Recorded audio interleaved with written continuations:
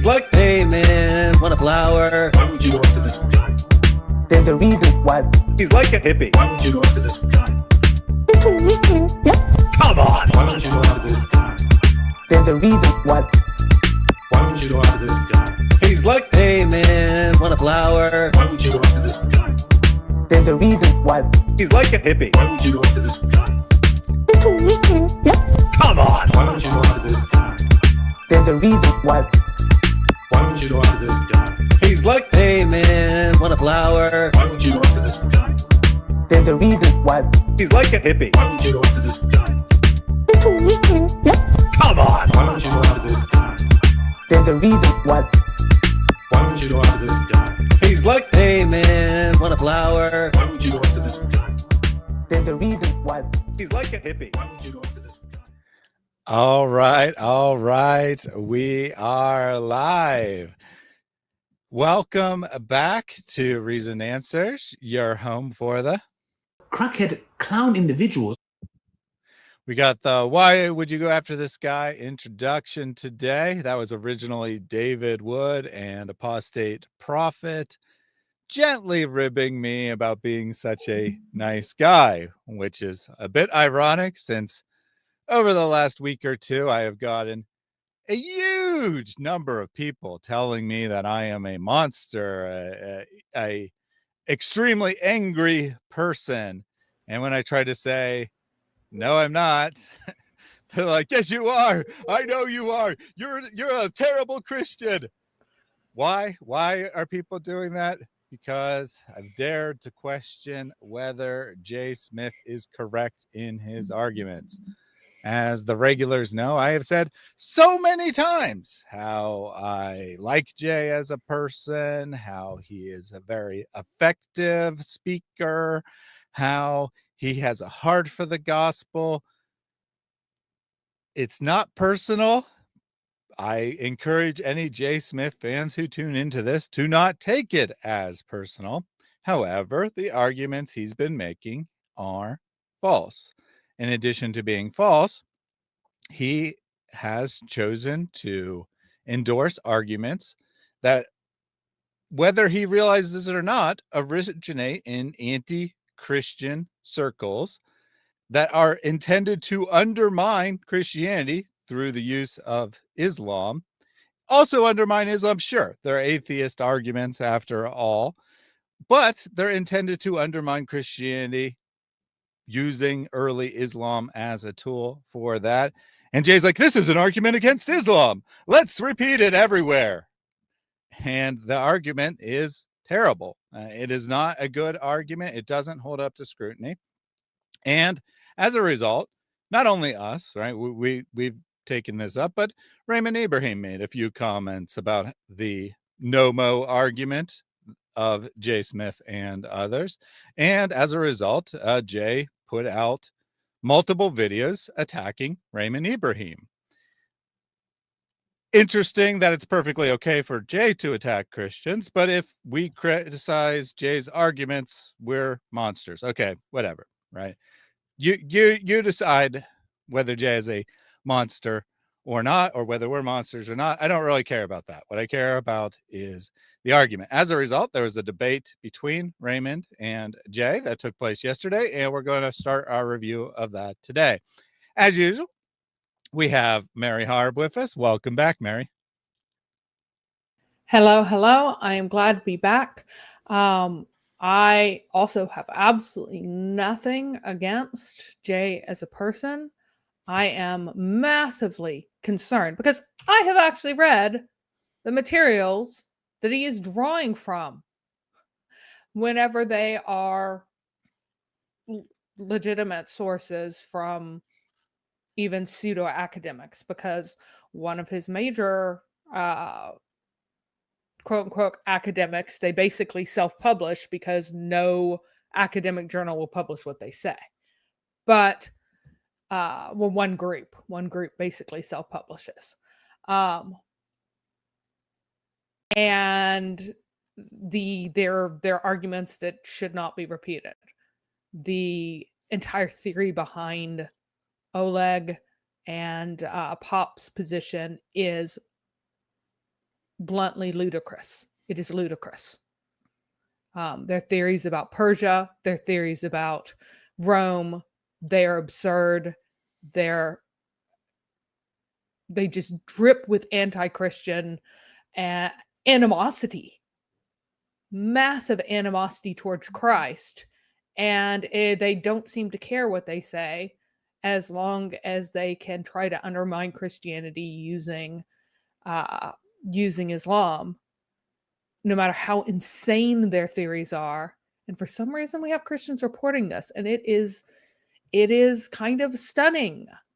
People are not reading the sources that these are coming from, not understanding what they are getting at, and not understanding the entire insane worldview that people like Shoemaker have, another person who thinks that the bishopric of Jerusalem was a hotbed of heresy, like basically Jerusalem was falsely teaching people and was not orthodox in the 7th century. Like, that's the level of insanity that we've got here. And then we have people walking around just going, hey, I'll take parts of that. Mhm. It's not supportable, and it should not be said. And a lot of things that these guys are cooking up, they're just not true, and they're trivially untrue. Oleg's coins are ridiculous. Just did a video on that. Jay Smith did not come up with this. Oleg did, but it's not true. Mhm. It is not true that all the coins had crosses on them. No, they had Zoroastrian symbols from the beginning, because the narrative is false that is told about them. But I am very much looking forward to getting into the debate, reviewing it, looking at the arguments that were made, and in some cases Mhm. were not made for some reason. Indeed. And Indeed. looking through the material. Yep. Before we get into that, a couple comments and questions from the audience. Andy says, why Mary never invited on Sarah International? Well, I don't have insight into Al Fadi's brain, so you'd have to ask him.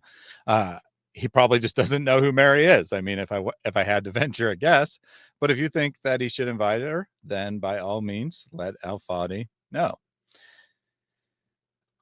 Dr. Kufarphobia said, I had 3 AIs rate the debate, and boy, were the results interesting. So first thoughts from the debate on me. I doubt that debate moved anyone one way or another. I don't think that there was like a clear-cut winner in terms of style or really even in arguments. A large percentage of the debate was on issues I would consider irrelevant to the actual historical question. Jay, I guess Jay, I would say Jay lost in a technical manner. Like practically, I don't think anyone will be influenced by the debate. But in a technical manner, I'd say he's lost because he didn't actually make a position. He used his opening statement to talk about some random stuff and then like start a rebuttal, which is not advocating a position. So I'd say maybe from that aspect, Jay lost. But like I said, I don't think that, either really scored a lot of soundbite points, which is how people generally grade these things in reality. Your thoughts, Mary? I thought that that Raymond brought up a number of points, and he didn't bring up very many. He just is like, we should use the normal historical method and treat the material the same as everything else. And if we treat it that way, we end up with the historical Muhammad, period. Mm-hmm. And then whenever Jay started, he talked about how much he wished he were debating other topics. Yeah, that was a I'm bit like, strange, for okay, sure. but that's you're the one who asked for the debate. What are you talking about? Yeah, so the rebuttals, I'd guess I'd grade the rebuttals as a tie, but opening Raymond was definitely way stronger than Jay. Yeah. Cargo Crew, who leans towards Jay's position, says that Jay definitely lost. Afotria says Jay's opening statement really bothered me. It really didn't seem like it was a prepared statement, just a bit of rambling. Yeah, it definitely wasn't a prepared statement. It was definitely somewhat rambling. I don't know.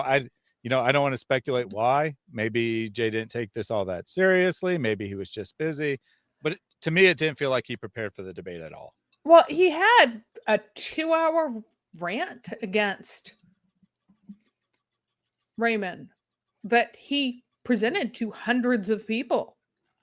So why couldn't he just crop some of that down that was specific to Muhammad and give it again? I don't understand why he did not make an argument in his opening. If you have an argument, then that means that somebody's going to engage with it. And you're going to have rebuttals. Maybe he wanted to minimize the target. But if this is the point that he wants to make, this is the argument that he wants to have taken seriously, if you can't defend it against, a random comer that you have actually, that your hand-selected opponent, if you can't defend it against your hand-selected opponent, why are you making these arguments? Why are you not putting up the target? I want your assertions put out there to be engaged with. And he just chose not to. Aw, Mulheed. You're our favorite Mulheed. Yeah. Reason Answer doesn't like my comments and won't read my stuff. I read them sometimes. I appreciate the humor, but sometimes it's good, and sometimes there's just no reason for me to bring it up. Yeah. Right. Because I know it's humor, but sometimes people take it seriously. Anyway, Timothy says, welcome, oh people of the chat. Welcome indeed. Super chat from Jack Ray. TikTok time to rock. Indeed. TikTok time to rock. Yeah, Jay, one thing that I know that several people I noticed from the debate, and then we'll get into the actual debate, but just on overview here. One thing I noticed is that in his opening, and then again later on, Jay talked about how it's very dangerous for him to say that Muhammad didn't exist. I guess to get some credibility for him being bold and advocating for this position or something. But then later on, he says, when I switched to this position, I stopped getting death threats. So, I mean, which is it? Is it a dangerous position to hold, or is it a safe position? Because the second time when he said that, he was saying this is the reason people should adopt this debate is because they won't get death threats. So I don't know. And the funny thing is that he's like, oh, I'm going to invoke Robert Spencer. But at the same time, I'm going to admit that Robert Spencer actually got threatened for the Muhammad cartoons. Muhammad cartoons is not Muhammad mythicism. They're completely different things. He was not in danger for Muhammad mythicism ever. And Jay admits that at the end whenever he's like, oh, I can say this anywhere. We can say this because it doesn't offend Muslims. It doesn't offend them because it's a terrible argument. It doesn't threaten them. You can couch the other things like the Islamic dilemma. You can couch this in less offensive ways. You can sugarcoat things and say things in such a way that it won't get you in as much trouble in those places. But if you are threatening Islam, there will always be a certain level of danger because they are violent crazies because they follow a violent crazy. It's just how it's going to be. Yeah, to be absolutely clear, I'm not saying that there's zero danger whatsoever for someone saying that Muhammad didn't exist. But I mean, if you're going to compare two things, making fun of a historical Muhammad and saying Muhammad didn't exist, you're definitely going to get less animosity, less threats for the latter. So I thought that was interesting. Cargo Crew says Robert Spencer is a class act. Agree 100%. Yep. His life has been threatened at least twice, like serious threats at least twice. One was explicitly for the Muhammad cartoons. The second was kind of ambiguous, but most likely for his anti-jihad work. Certainly no one said, because you wrote a book, did Muhammad exist? I'm coming after you. That certainly never happened. The the irony of threatening someone for being anti-jihad. Yes. Stop saying we're violent or we'll kill you. Robert Spencer is definitely a class act. Everything that we said in the introduction is specific to Jay. It may or may not apply to other people, but I will say I don't think it applies to Robert. Right?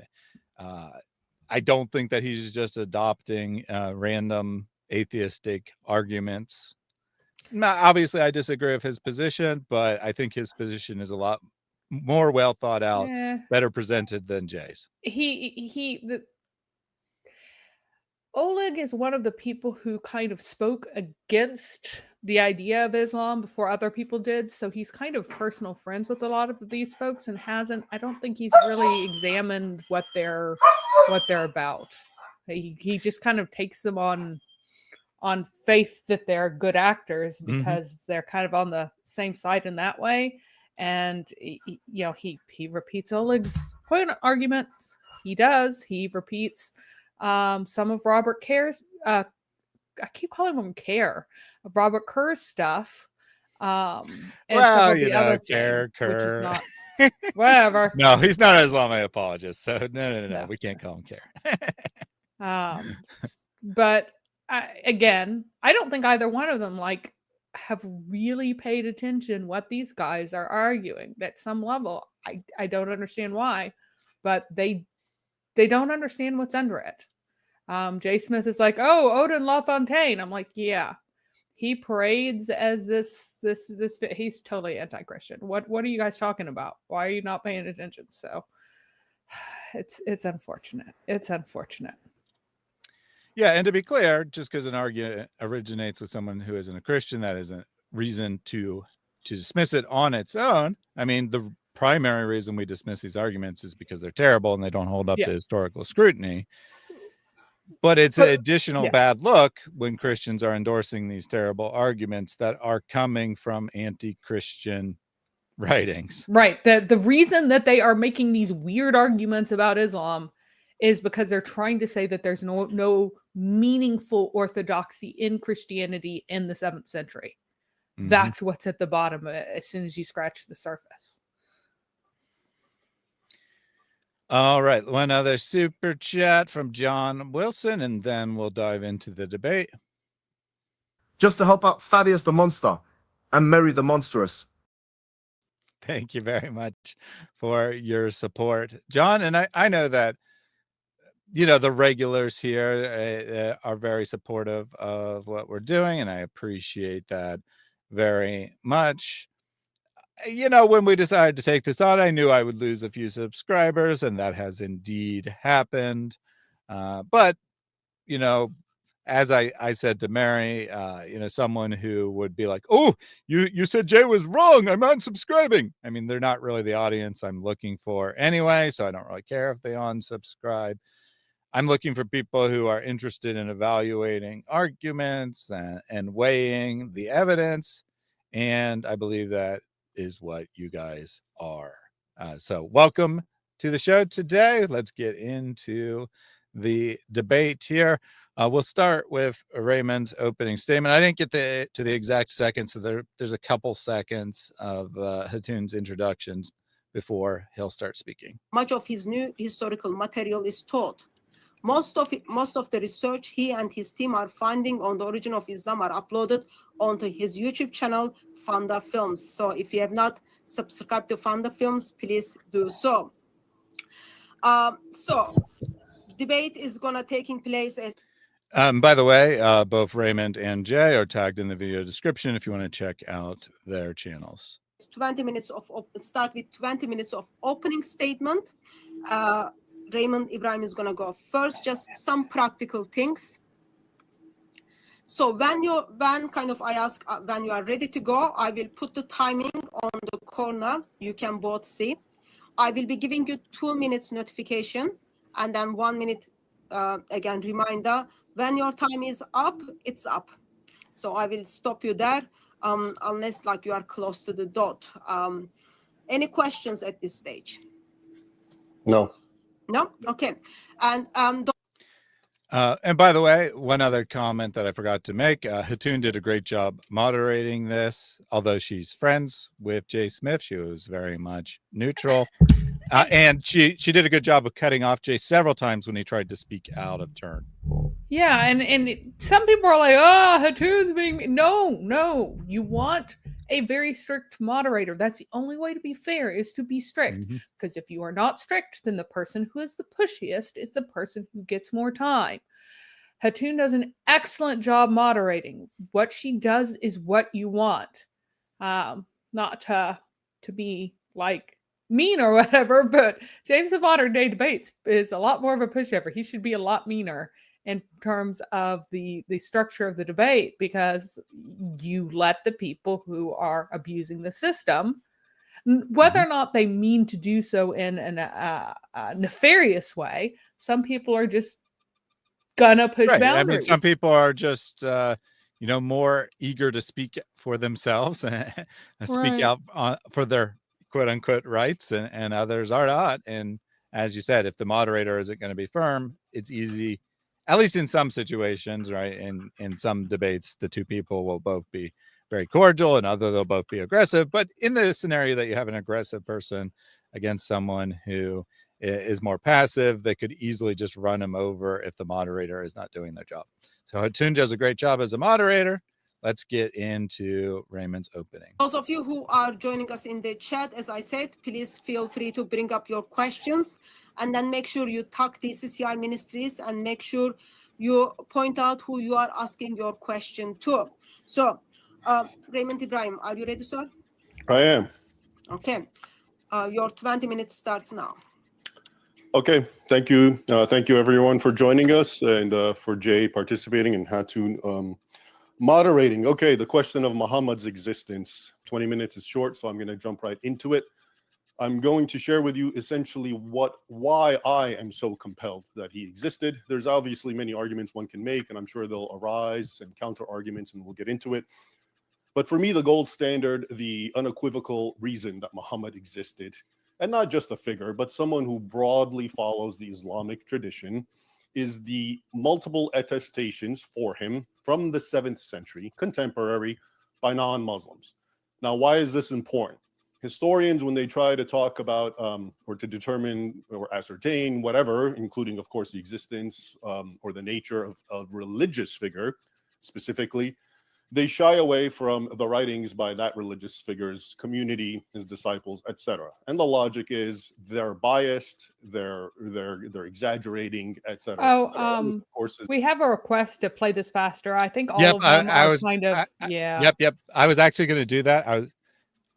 I was going to wait until after the first pause, but as he's talking, I'm like, oh, I can speed this up, right? Yeah. But I was going to wait till after the first pause to do that, but that was a good place to pause. Anyway, so Raymond's first argument, the gold standard, as he calls it. I might slightly disagree whether it's the gold standard of historical investigation, but certainly a very good reason to say that Muhammad existed is that there are multiple independent external sources that testify to the existence of Muhammad. Yeah, the unfriendly sources, indeed. Right.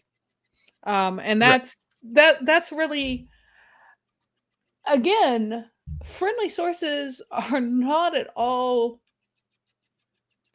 I mean, for the purpose of establishing if someone exists, I mean, I would not say that you would throw that out. That's a little bit of a kind of goofy thing to say, that just because it's friendly. Now, if it's something like the materials that we have on Buddha, right? Mm-hmm. It's so late, so many centuries after. Every story has another story that is just kind of like different. You know, like even the story of his first realization of grief, there are like 5 different versions of it. You can say very, very little about this figure, except, again, I would say he existed. All the material is friendly material, but he was a significant nobleman or person of influence, and he founded this religion, and there are basic ideas from it that he founded and taught his followers, and he died under a tree, and that's all you're going to get. Mm-hmm. Right? Mm-hmm. And well, at the time that Buddha existed, this was not a literate society. So all the writing about Buddha comes much later. So, and the sources are pretty much unanimous. His name is Siddhartha. So we got this dude named Siddhartha who is teaching new things. There's some question over how much he borrowed from Hinduism, how much Hinduism borrowed from him. No idea as to his education. No idea as to I can't pronounce Watatama. I don't know how to pronounce. I haven't heard anyone say it before. So I knew it. Siddhartha, I don't remember. say. Yeah, I don't remember off the top of my head how to pronounce it. That's why I didn't say it. But I can say Siddhartha, but I don't know how to say the second part off the top of my head. But what is Guantanamo Bay? I mean, yeah, I know. I'm not sure, so that's why I didn't say it. But he's like, can you say anything else about him? I'm like, I really can't. I can give the basic outline of Buddhism, and I can say that his name is Siddhartha, and he was a nobleman of some sort, and he founded a religion, but really beyond that, we have nothing. And just because that's from those friendly sources, I wouldn't say it's not true. He is the central figure. We don't have new movements like this that crop up unfounded by somebody, and especially not ones that are centered around if they're centered around a central figure, it's because that central figure did indeed found it. Like it's just history. These things don't pop into existence and then make up someone later on. They may ascribe to that person things they didn't do, but when you're talking about history as a whole, that's just how history is. Things happen because someone did something. Right. I mean, that's the most basic reason, actually. Right. I mean, I think as far as like a debate argument, you definitely go to the sources, but like the most certain historical argument is, well, something happened. There's a person behind it. Things don't just randomly happen. Right.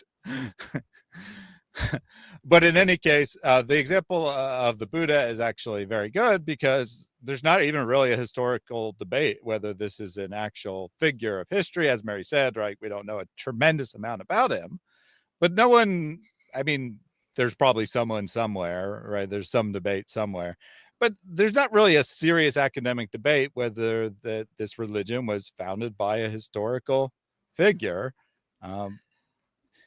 Well, there are kind of like the new doubting everything schools where they're like, well, yeah, I mean, sure. I mean, if you're going to go with like postmodern ideas or whatever, right? And that's a lot. I mean, like in traditional history. Yeah. And that is coming up. And I don't think that it's a supportable position in spite of how little we have. That you can say that, yes, this event happened. We have almost nothing. But I sincerely believe that it's ridiculous to say that later on they made up this figure from nothing. Not later on all these legends were ascribed to him, but they made up this figure from nothing. And it would have to be the same for Muhammad, but that would be if we had stories only from hundreds and hundreds of years later, and we don't. Despite what Jay says, Jay is completely, wildly wrong about the dates of the records about Muhammad from the Islamic sources. He is off by centuries. And that is just a fact.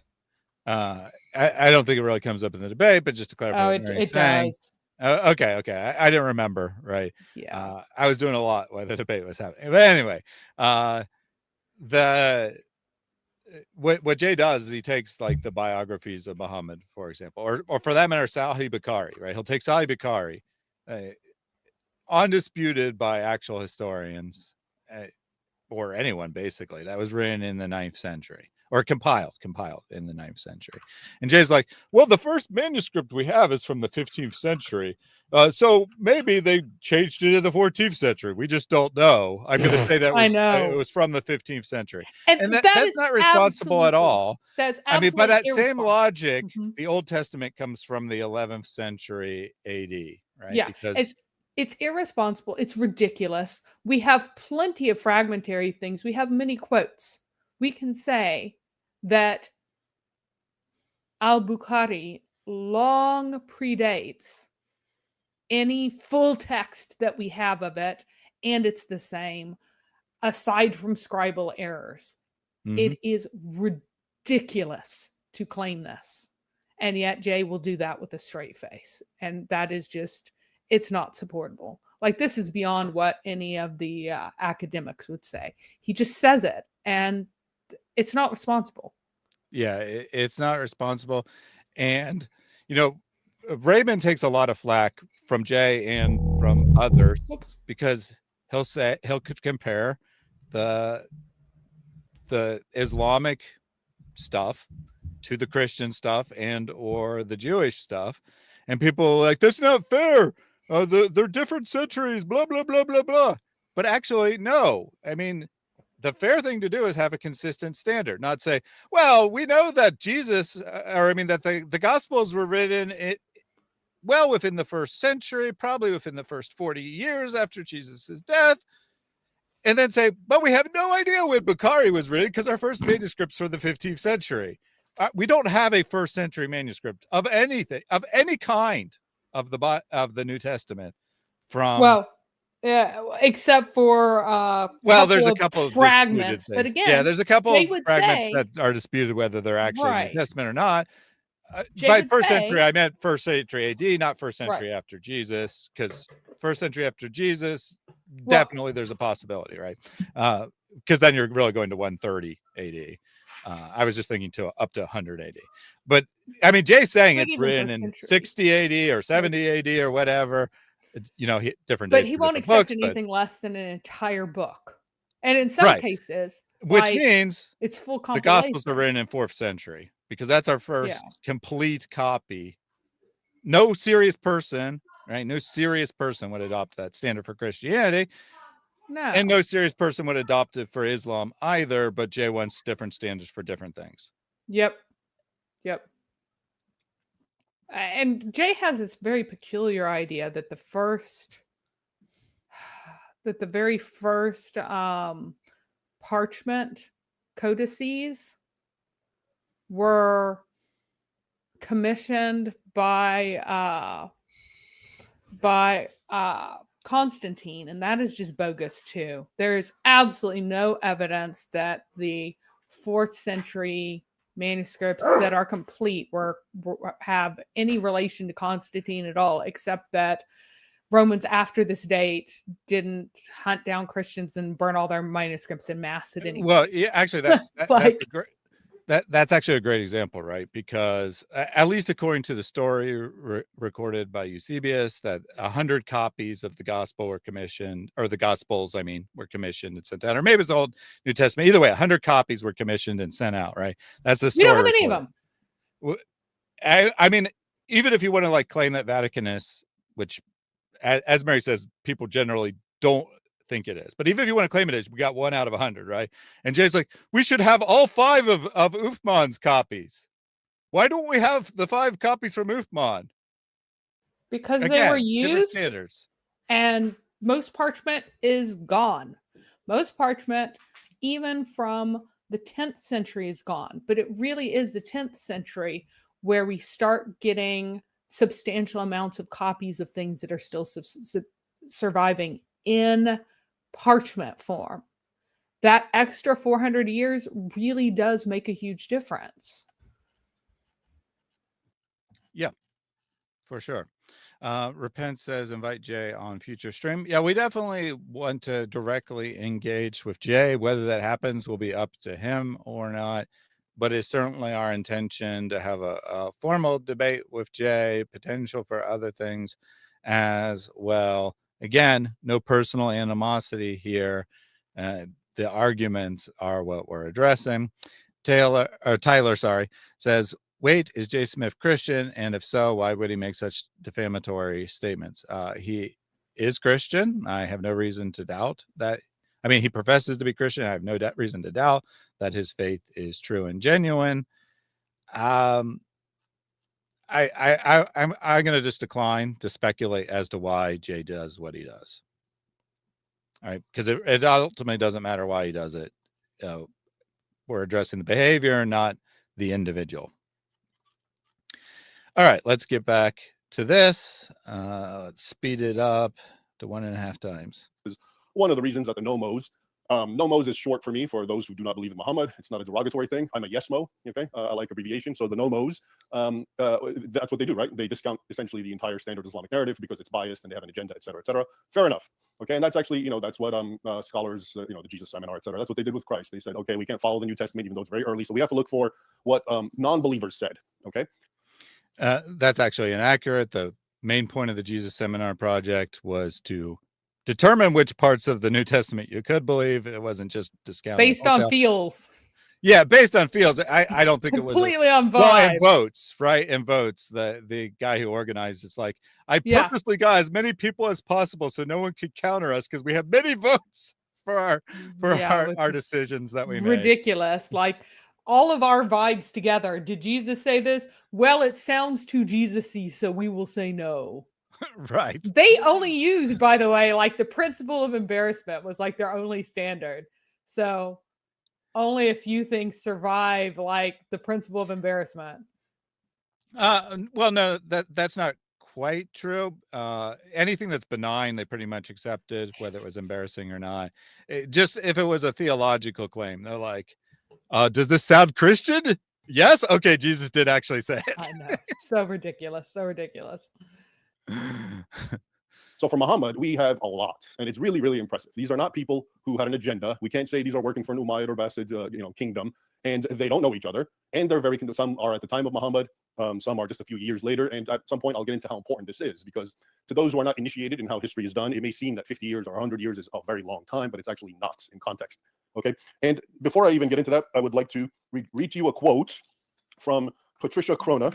Many of you, of course, if you know anything about, if you believe in the no-mo doctrine, you know, of course, her immense importance to casting much doubt to the early historiographical tradition of Islam, lots of skepticism, etc. Now, here's what she wrote very recently. No, I mean recently as in later than when she wrote her book, Hagerism. I can pull out the date. I think it's 2000, maybe 10-ish or something. She wrote an article called "What Do We Actually Know About Muhammad?" Okay, and here's a few excerpts I'm going to read to you. She writes, quote, "We probably know more about Muhammad than we do about Jesus, let alone Moses or the Buddha." She writes, "There is, quote, there is no doubt that Muhammad existed. His neighbors in Byzantine Syria got to hear of him within 2 years of his death at the latest. A Greek text written during the Arab invasion of Syria between 632 and 634 mentions that a, quote, false prophet has appeared among the Saracens and dismisses him as an impostor on the ground that prophets do not come with, quote, swords and chariots." Okay, and this is the Doctrina Jacobi. Okay, so that right there is so immensely early, and I know there's an issue. The 2 years will. So just my point here. Don't say you. No, there's an issue of your argument that you'll address later. That just makes you look weak, but that's a style thing. Overall, this is very good, right? Very good. Brings Patricia Crone. Why is this very good? Because this is one of the things that, or one of the people that Jay is like constantly appealing to. Patricia Crone, Patricia Crone, Patricia Crone. And what he doesn't tell you is that he's referring to her earlier work, which she herself later rejected, and at no point did she doubt the historical existence of Muhammad. But if you listen to Jay, you'll think that she proved Muhammad didn't exist. Anything you want to add, Mary? Yeah, and he's bringing up Patricia Crona because that is the figure more than Gerald Hotting. And by the way, when Jay Smith invokes Gerald Hotting, he says things that Gerald Hotting said in class that I cannot find him ever saying or supporting in his published work, and they honestly make no sense. He has said that Gerald Hotting said, "We can't find the Qiblas." No. No. What he said was, how can we be sure that references to what's perceived as references to Mecca are all references to Mecca? When there aren't lots of extra buildings really early on in Islamic history. How can we be sure that Masjid al-Haram, Kaaba, Abraham's house, and Mecca are all the same place? That's all he said. He did not say, we've looked for Qiblas and we can't find Qibla. You know, he didn't say any of that stuff. And he attributes to Patricia Crona the no-mo position, and it has never been her position. Mm-hmm. And so Raymond goes straight to her, and Jay Smith will throw her under the bus. But I'm like, dude, you've been claiming that you have the same position that she does in regards to Muhammad, not just Mecca, but Muhammad. So Yep. now you're like, she doesn't know what she's talking about. That wasn't her area of expertise. Whereas before you're like, she's the most experienced person ever. She read all these sources and all these languages, which leads her to have no doubt that Muhammad exists. But that doesn't count. That doesn't count. Only I can't find Mecca in these sources counts. And honestly, if you could find the word Mecca in 500 places, unless it has a very detailed description of where it is in the Hijaz, you could move it around anyway. Like you could just say, yeah, they use this word, but they mean some other place. You're free to do that if that is the approach that you are taking. You aren't bound by what is known of geography now if you want to make these changes. Two questions here. Where's the Greek text, presumably of Doctrina, and prophets don't come with swords? What's the date of this? So consensus accepted date is 634 AD, so 2 years after the death of Muhammad. Mary and I have a long stream going through all the sources. There's timestamps, so you can just jump directly to that portion. We analyze the text. We talk about why this is definitely Muhammad and whatnot. So that's all I'll say for today. That stream is currently titled "This 7th Century Document Proves Muhammad Existed." I might change the title to be like a complete look at all of the sources, 7th century sources for Muhammad or something like that. But look for that. Look for that. There's timestamps. You can jump directly to the relevant section. We're not going to rehash all that today. Yep. And it absolutely was from 634. Anyone who says otherwise is being a very silly person. The account of Abraham. This is an account inside an account inside an account. So it has gone through 3 people to even get to the state that it's in now, because it is a conversation between 2 Jews, and one of the Jews is telling the other, now Christian ethnic Jew, about a letter that he got from his brother. So this is, and his brother is reporting on rumors that he heard, not on direct interface with these early Muslims in this invasion. So, and that's important too, because the types of sources that you have, wars and rumors of war. Rumors of wars are going to have muddled information, but the broad strokes are absolutely accurate, including that Muhammad claimed to hold the keys to heaven. And Paul says, I don't think modern scholarship is unanimous that Muhammad was a historical figure. I mean, I guess that depends on how you define scholarship. Like, if you're talking about historians with accredited academic teaching positions, I imagine it's probably 100%. I mean, if you're going to include, so let me just be clear, the stuff that Jay is quoting, or at least referring to, because he often misrepresents it, tends to be extremely fringe material that isn't even properly peer reviewed, let alone, holds a lot of water. I mean, if you want to say it's 99% instead of 100, fine. I'll grant you that maybe it's 99%. But I mean, it's a vast, vast, vast, overwhelming majority of historians would agree that Muhammad is a historical figure. It talks about him as if he's alive and he's supposed to be dead. That's actually very easily answered. But let's leave it there. And she goes on to say, quote, if Muhammad is the only founder of a world religion who is attested in a contemporary source. But in any case, this source, and she's talking about the Doctrine of Yaqubi, which I just summarized, this source gives us pretty irrefutable evidence that he was an historical figure. Moreover, an Armenian document, probably written shortly after 661, identifies him by name and gives a recognizable account of his monotheistic preaching. And I'd like to read to you a quick an excerpt from this. She's talking about the Armenian, I think he's an archbishop writing around 660s, again, very, very early, and his name is Sibios. And he writes, quote, at that time, a certain man from among those same sons of Ishmael, whose name was Muhammad, and I know there's going to be an issue about the name Muhammad, and I'll respond to that at the time, but for now, let's just go with the actual translation, whose name was Muhammad, a merchant, as if by God's command, appeared to them as a preacher, the path of truth. He taught them to recognize the God of Abraham, especially because he was learned and informed in the history of Moses. Now, because the command had come from on high, they all assembled with their wives and children, and they set out for the land of Palestine, which God had promised, okay, etc. Muhammad legislated for them not to eat carrion, not to drink wine, not to speak falsely, and not to fornicate, okay? Again, 660s, very, very early, and this was the Thompson translation. Now, all right, so then the second source there is Sebius. Same idea, covered in detail in the stream with Mary. If you want to see all the information, definitely check that out. But any quick thoughts on that, Mary? He is absolutely right. And for some absurd reason, we are getting pushed back on the idea that that Raymond Ibrahim is a historian. He is a historian. He is a professional historian. He was an employee of the Library of Congress. He has degrees. He's credentialed. He has many publications. He is a historian. He is a working historian. Jay Smith is not. Let us be clear. Yeah, like, I mean, Jake, I don't necessarily have a problem with Jake saying that he's a historian, as long as it's not said in a way that implies that he has an academic degree in history. Like, I mean, I could call myself a historian. I don't have an academic degree in history. I have, some formal training on how history is done, but I don't have an academic degree.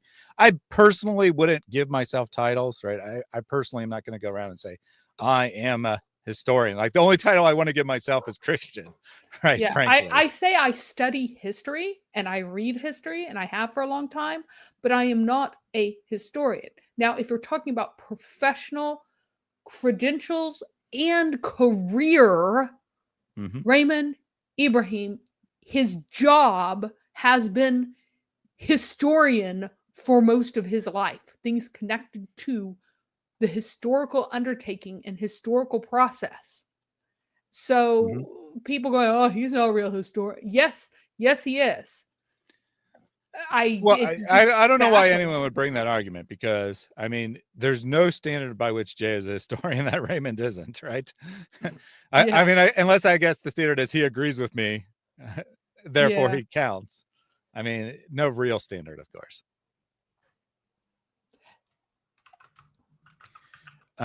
Quick question from Jeremiah. Did Muhammad exist? Yes. But if you look up the name Muhammad, is it Hebrew? Absolutely not. Absolutely more on that coming up. We'll leave that to either when it's addressed in the debate or for a later date, but lots of material on that coming up. Short answer, no. Cargo said, did Raymond bring anything new which Mary didn't cover in her debate? They covered different topics. I mean, if you mean like new that no one has ever said before in the history of the world, well, no, of course not. Likewise, Jay didn't bring anything that he didn't say before. But he does cover different things than Mary. His approach and aim is different than hers. Yeah, I mean, I brought up the sources. He wants to go into the sources in detail because, again, historian, that's number one. I do a lot more internal critique and criticism of the Quran and what it's saying, what the sources are saying. I do more source criticism, and that's more my emphasis. And again, part of this is my background in writing and my professional background in writing and editing and everything else, understanding what and how an author works and how authorship works in a way that other people wouldn't without my particular background. And so I find interest in that. But someone asked, what are the 4 things that I would say are absolutely true of Muhammad? 1, He was an ignorant guy running around a desert with very little knowledge of monotheism, who nevertheless considered himself a prophet. That'd be number one. Number two, the Quran, more or less as we have it, came from him, but that was not the only way he phrased things many times. They chose from multiple different ways that he said stuff that were recorded by people accurately, and only one of them survives, and they are not identical. Let's see. 3, I would say we know a surprising amount about the drama and politics of the Meccans. Kister goes into this excellently. Things that you can't understand, like what is going on in the early caliphate? Like, why are people like this? Why are they against each other, for each other? All these go back to these very early tribal rivalries inside the Quraysh a lot of times. So I would say that the political dynamics of the Quraysh as a whole are very, they contribute a lot towards it. And 4, he had no living sons. His only surviving child who survived to have grandkids would be Fatima. So those would be my 4 things. Yes, we are absolutely sure that Muhammad is not a Hebrew name. Anyone who says that it is not dealing responsibly with any text. We have complete Aramaic. The Aramaic corpus is online. You can type it in and you can see that it is never used as a title. That Mahmud is never used as a title. Well, first of all, a synonym is title is never different used than as a a name. I name. mean, the It's not claim of used. Jay is that it's a name or a title. I mean, And he's not it's even not used claiming as a it's name. title ever. Not once, not ever, not by anyone. Anyone who claims that that it is not dealing honestly with the text. It does not mean the praised one. It does not mean the anointed one, and it does not mean the blessed one in Aramaic or Hebrew or Ugaritic. Anyone who says otherwise is not dealing honestly. And I will be blunt. You are not being honest with Well, I mean, the text. technically, yeah. You could be repeating someone Right. from someone. So, I mean, who's being he dishonest. technically he just asked questions, right? He didn't actually assert it, but he asked if I looked it up. I said yes, and then he said look it up, right? So he seems to think that it definitely is a Hebrew name. It is not. It is not. A Hebrew We have looked it name. up. People are not telling you the truth, and you are believing them for some reason. It is not true. It is untrue. It is false. It is made up. It is invented. It is fabricated. Yep. It is not a name. It's not a name, and like I said, we're going to have much more material on that coming up. All right, back to the debate. Just these two, okay, the Doctrina Jacobi and Sebios. Not only do they talk and essentially are very early and talk about Muhammad, and one of them names him, but they really conform in the broadest outline to the Islamic tradition, especially Sebios. Sebios says he was a preacher. He says he gave them laws. He says things about banning alcohol. All this is, of course, consistent with the Muhammad of Islam. And as far as the Doctrina Jacobi, he talks about him as a violent man who's trying to wed violence with preaching the truth of Islam. And of course, in the full text, he says he has the paradise to heaven, etc., etc. And this, of course, is what you would expect non-Muslims to believe about Muslims watching his career, which was one of violence and claiming that God is telling him to do this. But above and beyond these two, there are so many more. Okay, so for example, John of Damascus, who was born around 675, again, very early, and Theodore Abu Qura, they both, again, even more so, name Muhammad explicitly as Muhammad and describe his role as a founder and lawgiver of the Arabs.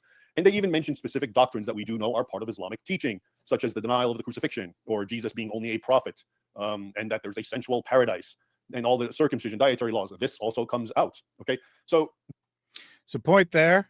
Early Christian polemics against Islam are aware of many of the central teachings of Islam, which doesn't really fit with Jay's thesis, right? That they're inventing this theology much later on. Positive Vibes says, shun Mary, expel the wicked person from among you. Now, Positive Vibes. In my opinion, right? In my opinion, going around accusing Christians of being wicked people is in fact itself a wicked act. So should I shun you by your own standard? That is my question for you. Now, what is the actual biblical standard? Do we expect Christians to have perfect manners all the time? And if they ever say something you consider to be rude, that you hold that against them for all of eternity? Or is there forgiveness within Christianity? Let me know. Let And me I know. have not because even done anything to I him, need for some. heaven's sakes. I have know. just said The that he irony has is I'm the one who said bad- something Yes. very rude to him. You said I did something say very rude. something very rude to him. I apologized to him about it, and he said he accepted it. And now And, he's just and being this isn't hateful to directed me at for no Mary. reason. Isn't it directed at me? So maybe he did accept it, but he's coming in here Well, and saying I Mary's have a evil. question. Is this reflective of the type of atmosphere that Jay seeks to cultivate? Are you representing the person to whom you are so devoted well? Positive vibes? That's a good question. Because this And seems to be a pattern.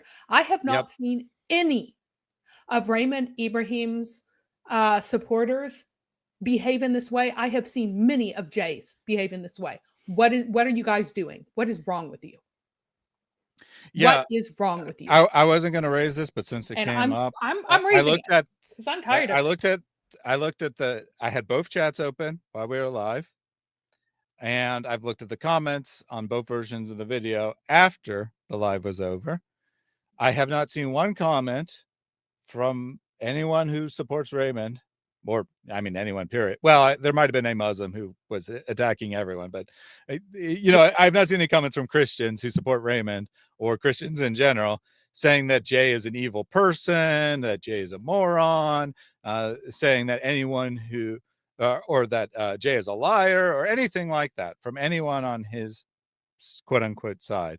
Meanwhile, I've seen many people on Jay's side acting that way. And I'm pretty confident that Jay actually would be embarrassed by that. He would speak against it if he knew it was happening. Unfortunately, but yeah. at best case scenario, you're making your guy look bad. Yeah, and unfortunately, whenever you have your guy running around calling everyone who disagrees with him, oh, you're taking the Muslim side. Either you're with me or you're with the Muslims.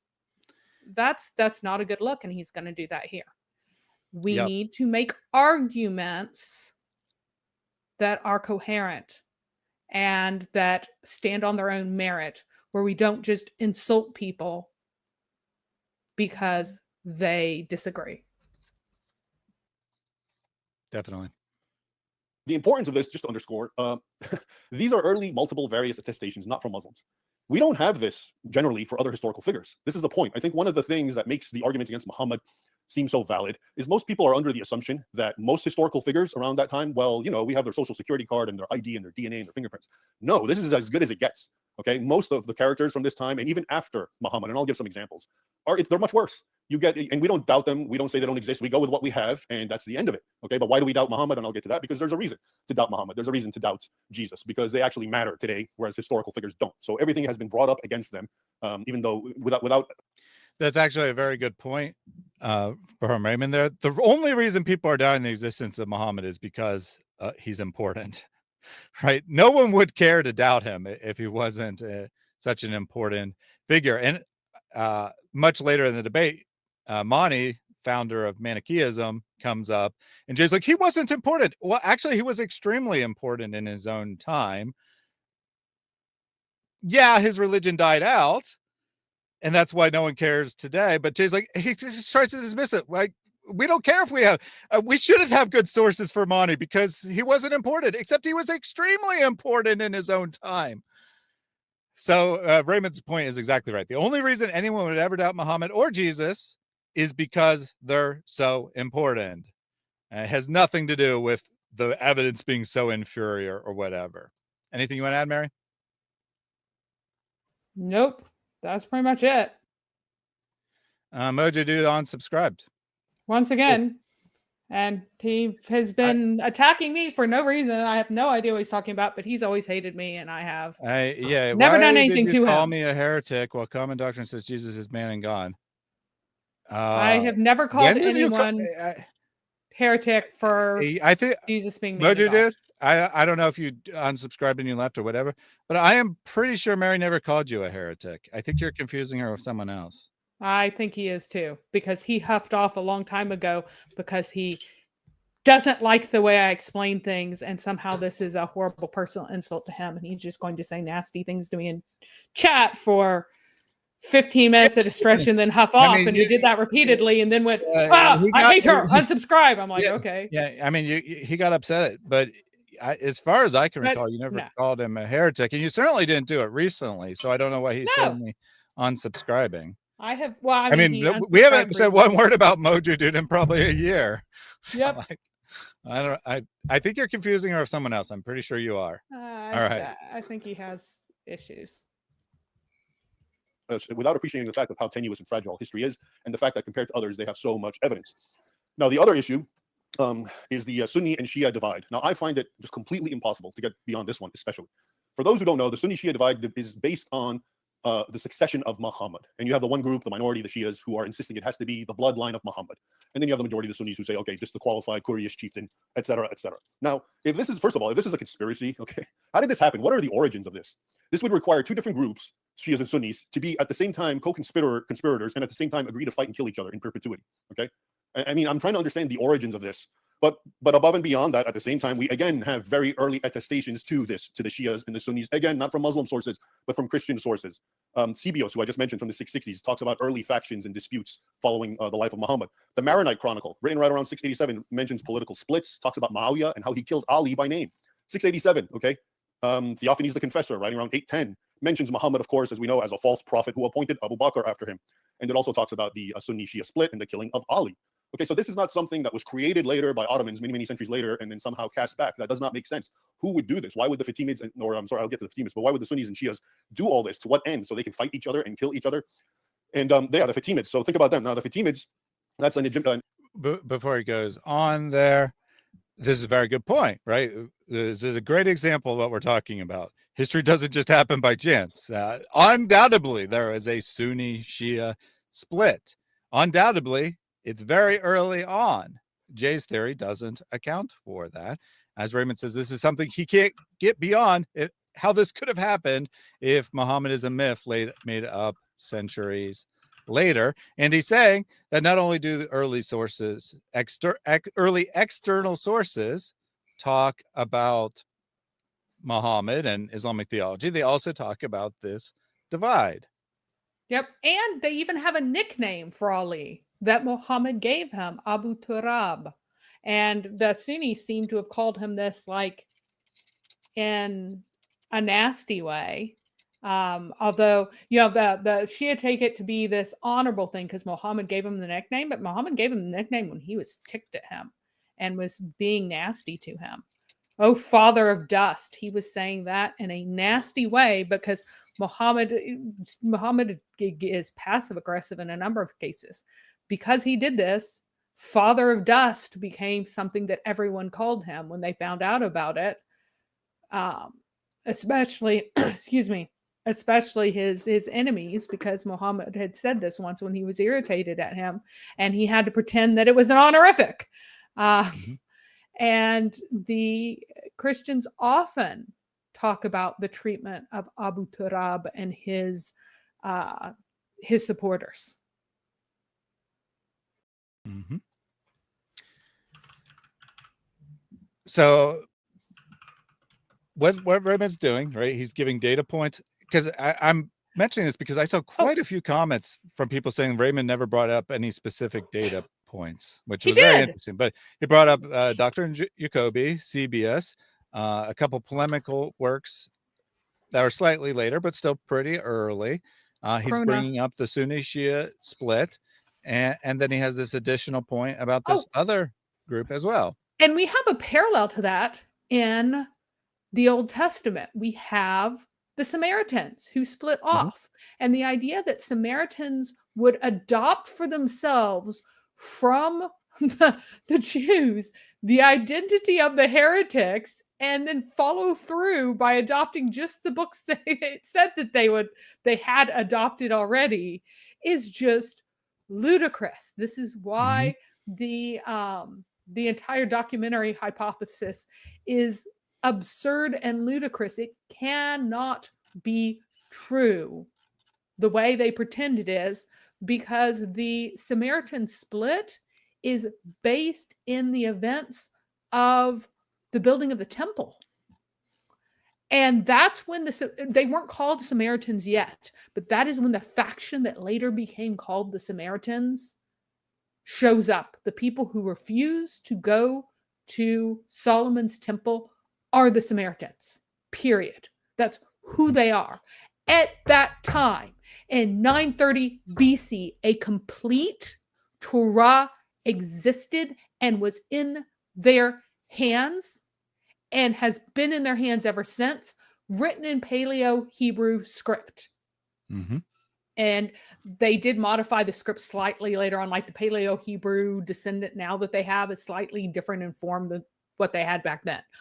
But that's when it dates from. You cannot pull that historical event that defines them as a group out of context and just say, oh, they made up all this stuff about themselves later on. It is beyond absurdity for people to invent new reasons why they are opposed to one another and both factions agree on a fairy tale. It makes no sense. And it's the same for the Sunni-Shia split. Now, people said before that, oh, well, there's this one little story that makes up why they had this division that has to do with Aisha. But actually, as I've said before, there is an entire litany of events leading up to that pivotal moment that is also in the sources that, again, point to all of this narrative being historical. Yep. That's actually an excellent example there, right? So you have a fact, right? You have a fact that you have to explain, the Sunni-Shia divide. And you can always come up with hypotheses and theories and guesses. And like, I mean, I could say that an alien came and broke them into two, right?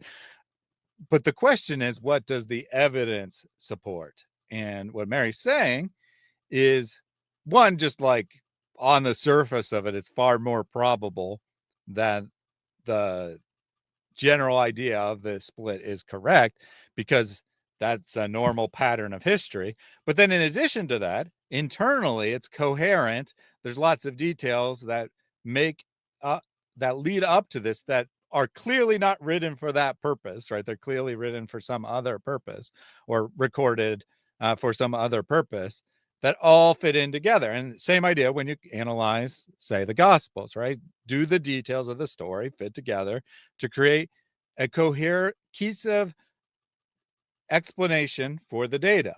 In the case of the New Testament and other external data that adds to that, but primarily the text itself, it is quite clear that the most probable explanation for the origin of Christianity is that there was a person named Jesus who claimed to be God incarnate and died on the cross, and his disciples believed that he was resurrected from the dead. And then we can extend that and say that what are the options there, and then say that actual resurrection is the most probable explanation. I mean, I could postulate that someone found a 4th century text, blank text, and wrote in the 9th century the gospel that we have from the 4th century. But that wouldn't be a probable explanation, now would it? Is it logically possible? I suppose, right? But is it a probable explanation that fits the data? No, it's not remotely probable. And that's how we analyze history, right? We look for what explanation best fits the data, and time again, all the data is compatible with the existence of a historical Muhammad. Jay primarily is going to try to tear down each piece of data individually, but that doesn't give you a cohesive story for where all the data come from. All it does is cast doubt on that individual source, not on the collective of them all fitting together. Actual historians say they all fit together. They're probably all correct, even if each individual one is not super duper credible on its own right or beyond question on its own right. So Gamanis says it would be interesting to go through the history from Jay's perspective backwards in time, as in, okay, the Umayyads existed, but if that's clear, who was Muawiyah fighting and so on? Yeah, that would definitely be an interesting exercise. Maybe we should do that. Try to reconstruct Jay's whole theory on how things went down, since You can't, because he doesn't have an I was going to say, explanation for that part. since he certainly doesn't make it clear He thinks on that his they're own. like the Persians hate the Arabs, and so they fight each other. There you go. That's Mhm. as close as we get. Yep. It might be an interesting exercise. We'll consider doing that. Serial Bull said, I heard that there's several competing hypotheses about the origins of Samaritans. Yeah, there's several competing hypotheses, but which one does the data fit? That's what Mary was arguing. Yeah, the only one that the data fits is the separation at the time of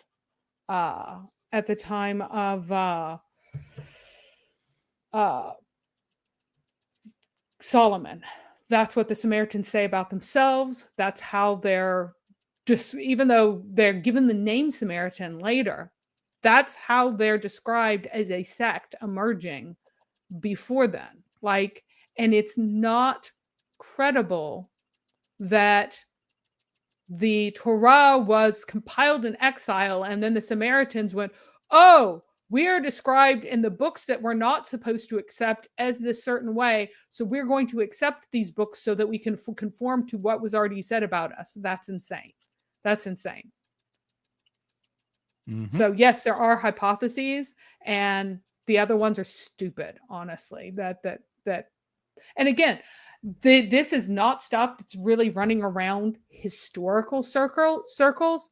Biblical criticism is so unhinged so much of the time, so anti-historical, so absurd, that because they're in this little closed room, they're allowed to say whatever kind of crazy things they want, and other historians don't take them to the woodshed the way they ought to, because they're in this little closed society where really all that matters is that you're attacking Christianity bluntly.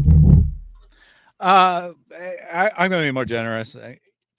It's more important to innovate than to attack necessarily, but of course, Innovation ends inherently up being an attack. Yeah.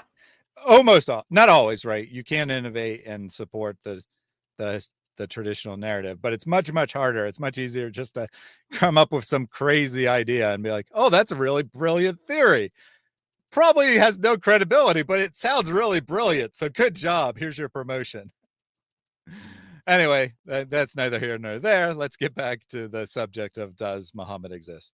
Empire that arose in North Africa and was mostly centered in Egypt. And it came around in 909, okay, very early. What was their claim to fame? That we are the descendants of Fatima. Who's Fatima? She's the daughter of Muhammad. And of course, she's married to Ali and their sons Hassan and Hussein, who are supposed to be the progenitors, and the line of the Shias and the line of Muhammad is supposed to go through that. And so where did this come from? And their own enemies, the Sunnis, the Abbasids, accused them or said, yeah, they admitted it. These are people who claim descent from Fatima. And it's also interesting when I think about it, Fatima, the daughter of Muhammad, if this was all made up, and this reminds me of an actual gospel or Christian apology. We'll just pause real quick there just to make the point clear for Raymond. So he says the Sunnis, the Shias, and now this group that claims to be descendant from Fatima. They're not necessarily not Sunni, but they still have a very distinct identity, right? And he's saying, where do these distinct identities come from, if not actual history? That's his point there. Yeah, because they are not the North African Fatimids are not, in fact, Shia, which is kind of crazy. But as their overall identity of their kingdom is not a Shia identity, yet they themselves trace to this split. So Edward seems to have confused me with my computer with his body. He says, stop giving your computer meth. I'll assure you I have never given my computer meth. All right, let's continue. A lot of Christians will point out, rightfully so, that the testimony of Mary Magdalene and the other women who testified to the risen Christ, it's actually realistic, because why would someone lie that women? Why would they cite women as their sources? Because back in those days, patriarchal society, if you're going to lie, you're going to say men saw it, not women. So the reality of it is that women saw it. Why? So why did they go with it? Because it's true. And I think it's the same thing with the Fatima argument. If you're going to make all this up, wouldn't you create descent through a male line, not a daughter, Fatima, the daughter of Muhammad? Well, again, so if anything, this strengthens the idea. And honestly, this kind of thing, I see parallels with the sort of Christian polemics. And that's a pretty good argument. I don't think it's and that is a new necessarily one, on the same. Yeah, that is true. I'd never heard that argument before, but I don't think it's necessarily on the same level as the resurrection accounts of Jesus. But it is still a good point, right? Why are you making up this story that you're descended through Fatima? If Fatima didn't exist at all, why not just invent a male name, right? Because Jay would say she didn't exist. Right. She's not a historical figure. So if they're just inventing a historical figure, why not invent, whoever, son of Muhammad? And someone said, well, people have a particular affection for their mother sometimes in these patriarchal cultures. Yes, but this is about inheriting the prophetic line, which is, adoption is abolished. You used to be able to adopt somebody to be like your heir as the husband of one of your daughters. But Muhammad abolished adoption so he could bang his adopted son's wife. So that isn't allowed anymore. You can say, well, that's not true. Well, sorry, it's in the text already. So they couldn't claim inheritance through a female line within their own paradigm. They would need a male line. So they could have gone long lost son, slave's son, because slave sons could inherit. They could have done all kinds of things, just like after Darius claimed to be, I'm totally legitimate from the Persians. I'm from this line. I'm like this secret half cousin dude. And I don't think he was related to anybody. He was a total usurper. But what did he do? He created a lie through a particular male line to give him true legitimacy. And they could have easily done the same. Lost half brothers, lost son, forgotten whatever. You could do that. So we did have a couple of comments about the debate being played fast, or as Edward said, I think he says your own voice sounds weird, but I think he means the voice of the voices in the debate. It's being played at 1.5 speed because we're recapping the debate. A lot of people have already seen it. It would be a waste of their time to play it back at full speed. You're welcome to slow this video down. First of all, even though it's a live stream right now, you're welcome to slow it down. You don't actually have to be live to be paying attention to it. You're also welcome to watch it later at a slower speed, or you're welcome to go watch the original debate at whatever speed you want, whether that's 1x, 1.25, 0.75, whatever, right? You're welcome to do that. I think it's a more benefit to the audience as a whole to play it fast than at actual speed. Apologetics. So I know Jay's going to talk about Mahmat, MHMT, and these are the sorts of arguments, and I'll get to it at the other point, but this reminds me of Muslims claiming the paraclete is Muhammad, okay? So there is definitely a little parallel going on with both religions when it comes to the sorts of attacks that are going on. Then there's, of course, I mentioned this before, but the arguments from, that the hadith and the seerah are really not flattering. If I'm going to be some Arab king and I'm going to codify and create some sorts of stories to help create a hagiographical veneer to justify my empire, the hadith and the seerah are just full of really unflattering things. Now, I've heard the excuse for this is that we moderns just don't understand, but everything that's embarrassing in the hadith actually was good, or for the people in the 7th, 8th, 9th century, they thought that was good. Yeah, I beg to differ, okay? I mean, maybe there's a few things that we can say like that, but there's really troubling things that from the start, Muslims have had major issues with. For example, and Christians, of course, caught on to them and used them in their polemics from the very start. So before he gives to the specific examples, there's a very important point here, right? Because Jay and others, they like to just kind of hand wave and say, well, it wasn't embarrassing at the time, right? It wasn't embarrassing at the time. And some things probably weren't embarrassing at the time. Like, for example, Muhammad being a sex-crazed warlord, that was seen as a benefit, right? That was seen as a good thing, not as an embarrassing thing. But what Raymond's saying is, leave those things aside, right? Some things we find embarrassing, they didn't. But there's also things that the early Muslims found embarrassing and the early Christians were using as polemics against them, which clearly means it's embarrassing at the time that Jay is saying it's first being written down. Which is odd if this is some kind of grand conspiracy to create a perfect myth to justify themselves. Yeah. And the idea that, to show whatever, we had him fooled by Satan, that's stupid. I'm sorry. Saying that wasn't embarrassing. He overcame Satan. He overcame this thing. No, that's stupid. Muhammad wanted to retract something. And so he came up with this idea that allowed him to retract something that he said was from God. Right. That so, I mean, I could actually, everything. I could actually see a reasonable argument that the story is made up later because they need to retract something that was already well established as from Muhammad. I'm not saying that is the case. I'm saying that that could be a plausible reason for the story being made up, but that also requires the Muhammad tradition to be well established at the time. Anyway, continue. So again, that was a well-established tradition, and that cast doubt on everything. It does. It means that sometimes your prophets say false things, period. Now, if you want to say that this would allow people later on to change things, no, it wouldn't. You can go back and change extra things because, again, that would throw everything into chaos. Now, I did double check. It is 1.5. Maybe Raymond was speaking a little fast. I don't remember how fast he was speaking, but it is 1.5, not 2. Because Muhammad, seeing Zainab, the wife of his adopted son, Zayd, and all of a sudden he wants her. And then a revelation comes, and all of a sudden he gets her.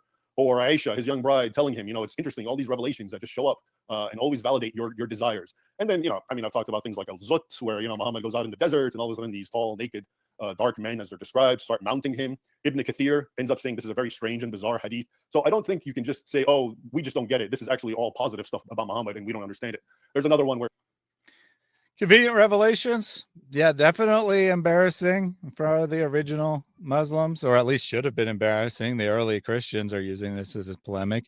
Aisha is even kind of using it semi-polemical, which is very bizarre, right? Why are you inventing a hadith that undermines your prophet, saying you always seem to get exactly the revelation you want exactly when you need it? Because, and again, this is a very catty statement. And Aisha records before that she says to Muhammad whenever she's mad at him, I call Allah your Lord when I'm mad at you, and I will call him Allah when I'm not mad at you. Basically saying he's your God. He's your little cave demon. When Aisha's mad, suddenly she has clarity and realizes that this is a sock puppet of Muhammad.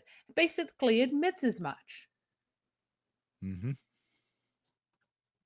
And also reference the Al-Zut there. Certainly a very bizarre story.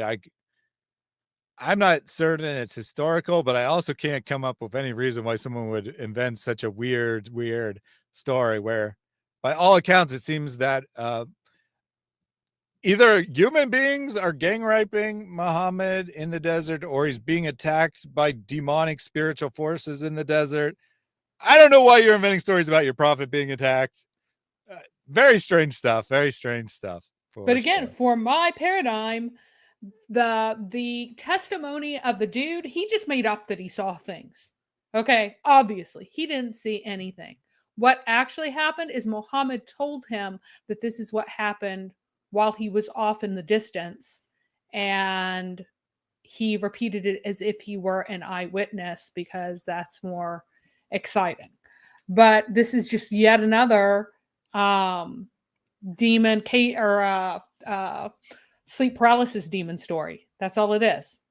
Many sleep paralysis demon stories with Muhammad. And again, these link together. And they are massively discrediting for Muhammad in the context of his time. everybody knew about sleep paralysis demons, and they all thought they were demons. And the fact that Muhammad thinks it's Jibril is a problem. Well, he doesn't even think it's Jibril. Well, at no, first. he thinks this is a It's demon, right? Right. It- Like,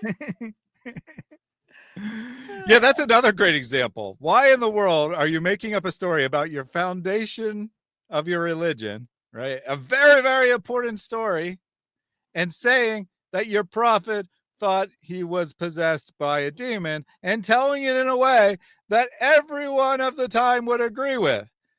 If you want to say something's invented, you could say that the other people testifying, oh, it's definitely not a demon. That might be invented, right? That might be created as an explanation of what's going on. That is plausible. The story itself being invented, not at all plausible. yep. I mean, I think that it's pretty much certain that Muhammad was going around saying, I was possessed by a spiritual force in a cave, but I thought it was a demon. But guys, it wasn't. It wasn't. It was really Jibril. I thought it was a demon too, but then he told me it wasn't. Oh, it's so good. I mean, like, come on. Nobody. But no, and again, over and Maybe over that's and why over he couldn't again get in any the Quran, converts it's for like 20 you. years. Yeah, he's getting accused of being demon possessed all the time in the Quran because everybody's like, yeah, that's a demon, dude. We know what that is. That's a demon, dude. And like, that is absurd to claim that somebody made that up. That really is. Indeed. And that's a very central, important story to Islam. So if you're inventing this religion, there better be a good explanation for why someone would make that up. And I cannot come up with one. Or, there's a dead woman in the grave and he jumps in and lays with her. And the people scream and say, what are you doing, Prophet? And he says, oh, this is to help assuage the comfort or the discomfort of the grave. Now, I'd like to, again, emphasize why the arguments against Muhammad's existence seem so strong. It's because they're being pulled out of context and you're presented in a vacuum. And most people are under the impression that apparently every historical figure, we just have so much documentation and it's written the day they died. And it's not like that. What I just told you about those 7th century Christian sources, that is really rare. That's gold. And that's why it's a little irking for me when they're just like, oh, forget about them. They're in the way. So let's ignore these. And I can give you multiple historical characters of how this applies. Alexander the Great, by any stretch of the imagination. Before he gets to his examples, I agree completely on both statements that the average person just has no clue how little information there actually is from the ancient world. They just kind of, even though they would consciously deny this, subconsciously they kind of just imagine that, there's newspapers and broadcasts and everyone knows, and there's like dozens of accounts being written about every event that happens every day. And that's just not remotely the case for the ancient world. So he's right about people's perception and he's right about the reality as well. And he's also right that objectively there's way more sources about Muhammad than we would expect. All right. There's less sources about other conquerors that are roughly contemporary than there is about Muhammad. So I'm just dying about Nisanatic. Look, if you get a demon to pinky swear, they're not allowed to lie.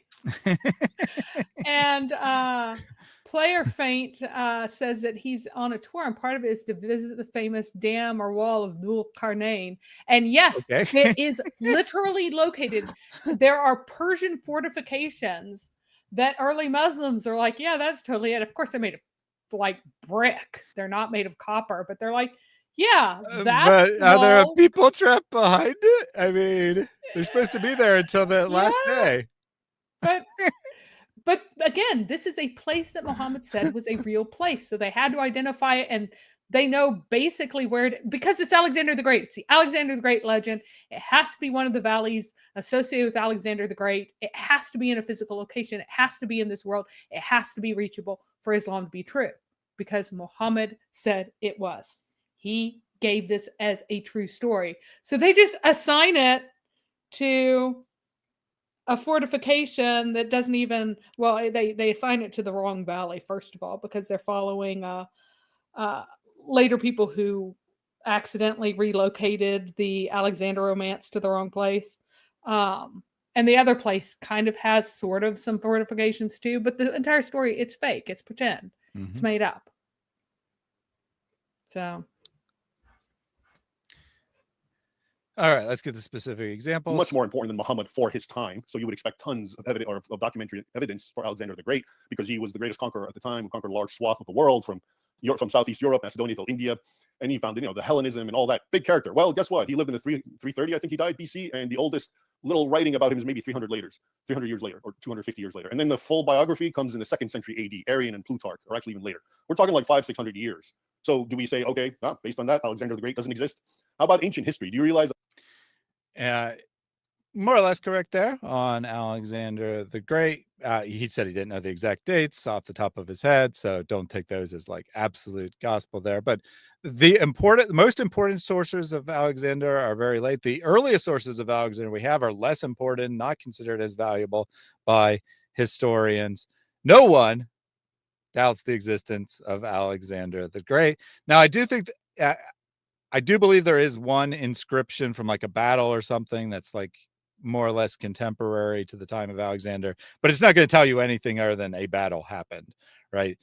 So you got like one inscription that's contemporary that, lends some credibility to the stories, but couldn't tell you anything, and could easily be dismissed under Jay's standards.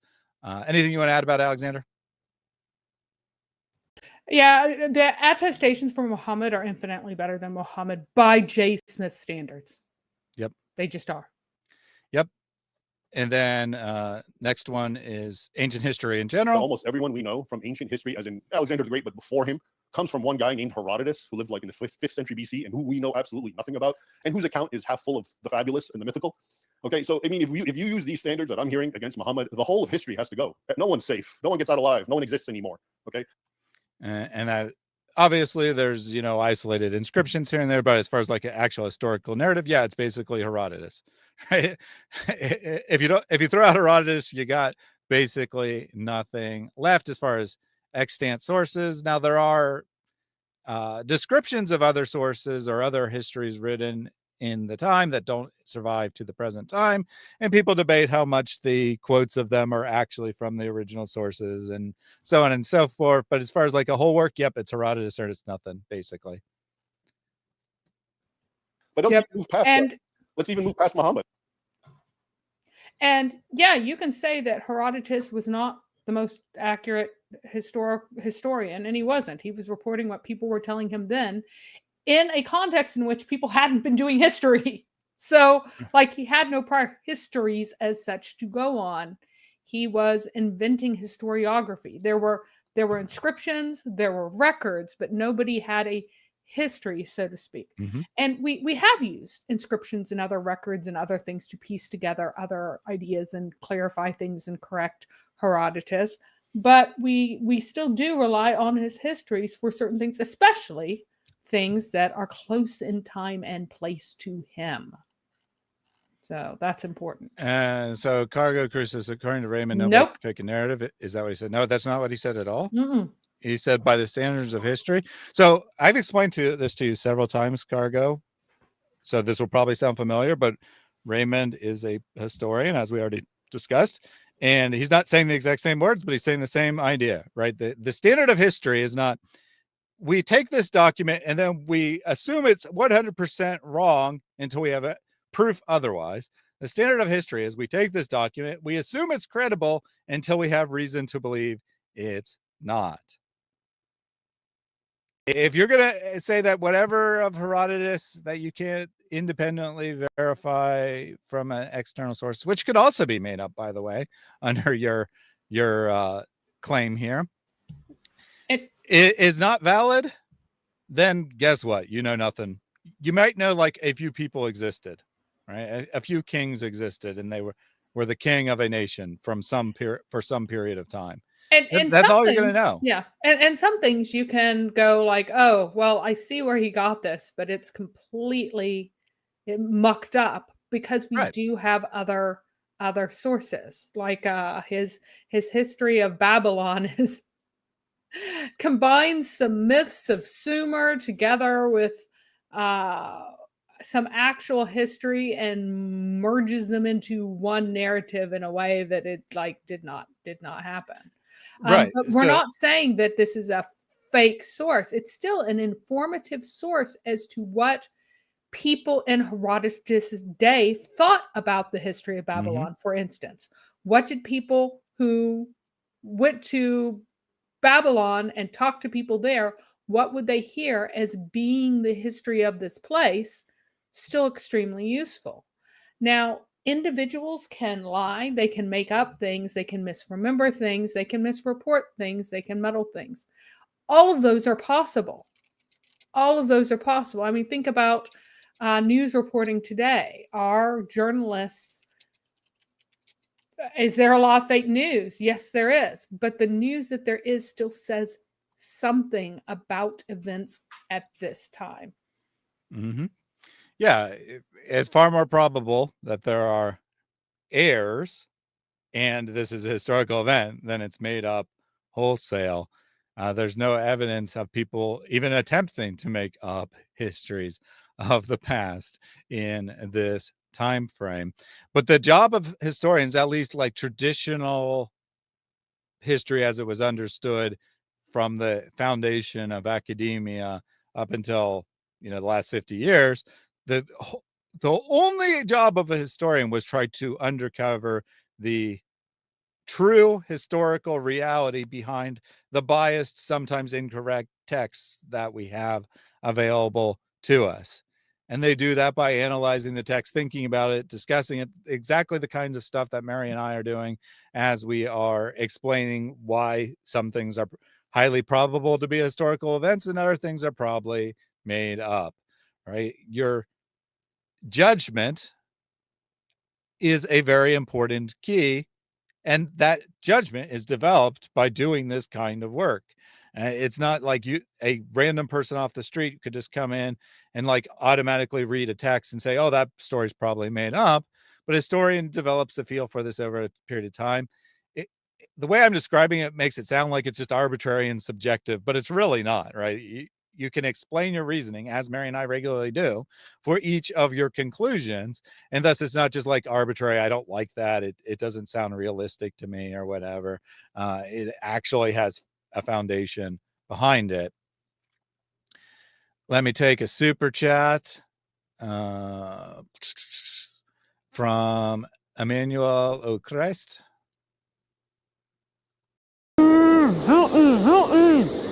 Here's the sad news. We are running out of funds. All our work is going to stop unless people like you watching this video will help us.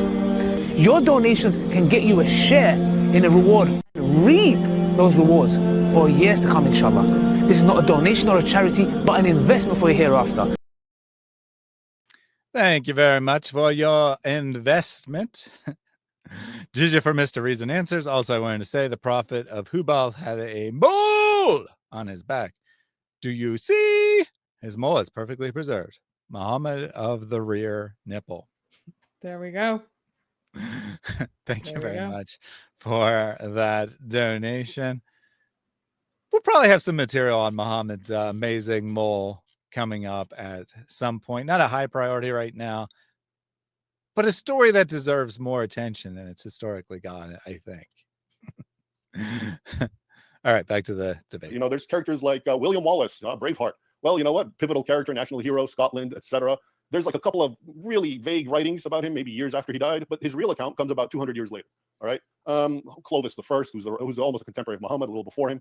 Harold Hardrada, okay, an important character, Battle of Hastings, Viking king. In fact, all the Vikings that we know, who are supposed to be very active and we know them by name and no one doubts their existence, who were around in the 8th and 9th and 10th centuries, they all come from one guy in Iceland, Snorri Sturluson, who was writing many centuries later.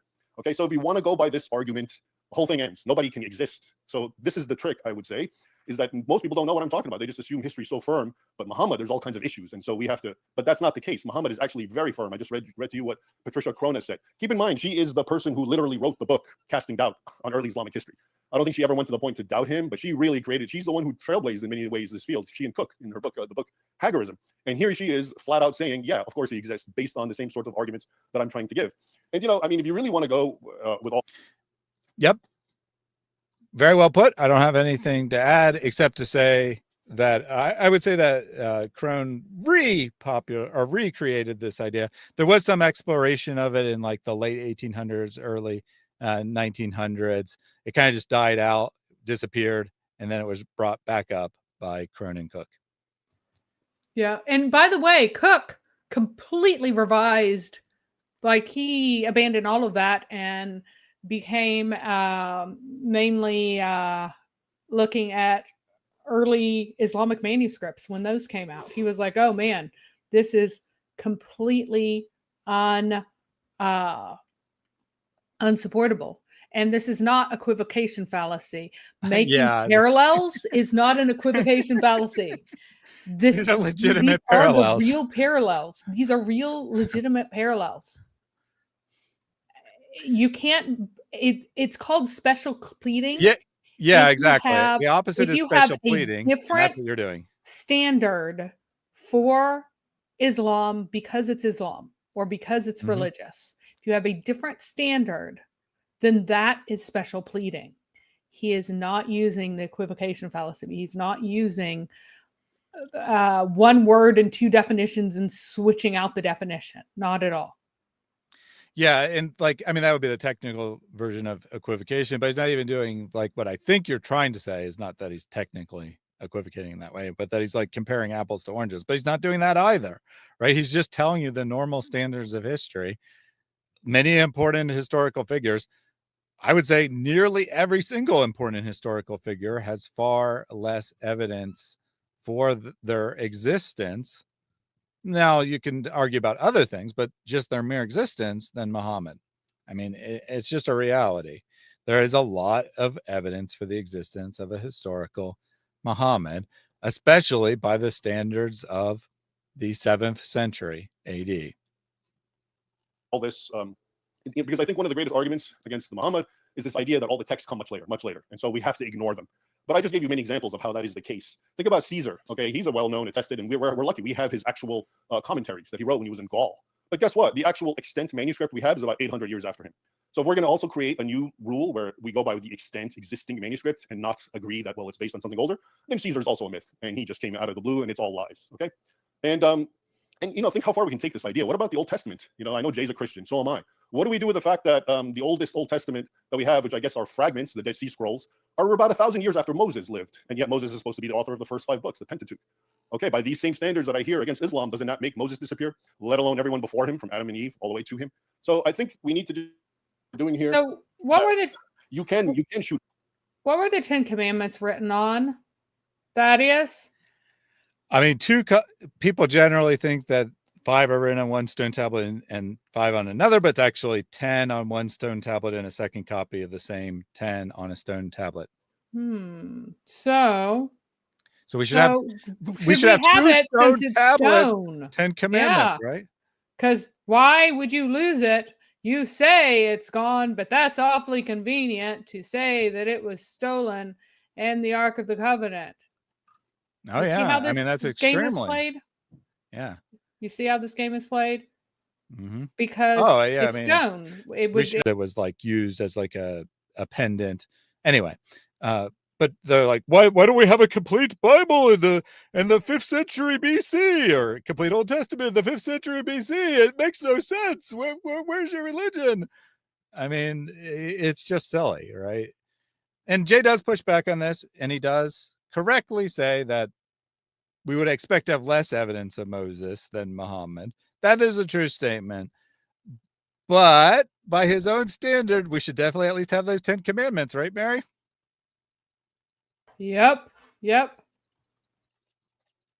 Holes at Muhammad, but you can shoot holes at everyone, and that's what people don't seem to be aware of. And if anything, Muhammad is on pretty secure ground based on the fact that we have so much non-Muslim sources, contemporary, that in the broad outline talk about a violent prophet who claims he's promising paradise, he's a lawgiver.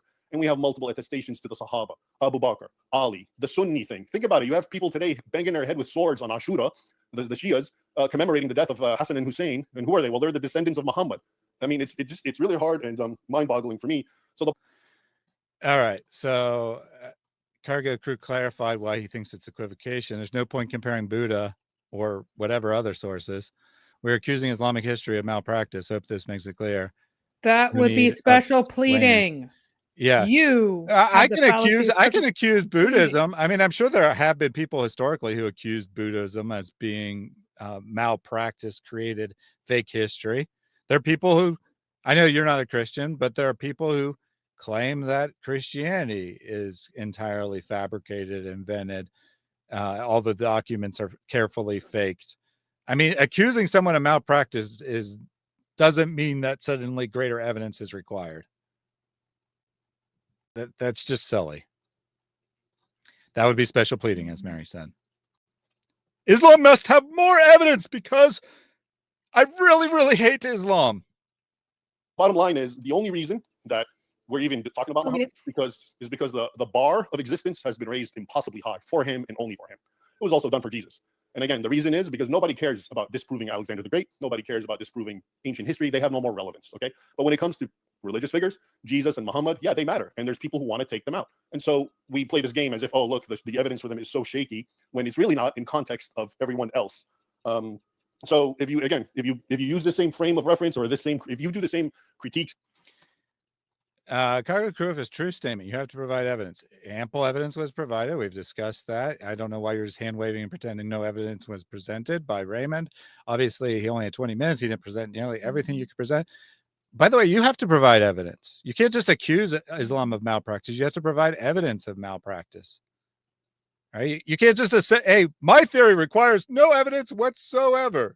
And let's keep in mind that he subscribes to a religion whose founder is very poorly attested, who, if we're not even sure what century BC he existed in, and who, again, I would say that there was a founder because there is a religion now. But yeah, so to be clear, Cargo Crew is a Jain, and Jainism was purportedly founded in the 6th century BC. But there was no writing in that at that time. Writing itself did not exist. It would be hundreds of years before anything is written about this religious movement. And he's going to rely on oral tradition, actual oral tradition, being accurate for his own system of belief. And discount recent. Right. He says that it's okay. It's okay that his foundation is shaky, uncertain, because that's the beauty of the religion. It doesn't depend on the founder, right? It doesn't matter if he was a myth. Yeah, it kind of would. It kind of would, because if you don't have someone who's able to give you accurate information, who is knowledgeable in these things, who has this knowledge. No, it's not clutching his personality. It's his teachings. There are teachings. Is this person legitimate, or are people just making stuff up? So that would be a problem if people just make stuff up and invent things. So yeah, I mean, I don't know a great deal about your religion, but I'm pretty confident it's not as based on history as Islam is. But if there's no history whatsoever, it's just invented by some guy in, say, I don't know, the 10th century AD and projected back 1600 years, surely that would be a problem. Surely that would undermine its credibility to some degree. I mean, you might not care, but it should undermine it. All right, let's finish Raymond's opening statement. And the same methodical and just scrutinize everything that we see with Muhammad, every last coin, every parchment, every existing piece of architecture. If you were to do that, everyone has to disappear in history. And that's the point. And I don't think many people get that, which is why that is my number one reason 1 minute Muhammad existed. And also the Sunni-Shia split. I just find it's too hard to imagine that you got two groups who are co-conspirators, and their conspiracies about fighting each other and teaching their kids to kill each other. And I'll stop right there. Okay, thank you very much, sir. You still had almost 40 seconds. Oh, I see 1 second. No, you had 34. Yeah, the little clock there said 5 seconds. Whatever. It doesn't matter. And I agree. Right. This is what I always tell Jesus mythers. Whenever I encounter some stupid atheist Jesus myther, and there's plenty of them out there, I say, you establish a standard by which I can establish that Jesus existed. And they can never bring a standard that doesn't undermine or actually completely destroy and eliminate all of history before, say, the inventing of the printing press, and just about all of history before the invention of television. So if that's what the standard you want to hold, fine. Muhammad's a myth, but so is every figure that ever existed before basically before the 20th century.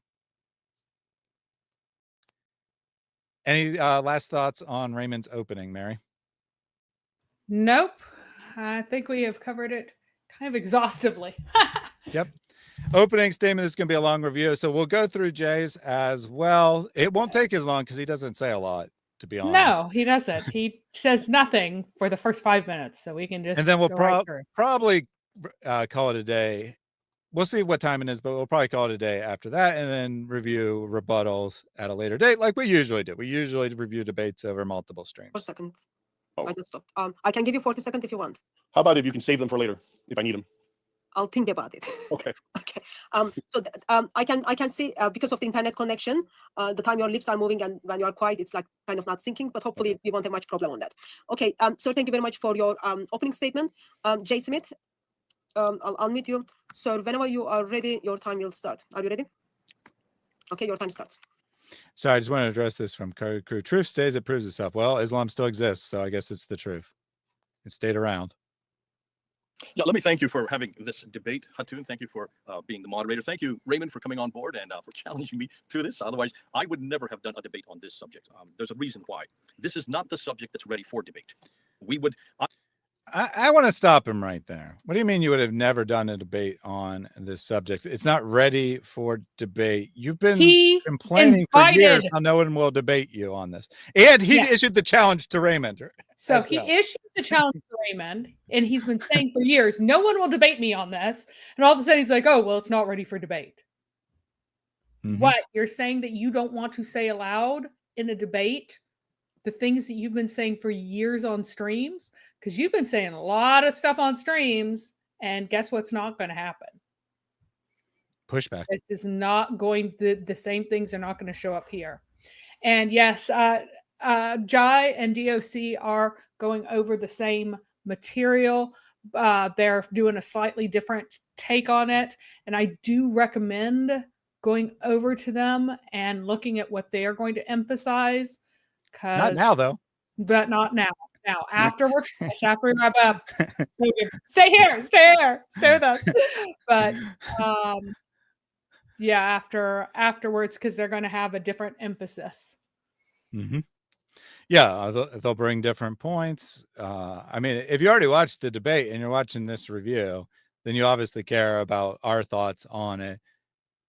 And they'll bring different thoughts. I don't think it'll be all that repetitive, other than, like probably they replayed the portions of the debate as well. That might be repetitive, but everything else will be original. I have always said there are three problems with the origins of Islam: the book, the man, the place. The book, the Quran, the man, Muhammad, and the place, Mecca. But I always would have started. Dose of Truth says, thanks, Barry and Thaddeus, for your assistance during the debate. Watched your recent video debunking Jay's coinery. Excellent. So I don't know the exact relationship, but I know Dose of Truth is a moderator on Raymond Ibrahim's channel.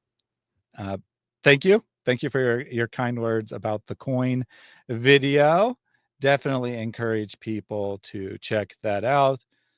Coins don't really come up a lot in this debate, which is interesting because it is one of Jay's primary arguments. Yeah, check out the coin video. Drop it. So he doesn't have coins. And he doesn't have, he mentions in passing, Muhammad is a title of Jesus, which is nonsense, but he doesn't make an argument about it. He throws out things really, really quickly so that they go under the radar. And, Raymond has not consumed as much of Jay Smith's material. So he doesn't have his feelers out ready to pounce on every little tidbit that Jay throws out. So there's very little to respond to in terms of what is said in depth. And that's very disappointing, because if Jay Smith is confident of his material, why is he not making an argument based on it? Why is he not making his argument articulated, thought out? Why is he filling time rather than presenting an argument that can be engaged with? It's very frustrating.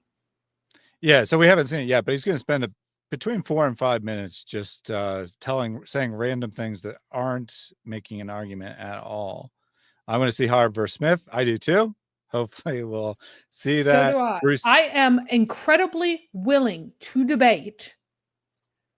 Is the Mhm. Quran from the 7th century? Jay Smith Mhm. says he is ready on this topic and he wants to debate it. I am very eager to debate it.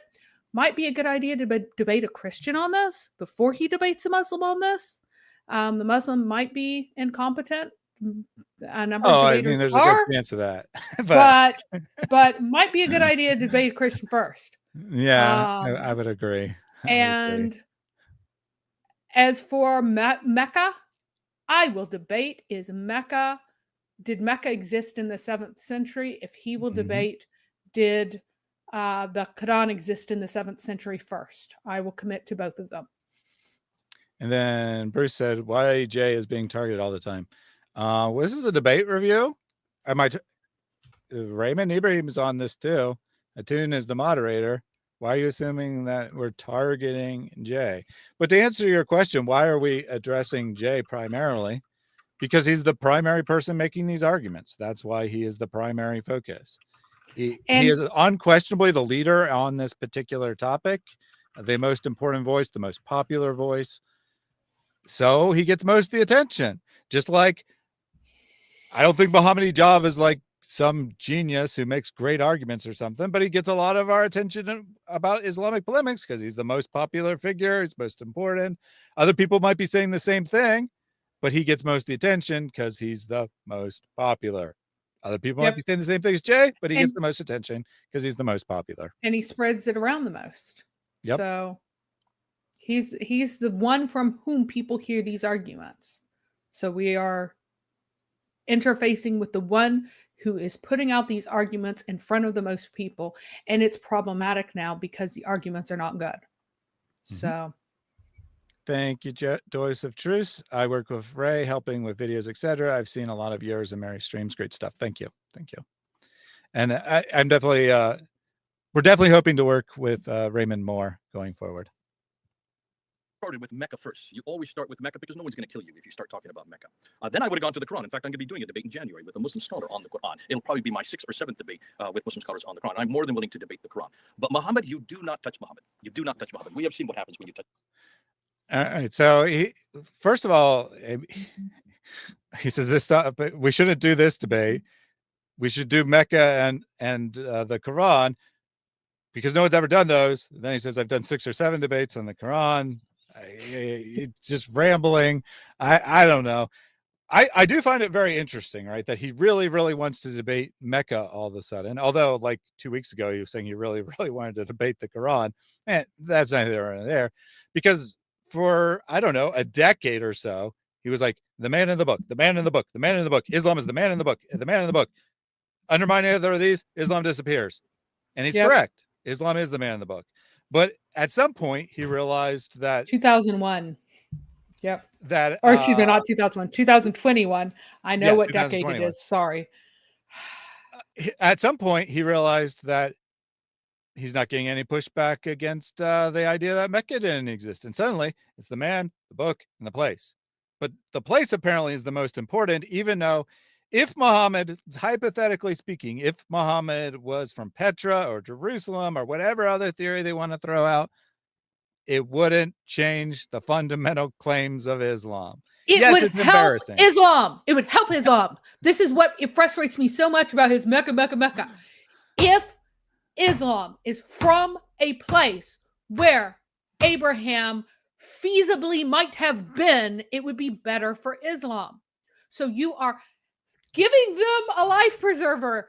Here, Muslims, let me save you from this stupid narrative by letting you relocate the original place and saying some dastardly caliph moved your sacred pagan stone. If the sacred pagan stone was in northern Arabia, then Abraham could have walked past it. If the stupid pagan stone has always been in Mecca, then Abraham has nothing to do with it. You, Jay Smith, are rescuing Islam from its own stupidity. And it just baffles me as to why you do this. And that's what he does repeatedly. He is rescuing Islam and doesn't know it. Mhm. I am beating my desk. But that And it is why 2021. It is 2021. Mary just Yes. misspoke. Yes. So roughly 4.5 years ago, Jay changed it from man and book, which he'd been saying for at least a decade, probably more, to man, book, in place, because he thinks that his case, I mean, the real reason he wants to debate the place first is because he thinks his case is the strongest there. He thinks it's easiest. Yeah. Easiest. Period. Yeah. Because Okay, easiest, strongest. I mean, yeah, synonyms in this well, context. I mean, all he says is there's no evidence, there's no evidence, there's no evidence. Right. Which But yeah, I don't know if that makes it easier or stronger or well, whatever. his The argument, point being is he absolutely thinks there's no way anyone can argue that Mecca existed, and that's why he wants to debate that topic. Yeah, but it's the least important. It is by far the least important of the three questions. And as Mary said, arguably helps Islam. Yeah, it definitely causes embarrassment for Muslims. Definitely causes embarrassment for Saudi Arabia in particular, and economic consequences for Saudi Arabia. But to an open-minded Muslim, it wouldn't really undermine their faith at all, even if you proved it beyond a shadow of doubt that Muhammad was from somewhere else. Oh, someone changed one word. Oh, big deal, right? well, I mean, it could be Mecca. They could call another place Mecca, or they could even call another place right? Mecca. Yeah, as you said, right? We got the geography wrong. A big deal. All of ancient history gets all the geography wrong all the time. People didn't have satellites or other sophisticated map making technology to get the land masses super precise, and especially know exact locations of every city in the world. All right. Anyway, Jay Smith is about to explain why it's very dangerous to debate there's no Muhammad. My good friend Robert Spencer, who's listening right now, actually wrote a book on this very title, Did Muhammad Exist? And when he wrote that book, twice now he's been killed, tried to be killed. Once in 2015 in Texas, there was two men who came with guns to kill him. Had there not been an off-duty policeman who drove up just at that time and shot them both, he would be dead today because he dared to question Muhammad and dared. Hold on, Jay. Nope. Hold on. In 2015, the motive of the attempted killer is quite explicit. And and it wasn't just some random date either. Something very specific was going on that Robert was attending when this assassination attempt happened. What is that, Mary? The assassination attempt was over the Muhammad cartoons. And they were at an event. Yes. Or at least he caught before he got to the event. But he was going to the event that Robert was at about Muhammad cartoons. Yes. It was not about him being in the Nomo camp. That is just not true. It sounds good at this moment for him to say it. So he's telling this story, but it's not true. And he has no reason to believe that it's true, that his life was threatened over saying Muhammad didn't exist. How does that support Jay's argument? It doesn't. Well, he's just storytelling. He's just storytelling stuff. Actually, let me answer this. It supports his argument that this is a bad topic for him to debate. That's what it supports. To put together some cartoons on Muhammad. In 2017, they tried to kill him by poisoning him in Norway. So twice they've tried to kill him just because he wrote that book. No. And there's no indication that the Norway thing had anything to do with the book. Nope. And most so why likely it is was his Jay jihad work, but we don't know for sure. Why is Jay telling these stories? Why isn't he saying that his life has been threatened over other things he's done, which would be true? Jay Smith's life has been threatened over other work he has done. That's true. Let's not tell stories. I really, yeah. I think that he's just trying to fill time. I mean, honestly, I think he's just trying to fill time because he doesn't really want to advance a positive argument. He wants to just wait for the first rebuttal. Then he can start attacking the sources, attacking Raymond's arguments. He doesn't really want to put anything of his own out there. And yeah, it was Iceland. It was Iceland. Yeah. Thank you for that clarification. That I don't care about. I don't care about him getting that detail wrong. But claiming that claiming that it was because of his book is just just a story that he invented. Muhammad exists, which is the title of this debate. So you can see why I'm not all that excited to be doing a debate on this subject. However, because of the videos you put up in April, and also everybody throwing these videos at me, say, have you seen this? This guy's taking you on. Finally, you have someone of substance. And Ibrahim, Raymond, I do. You are a man of substance. I've got your book right here. Thank you for all the great work you're doing. Listen, anybody, I would encourage you to read that book. Raymond is someone of substance. There are many people that would like to debate me on many subjects. I don't debate anybody that comes down the road, but I do like to debate you. And by the way, I think that was targeted at me. I honestly do. Well, I don't know if it's targeted at you or not. Now, it could be specifically no you, one will but debate me. it also No is one will possible, debate Mary. me. Well, one, we did challenge Jay to a debate going on 2 years ago now. He tentatively agreed, and then he backed out saying he was busy, whatever. I assume it was honest, right? That he got busy and was unable to do it because he's like, contact me after my missionary trip or whatever. And then I did. And then he's like, well, I'm trying to work on this book. Let's put it aside for now. I'm not focusing on videos or whatever. I'm focusing on this book, whatever. I believe him. I believe that was genuine. But the point being, we did challenge him in the past. Now, he could also have other people in mind. There could be lots of random people from the YouTube comments of random Muslims saying, I want to debate you. I mean, who knows, right? But you can't say no one will debate me, and also I won't debate all these unworthy people at the same time. Yeah, exactly. So I don't know if he had you in mind or not, but to say no one will debate and then say I decline lots of debates is a contradiction. One or the other is true. Not both. Yep. You can't have both. You got to make a choice. On was it July the 6th? Your comeback was perfectly legitimate. I did put my material together that I didn't quote you exactly, and I apologize for that. That was a fair assessment. But however, because of the fact that then you debate, and I think what do you mean? But however, you had it pre-prepared remarks. It wasn't like you just misquoted them off the top of your head. You had pre-prepared remarks with slides. Vastly misrepresenting what Raymond had said. You basically implied he was undermining Christianity because of his love for Islam. And Jay Smith will keep portraying this as, oh, well, just the fallibleness of human memory. No, Jay Smith, you were not going off human memory. You had Raymond Ibrahim's recorded statements, and you had those to base things off of. Do not tell us that this is about, the telephone game. You cannot use that as an excuse for misrepresenting someone and then use that to attack Islam with. No. I know. He brings this back up several times. Like, I accidentally misrepresented you, but this is proof that the Muslim sources are not reliable because they weren't written down by scribes witnessing Muhammad say these words, even though the Islamic narrative says they were.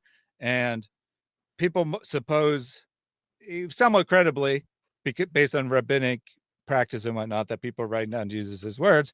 But it's not even really a claim of Christianity that people were writing down his words as he was saying them. And honestly, I'm sorry, Raymond Ibrahim deserves an apology from Jay Smith, because Jay Smith misrepresented him and twisted his words and made it appear that he's saying things that he was not saying, and that was not an oopsie. That was not I heard this and that's what I thought he said. That was, this is what I am taking from this and how I'm going to present it to people who have not heard of him. Then he went on cross-examined and spent 15 minutes just attacking him. Did Frank Turk have any idea who Raymond Ibrahim was? No. But Jay Smith spent 15 minutes of that, and it should have been clipped. I do not know what Frank Turk is thinking. To just go and say things about Raymond Ibrahim that are transparently untrue if you listen to all of what Raymond Ibrahim actually says. And that is problematic. So Ungbong, whatever, I don't have no idea how to pronounce that. Sorry. That is not very Christian. So I do want to say that I think that Jay has the right to criticize Raymond's position. Now, you have to should represent him fairly, should represent him accurately. He shouldn't be doing things like saying, well, I've looked at his bio and it says he's a bodybuilder. So he's a bodybuilder first, historian second, right? He actually made that claim in one of his videos, which is just, I mean, there's only one purpose to that, and that's to undermine his credibility, right? See that he's not all that serious about history or whatever. That's really not good. Look, I do want to say that I think Jay has this right, but I want to point out that well, not every, I don't want to generalize. A good chunk of people who've come to my videos, Mary's videos, the debate, who are supporting Jay, are like, it's very unchristian of you to attack Jay. The only reason we decided to make this a public matter is because Jay chose to attack Raymond. We did not like his position. We spoke against his position indirectly many times over the past 2 years. We did not once make him the focus of it until he decided to go on the attack. So I just want to point out the irony.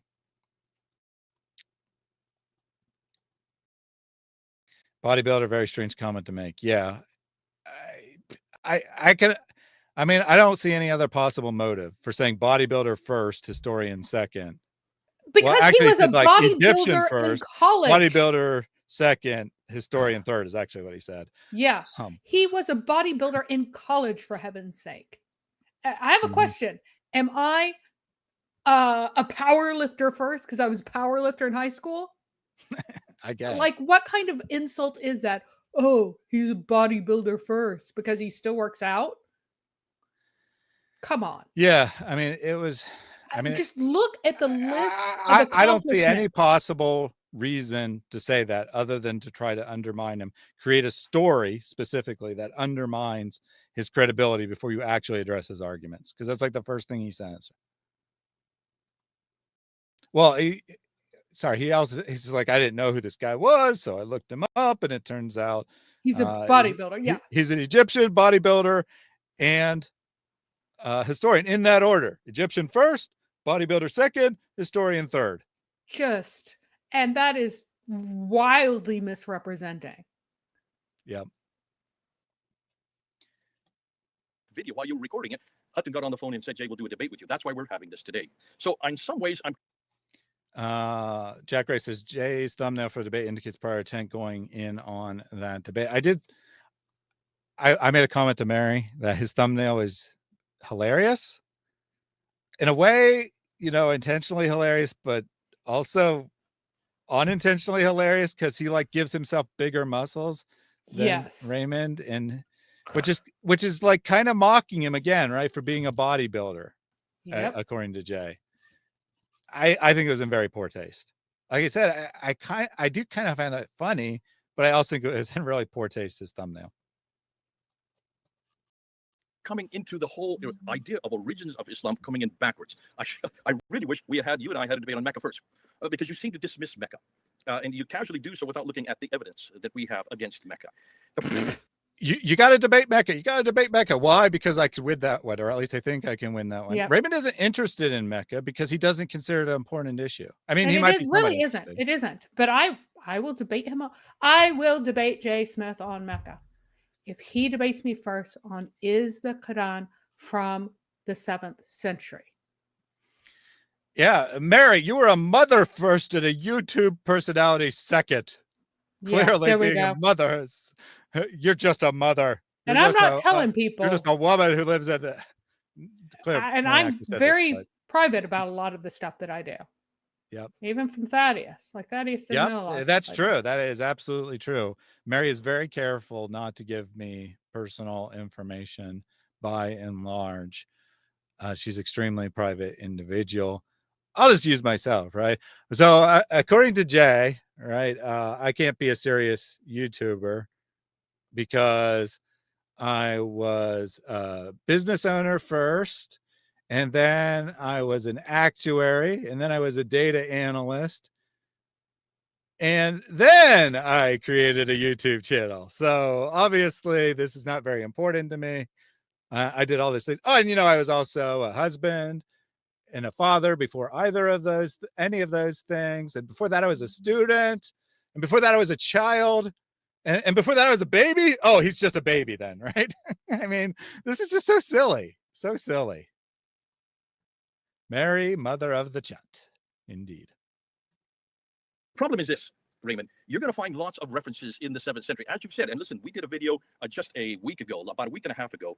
Mel, who is one of my best researchers, Mel from Islamic Origins, that's his YouTube site. And we went through 30 of these references, including the 3 that you went through. And I'll go through those 3 in the rebuttal. I'm not going to do them now because I really want. No, you didn't. But you went through. You cherry picked and obfuscated from my slide. You cherry picked and obfuscated. You did not go through 30 because you do not want, and you did not link to my original one where I did go through all of them. I know. You falsely said that they had 30 he gives you credit. references. Ironically, Yeah, he gives you credit in this debate. But at the same time, the response to us, or at least what Mel called a response, I don't know if Jay actually called it a response, but I don't think he framed it that way. But what Mel called the response to us, what Jay said was, I'll look at the sources. He takes Mary's slide from her debate with Robert Spencer and just assumes that he knows what she said about the things, or says what he wants to say about them, because she didn't actually discuss the sources in any significant detail in the debate. No, I did not discuss the sources in the debate. I did a nearly 5-hour live stream where I read every single source and dissected every single source, what they meant, their implications. You can jump to any particular source. I said specific things about them, and Jay Smith chose to frame it as this anonymous person falsely claiming that there are 30 explicit statements about Muhammad, which is a straw man. So Joseph Tripp being very nice here. To be fair, Jay did apologize for the bodybuilder comment. And yeah, we can forget it. We can move on, right? We don't need to dwell on that. But the point being that Jay initiated this confrontation in every possible way. Every possible way. And when he apologized for bodybuilder comment, he said, oh, it was a joke, when it was not. If you're going to apologize, you need to actually take responsibility for what you have done. You should not gaslight people. Ha ha, why are you so offended? It was a joke. I'm sorry. Is not an apology. And yes, I'm getting irritated. I'm getting offended on behalf of Raymond, but it's just like, I hate it when people do this. I hate when people do this. Not taking the purpose was to undermine his credibility. It was the not apology a joke. should include, I shouldn't have said that. That was childish of me, or some, frame it the way you want to frame it. But it shouldn't try to claim it was a joke. Yep. I don't see any way it could have been. This whole channel is Cat Cam first. Let's be honest. Yeah, that is a valid criticism, right? Apologist second, Cat Cam owner first. That is valid. We went through 30 of these, and I want to thank Mary Harb, who was the one that actually listed them all out for us, so we could do that. And we went through each one of them and showed that there was a problem with each one of them. And I'm going to I'll explain the problem for you. I'm not going to do that now, Raymond, because this is my opening statements, and I really want to keep it to the opening statements. Yeah, but in order to find the Muhammad of Islam, that's why this debate, that's why we named it this title. Did the Muhammad of Islam exist? Not any Muhammad.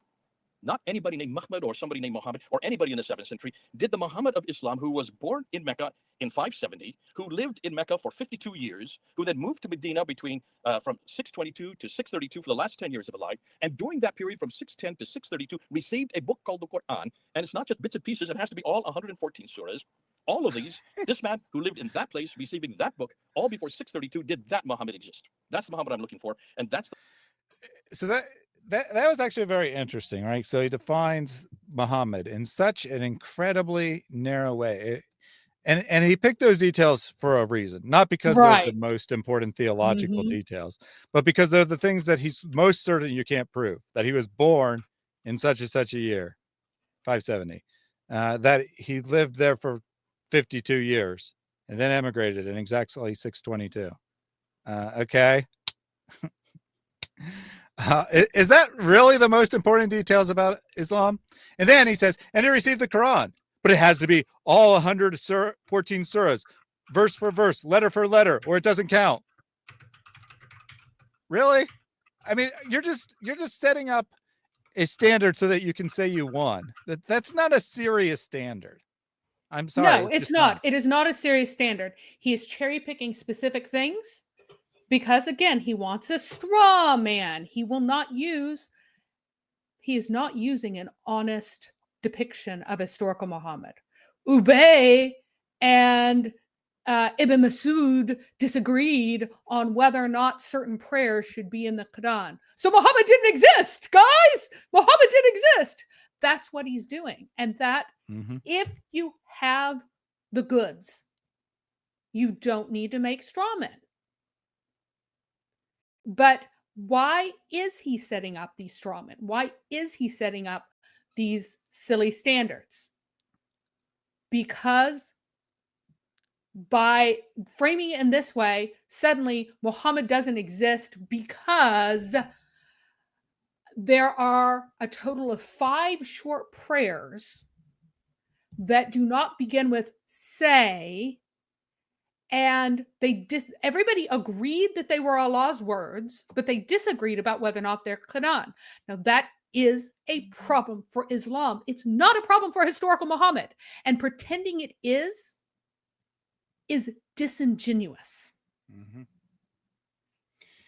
This is why I have problems with his arguments.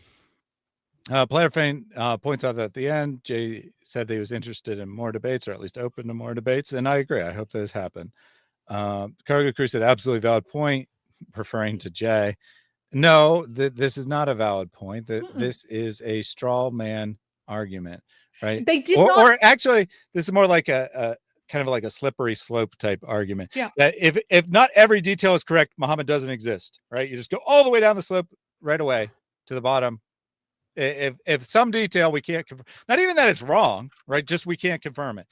Do you think that we should have a birth certificate of Muhammad showing he was born in 570? Yeah. I mean, also keep in mind that the Islamic sources disagree on the age of Muhammad. That 40 at the time of revelation and stuff, that is just later choosing from various alternative dates. It's picking an age that is a nice, round, lovely age. Now, here's a good point that Muslim ethicists can bring up and would be valid. That 40 years old is awfully suspicious. There's a very suspicious date. But you notice that there are other traditions that say he was like 36. And suddenly it's a whole lot less suspicious that they go from 36, a rather unlovely date, to such a religiously significant age as 40. That makes them suddenly more historical, not less. And the fact that there is debate, well, there are debates on lots of people's ages, a lot of which are related to including the birthday to Jesus, by the way. Yeah. A lot of, but in the Islamic sources, I am pretty sure now on the date of Jesus that the early church fathers were correct looking at everything. But that's aside from the point. That's anyway, right here and there. I don't want to go into it. I'm just saying that I'm saying that Christians debate the date Jesus. They do. And according to him, if we don't have Jesus's birthday, then we don't have a Jesus. That's not how you do anything. And keep in mind that if you take 36, a lot of things fit together better too. A lot of ages are better. A lot of differences in ages are better than 40. So, and again, Khadijah, she's reported as being 28 as well as 40. Why is she reported as being both? Well, 40 makes Muhammad look like he's only marrying her for her money, really, but out of charity because he's not a man interested in beauty. But that's an obviously fake age because she has 6 kids minimum after this, right? Like, that's ridiculous. That's ridiculous. So the age 40 was created by 4-year pregnancy. That's funny. Yeah. So Nissan said, I think that's moving the goalpost. Yeah, it's also similar, right? So it could be kind of a slippery slope, could be kind of moving the goalpost. I mean, since it's his first statement, it's not strictly speaking moving the goalposts. That would be after evidence is presented, then you change the standard. But point being, it's a ridiculous standard. It's not a viable standard. And I did want to take this super chat that I meant to take before we started, Jay. So let me take it now from Emmanuel O. Christ. Who ate the apple? You ate the apple. The whole apple. Yes, the whole apple. You ate it. But a small seed, you left it. You put it back into the earth. What happened?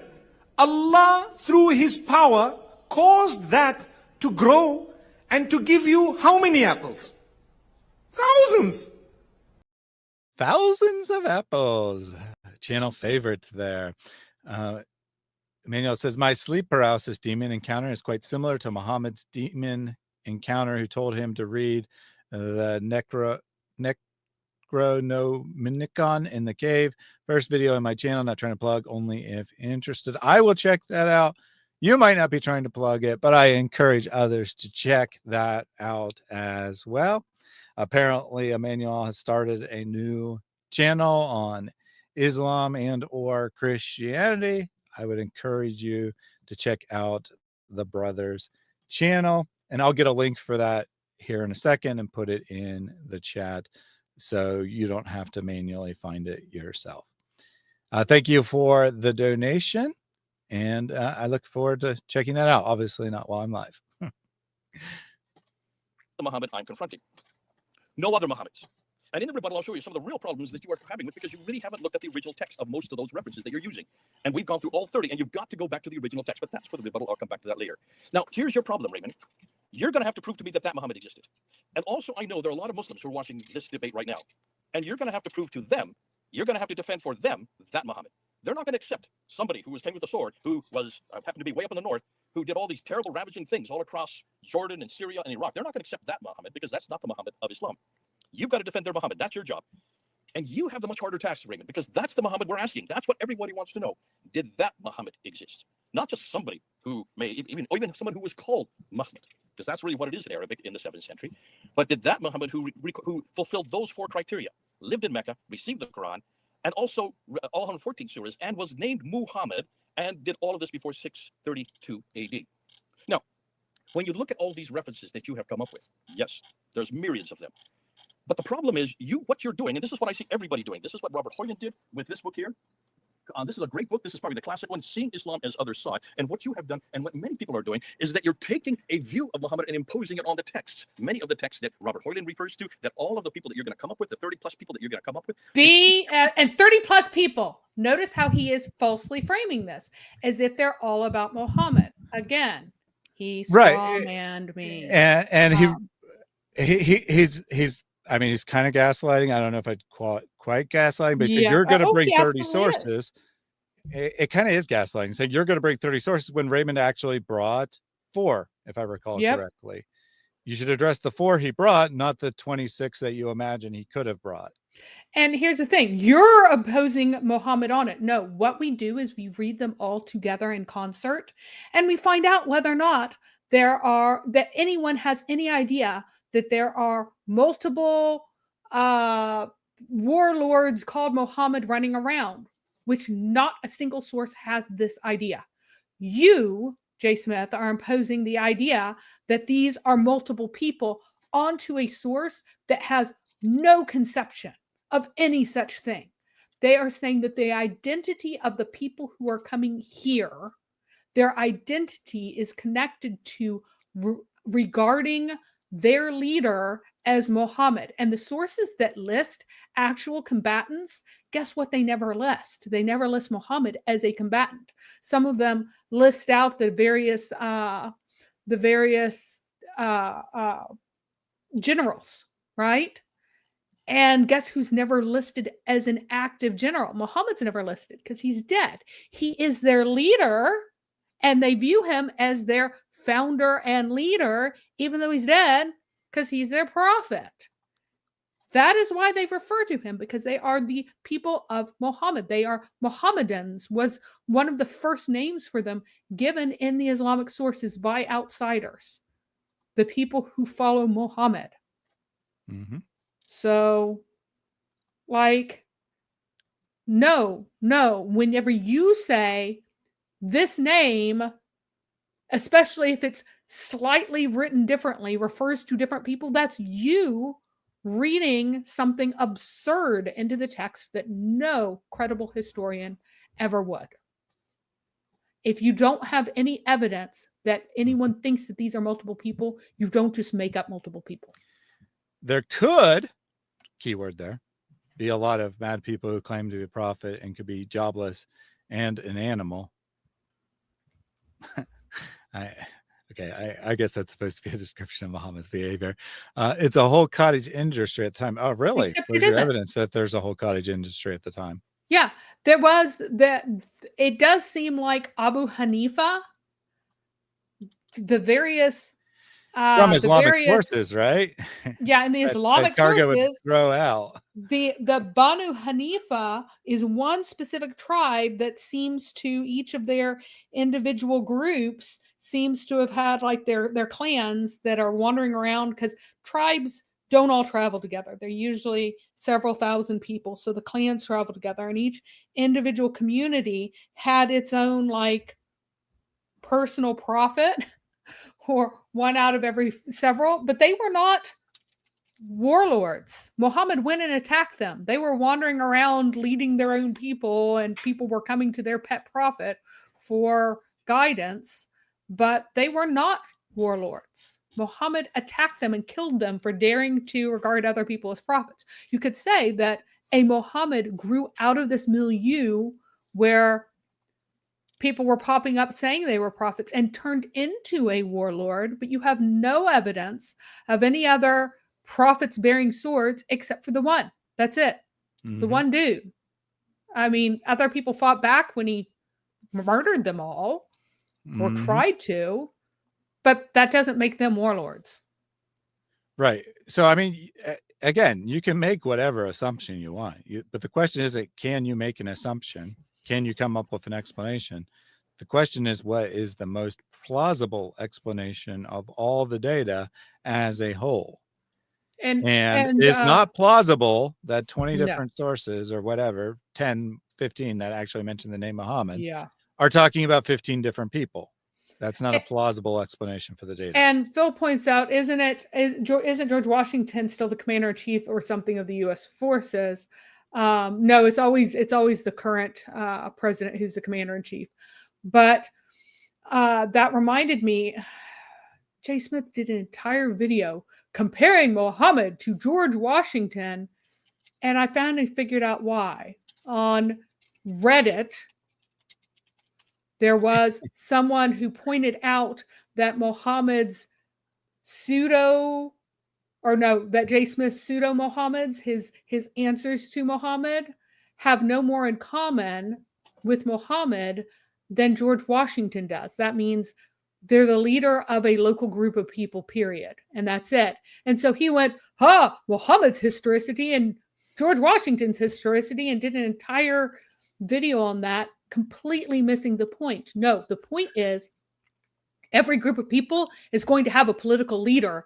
That doesn't make them like in any way similar to Muhammad in their biographical details, other than, hey, he's a leader of people. So he could be Muhammad. Like, that's not a valid way to identify Muhammad in the sources, to just go, here's an Arab leader. I'm going to say that he could have been the model for Muhammad. It's not legitimate. And obviously, George Washington is post-printing press. Like I said, you will retain some historical figures post-printing press under these ridiculous standards. George Washington probably is one of them. In other words, the historicity of George Washington is, in a sense, more certain. I mean, even though they're both 100% certain, but in a sense, more certain than Muhammad. But what's your point exactly? There's none, right? None whatsoever. That was not the point that the people criticizing Jay Smith were making. Not everything you see on the internet is genuine. Famous quote by Abraham Lincoln. There we go. You're taking what they're saying, or what Wikipedia is saying, or what people in the day say. Even Patricia Corona made this mistake. And I'll get back to Patricia Corona because I knew her personally. She was my supervisor when I first started my PhD. And Patricia Corona under the bus. Patricia Corona under the bus because Raymond brought. Now, had Raymond not brought a quote from her in his opening, who knows? He might have referred to the great work of Patricia Corona and how she proved all this, right? Who knows? Who knows? Yeah. Oh, and Phil means that like the president is always the commander in chief, even if he isn't. Oh, yeah, is what he means generally. Yeah, yeah, and that makes sense. Like Yeah, so former presidents are still called president. Well, no. think He he's means that if people go out and our forces go out and fight, even even though they're not present, they're called commander in chief. Now, Muhammad was already dead, but he is the founding figure. He's the defining people. So even if he isn't directing them, he's still the one to whom they give loyalty forever. I mean, they're called caliphs because they're the successors of Muhammad. Mm-hmm. And Logician Bones with a good point here, actually. If there's a bunch of Muhammads, like this is just a super common name, and there's just lots and lots of people starting wars with the name Muhammad, because it's like today where every third Muslim is named Muhammad. At that time, for some other unrelated reason, every third person was named Muhammad. If that was the case, how come none of these sources clarify and say, I mean, this particular Muhammad, not the other one? Or, say Muhammad of this city, or Muhammad, son of this person, or some way disambiguate, like how the Gospels disambiguate very popular names of the time, like John, right? You see many Johns or many Marys in the New Testament, and they're disambiguated. But then you see rare names like, I don't know, Thaddeus, and it's not disambiguated because it's a rare name in the Gospels. So if this is really just a super common name and there's all these confusing people, why are they not disambiguating? Good question. In fact, she was the one that prepared my debate for me in 1995 against Dr. Jamal Badawi. Not on this subject, fortunately. It was on the Quran itself. But Steve, that's why most of us as historians, and you're a good historian, that's why I love, because your material, it's amazing what you do on the internet. And you do an awful lot of great expose on what is happening historically, what has happened historically. I only find a problem with your origins historical problem, difficult exposition. That's the only problem I have a problem with you on. But in every time, you always go back to the text of that century. You always go back to the time period of that century, and you quote people from that century. You're trying to do that here now. The difficulty is you're not really going to the original text, and that's what you need to do. And I'll show you some examples of that in my rebuttal time. Now, until you can... I'm not sure he ever actually brings any specific example about how the text is supposedly mistranslated or whatever. Maybe he doesn't. Yeah, I didn't think because it wasn't. Now, what is mistranslated is whenever he says it means Hagarians when it actually means immigrants. J. Smith frequently mistranslates the term that means immigrants and tries to claim that it's connected to Hagar when it is not in its usage. Etymologically, yes, but that's called the etymological fallacy. And yes, Patricia Crona originally did the etymological fallacy to get her silly book. She's very clever. It was a clever thing, but it was also silly. Oh, like I said, you get points for being clever in academia, and that, or at least non-hard science, and that is certainly true. So we're about 8 minutes in here now. 4 to 5 minutes was like just random stories and some glazing of Ray saying he's a great historian or whatever. Now we got another 3 minutes saying like, when I get to my rebuttal, I'll rebut you.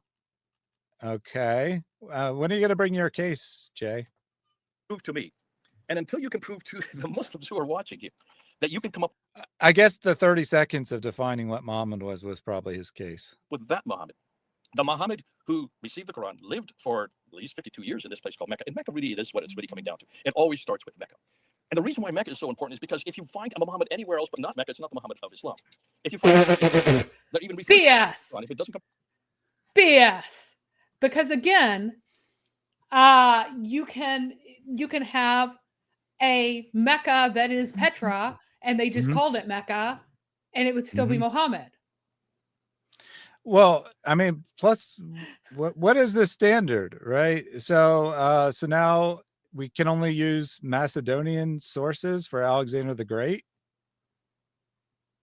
Is that the standard, right? That the source has to come from Mecca? I mean, did I misunderstand that the source has to like explicitly say or come from Mecca or say he was from Mecca or something along those lines? Or it doesn't count as a same individual? That is, yeah, that's absolutely ridiculous to say that the source has to say he's from Mecca. Because again, if you are a historian who is taking this seriously, you would say that Mecca is a tiny pagan little backwater that Rome has never heard of nor cares about.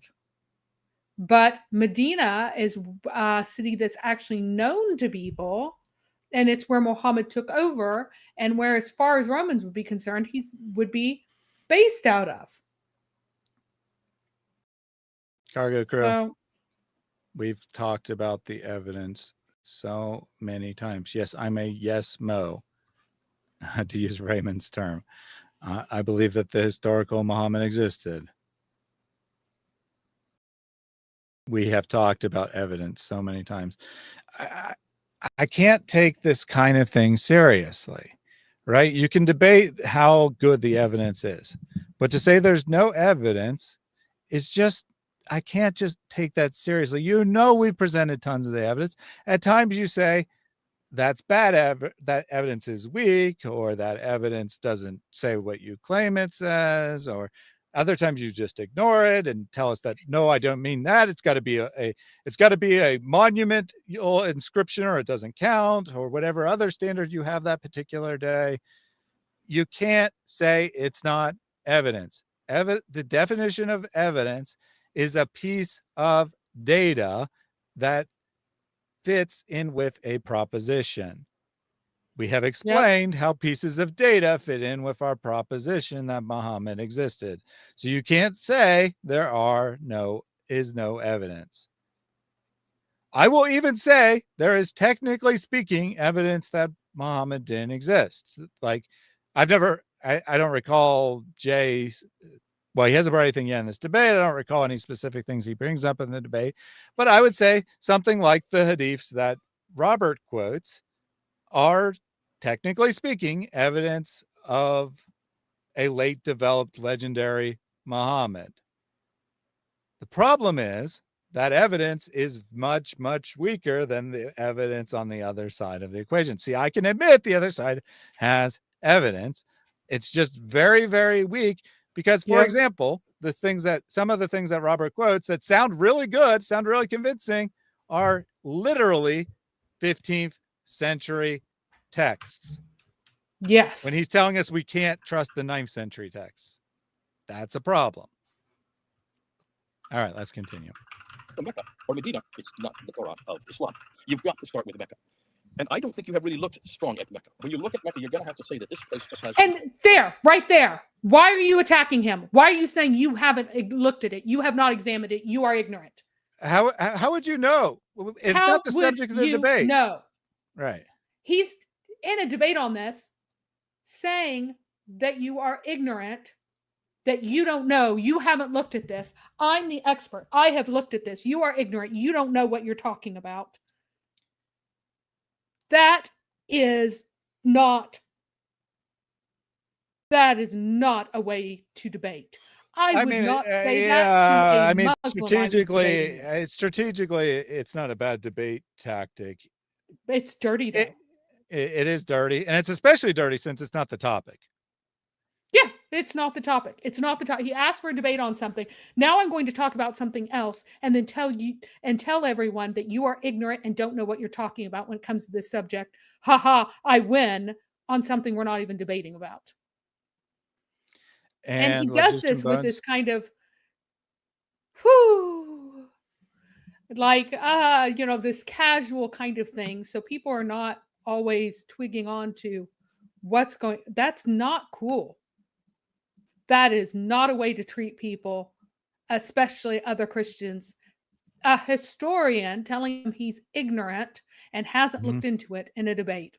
Why would you say that? Why would you just attack Raymond rather than bring an argument of your own?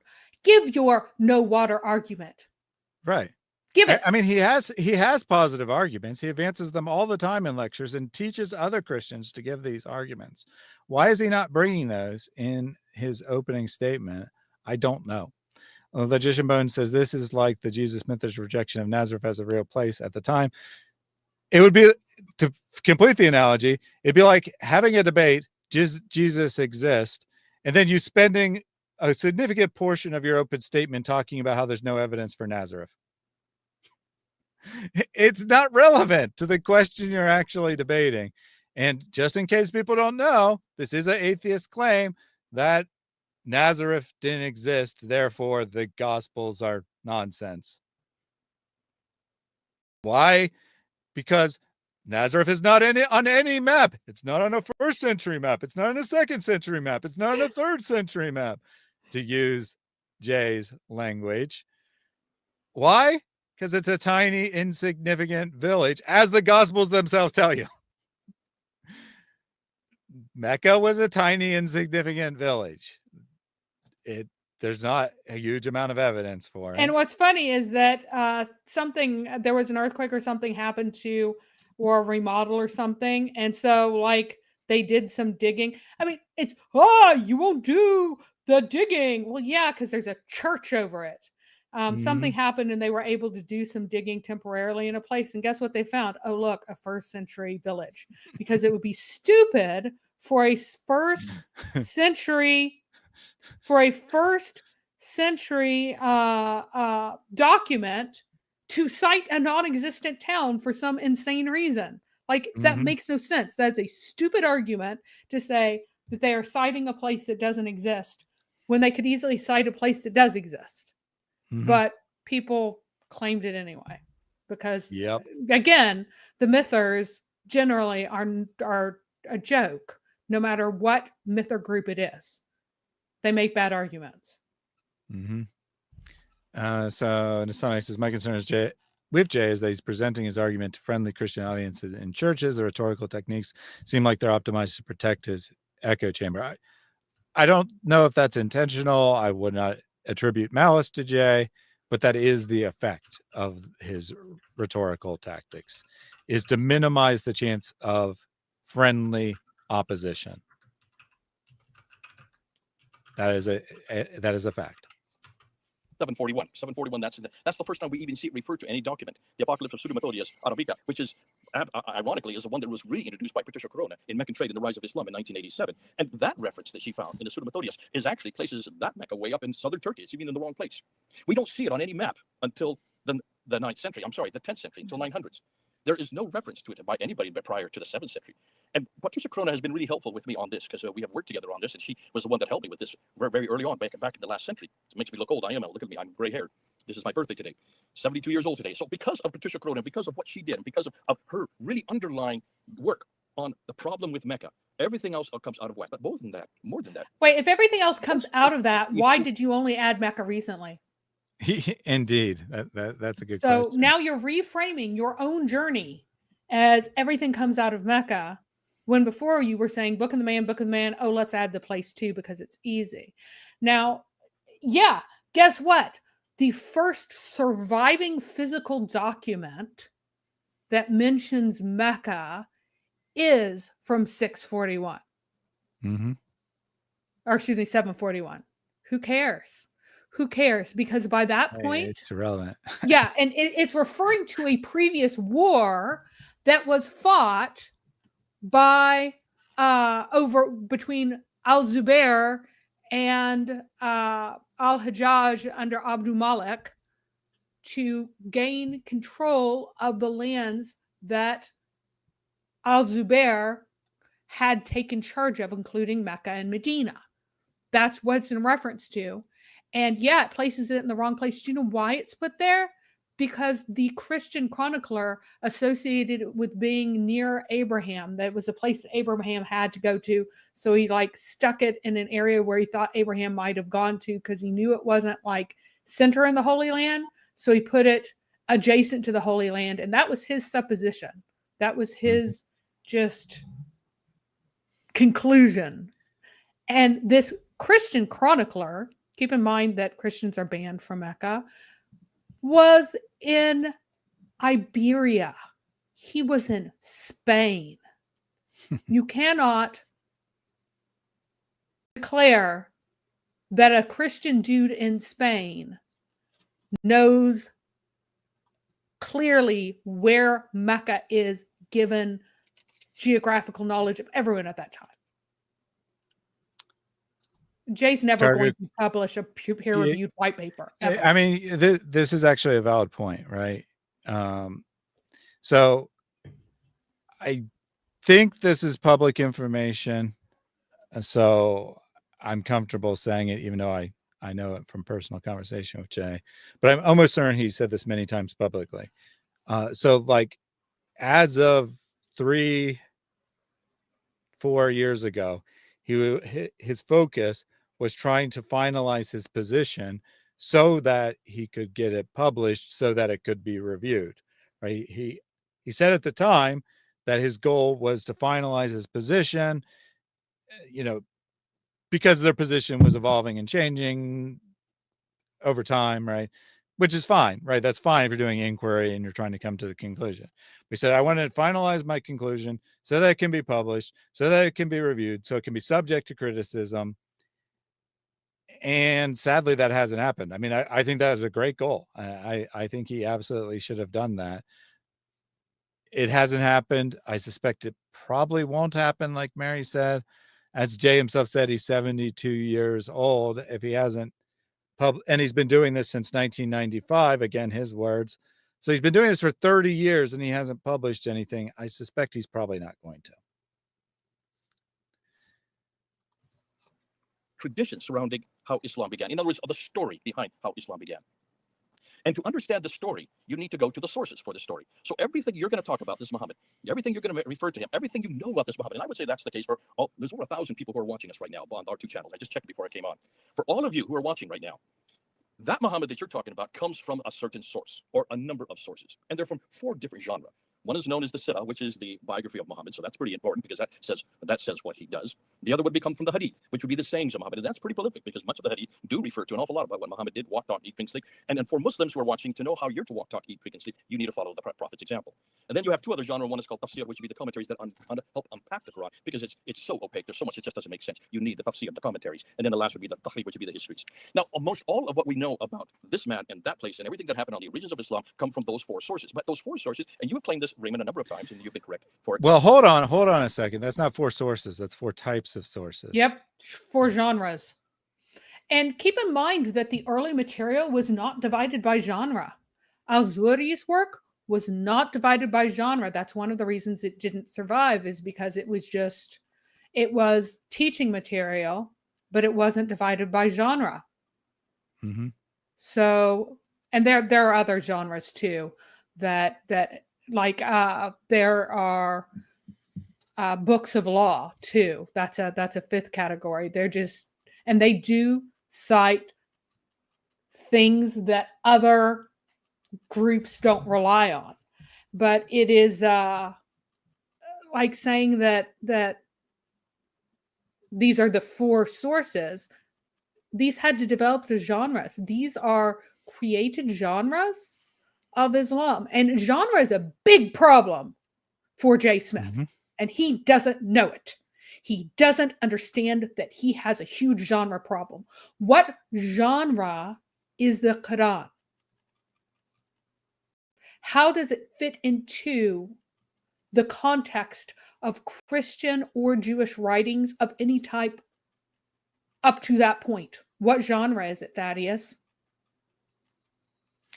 Sorry, I missed your question. Like what genre is the Quran? If you're going to okay. Like, does so it fit in these into categories? So I mean, no. In Christian and Jewish texts, this is supposed to be scripture to Jay Smith. This was created in Mesopotamia or in the Levant. This is where it was created. It was created in the courts of the Caliphate. And it was created in the context of the North. It is a northern text. So it should be a northern genre. So is it a homily? No. No. Is it a Psalms? No. No. Is it exhortations of some sort, religious exhortations? No. Is it a letter? No. Is it prophecy? No. Is it history? No. It is not. Is it a midrash? No. There's elements of history. There are little elements of pieces of things, but it is not. He has a genre problem and he does not realize it. To be from a context, it needs to fit into the context. The reason why people are like, the Quran is something that we've never seen before. We can't define it as a genre. Why? Because its genre is Southern Arabian poetry / stuff Muhammad himself needed to say and made up. Its genre is Quran. And the fact that it doesn't match is a huge, huge problem for Muslims that they haven't even begun to grapple with. They will go, oh, this doesn't sound like scripture when they go to the to any of the Christian scriptures or Jewish scriptures, but that doesn't sound like scripture to us. Why? Because Muhammad wasn't doing something that was recognizably scripture. It didn't fit into a scripture category. It wasn't scripture. He was doing something new and thought he was doing scripture because it fit into sage poetry at first, and then later just became his screaming at people with rhyme at the end of each phrase. That's it. So this is like a huge, huge problem for Muslims and for J. Smith's theory. What genre is the ahadith? There are proposed sayings, gospels of Jesus, but guess what? They don't actually really exist as a genre, except in a very derivative form taken from things that previously existed. So the idea of a sayings and doings category, that is a new genre. History's existed. We got history. History is something that they were consciously doing, having adapted to northern genres. That, yes, that fits into a genre.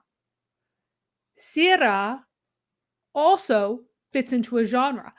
Ahadith and Quran do not fit into northern genres.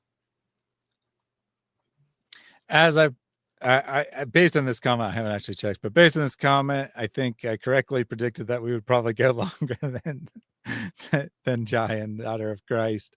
I think they're still going, but they are tackling the the idea that Muhammad was a title in the Bible and are going after that, which we will be addressing in detail. Well, I just saw they have a slide up about, or they have Jay's slide up of it is yelling Muhammad in the Bible. So they are definitely still going, but as also suspected, they are touching on very different stuff than what we are. So definitely consider checking that out when this ends, whether they're still going or not.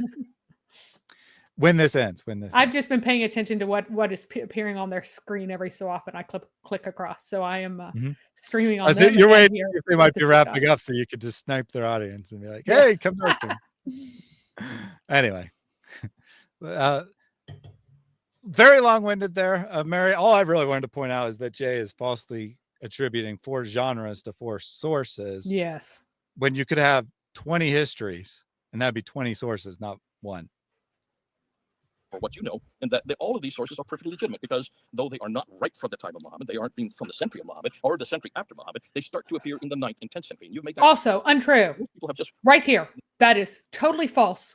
Why does Jay say this? It is 100% completely false. Completed works that we have to this day of Sirah and Ahadith are from the 8th century. We have completed surviving works. He plays games with Ibn Ishaq to claim it is not from the 8th century. It is. We have 2 independent attestations of it that copy it in independent sources, one in the 9th and one in the 10th century, right? So one in the 9th, one in the 10th century. Both of these sources take from the same original source and copy the vast majority of it over. So we actually have them to check against each other to make sure that we have a good recension, that we do know what Ibn Ishaq actually said, which is better than having one copy of the original. Having one copy from the original line, because you wouldn't have the autograph. It's not how history works. It is untrue to say that the ahadith don't start appearing until al-Bukhari. The Muwatta Malik is not, as J. Smith likes to say, a book of laws. It is not. It is ahadith. We have it now. Go over to sunnah.com. Click on it. Read it. It is not laws. It is ahadith. It is ahadith for the purpose of laws. That's the reason they were compiled in the first place. That's why you end up not getting a lot of ahadith about Muhammad talking of, not that many about the end times or the creation or things like that end up being in these ahadith collections, because ahadith collections are primarily for the purpose of law, and you find more of those things in the commentaries and in the histories, because they were not used as much by the people doing hadith work. Mm-hmm. And by the way, Mary alluded to this earlier, but just to give a concrete example, all these early histories have hadith in them. So it's not like they're just separate, independent genres. Right. Everything is compiled from a hadith. It's just, how do you employ them? Yep. Now, some of the ahadith don't actually trace back to Muhammad. They trace back to other people talking about things other than Muhammad himself.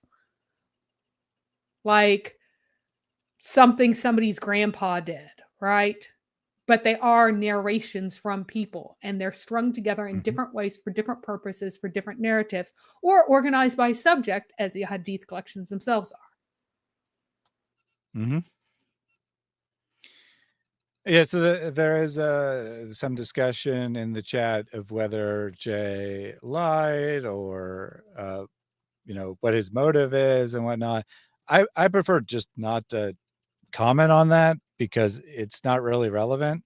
I mean, whether he knows he's giving false arguments or doesn't know he's giving false arguments, it might have a moral, right? Well, it certainly has a moral component to it, but it doesn't have any practical component. The fact is he's giving false arguments and telling other people to make them, regardless of what his motive is. It's something that we should be against. And thus, while I understand why people are very passionate both ways of whether he should be called a liar or not, I prefer just to address the arguments and point out that the arguments are horrific and not sugarcoat the arguments and say, by saying like, oh, well, maybe he doesn't know they're false. I mean, it doesn't matter if he knows they're false or not. They're horrible arguments. He should know they're false. It's either irresponsible or malicious. You decide which one. I don't care. Either way, it needs to stop. That's not a problem. It's a huge problem. It's a huge problem. Because I would throw right back on your lap, Raymond, where is the manuscript for any of those that you're talking about? Where is the manuscript for Ibn Hisham or Al-Bukhari? That's the Sirah. Where is your manuscript for Al-Bukhari or Sahih Muslim or Ibn Dawud or Tirmidhi or Majah or Nasai? Those are the 6 major manuscripts for compilations of the Hadith. Where are your manuscripts for any of these guys? Where is your manuscript for the Tafsir and the Tahqiq, the Al-Dabari or Baidawi or Suyuti or Zamakhshari? Where are their original manuscripts? See, that's what no. Where are the original manuscripts of any document of any significance, not just like some random receipt from a merchant transaction or something, but any document of any significance from the beginning of humanity until shortly before the printing press was invented? Where are any of these original manuscripts? And this is an absurd standard. It's an absurd standard that nobody meets. And Jay going, oh, but it was parchment. We have the Sanaa manuscript. We have only about a 5th of it, even though it's parchment, because what happened to the rest of it? It rotted. Mm-hmm. Yes, he is making a given. He's claiming that 7th century is recent enough that since something survived from it, we ought to have documentation of everything. Let me just make the exact argument Jay makes time and time again. We have complete copies of the New Testament from the 4th century and the 5th century, and that's way before the 7th century. So we should have the originals, or at least the copies Uthman made from the 7th century. Hopefully everyone sees the problem with that. Just because the 4th century comes before the 7th doesn't mean that everything from the 4th century onward should have an original copy, or it's not real. Right? Because those 4th century Bibles, sorry to shock everyone, but they're not the original copies, right? They're not in Paul's own handwriting for his epistles, or in Matthew's own handwriting for the Gospel of Matthew, or whatever. They have been copied hundreds of times by scribes before they get to that version. Yep. And Logician Bones point us out that originals often get looked at the most, so they wear out the soonest. Yeah. Yep. Yeah, if something acts as a standard, right? If it acts as, and it doesn't have to be the original, right? Often there's in a region, especially I'm speaking specifically of Bibles, because they're so important, right? That there's a very high standard, but probably applies to a lesser degree to other texts as well. If there's like the authoritative standard copy, right? In the temple, if we're talking about the Masoretic, or not the Masoretic text, the Old Testament, on point, it's not Masoretic, but the Old Testament at the time of Jesus, or if you're talking about the New Testament for Christians, in a region, there's a particular temple or a particular church, monastery, whatever, that is known to have an exceptional copy. And what do people do? They take their copy, they travel to the exemplar and compare and make corrections to their copy. What does that mean? That the original, so to speak, is being handled a lot to make corrections to the others. And if the Uthman story is true, that would certainly be the case, right? He ordered 5 copies, or 4 copies plus the original 5 total, sent to every region to act as the standard for that region. Of course, they're going to be using the text a lot. And not only that, but they got replaced by new standards that had vowel markings at the time of Ibn Hajjaj, or al-Hajjaj, not Ibn Hajjaj, al-Hajjaj. So al-Hajjaj commissioned ones with vowel markings because people have fallible memories and weren't remembering how they were supposed to say things. And so we're putting in other vowels, sometimes making a hash of the text. And so after that, what do you do with the ones that don't have the vowel markings if everyone needs to use vowel markings now? A lot of times it was a respectful way to get rid of things by burning them, or you shove them in the top of your a little cubby hole between 2 dead spaces in your mosque, is what happened in the Sanaa Mosque. Yeah, so absolutely, Jay says so many times, right? He's probably been saying this close to since 1995, that we should have Uthman's Qurans. And no, we should not expect to have Uthman's Qurans. Assuming the story is real, I'm not 100% convinced it's exactly historical, but even if it's real, we shouldn't have those. There's no reason to believe we would have them, and very strong reason to believe we wouldn't have them. In fact, I would find it very bizarre if we did have them. That would be evidence to me that someone created this story to justify the Quran that then they kept in, pristine condition because it's holy or whatever, right? That would actually be very suspicious to me. Now, there are Muslim claims about certain manuscripts being from Uthman, but no actual scholar believes they are, right? And I do understand why people would attribute discovered copies to Uthman, because they want those to exist, but there's no reason to believe they should exist. And by the way, Uthman Ibn Farouk, likes to say, we do have Uthmans, and then he'll bring out a book that takes one of those several manuscripts that are claimed to be from Uthman and say, look, it says on the cover that it's Uthman's Quran. Yes, and that's just and it's in Kufic script, so it can't even be. Like, it's literally impossible. Literally impossible. So yeah, people make that claim, but there's no reason it should exist. It's talking about, and you should be more acute to that, because as Christians, we've been asked the same questions for the last 200 years. Where are our original manuscripts from Matthew, Mark, Luke, and John, or for Paul's letters? This is something we've all had to study in the seminary. You had to study it. I had to study it. And so we're very aware of the need to get into this whole area of looking at exactly what these people said. Because until you have a manuscript, it could be just hearsay. It could be just people assuming that they know this. That's hold on, Jay. You just really if you think about what he just said, Yep. this is Until so bad you have a because he complete just said, manuscript. hold And on. again, he wants complete Hold manuscripts. on, Mary. Go ahead. I have a very important point. He just said, I studied this at seminary. You studied this at seminary. We know people were asking, where's the original Matthew? Then, without saying the actual textual history of the Christian scriptures, he says, until you have a physical manuscript that survives to this day, it's just hearsay. He literally just said that the New Testament is hearsay.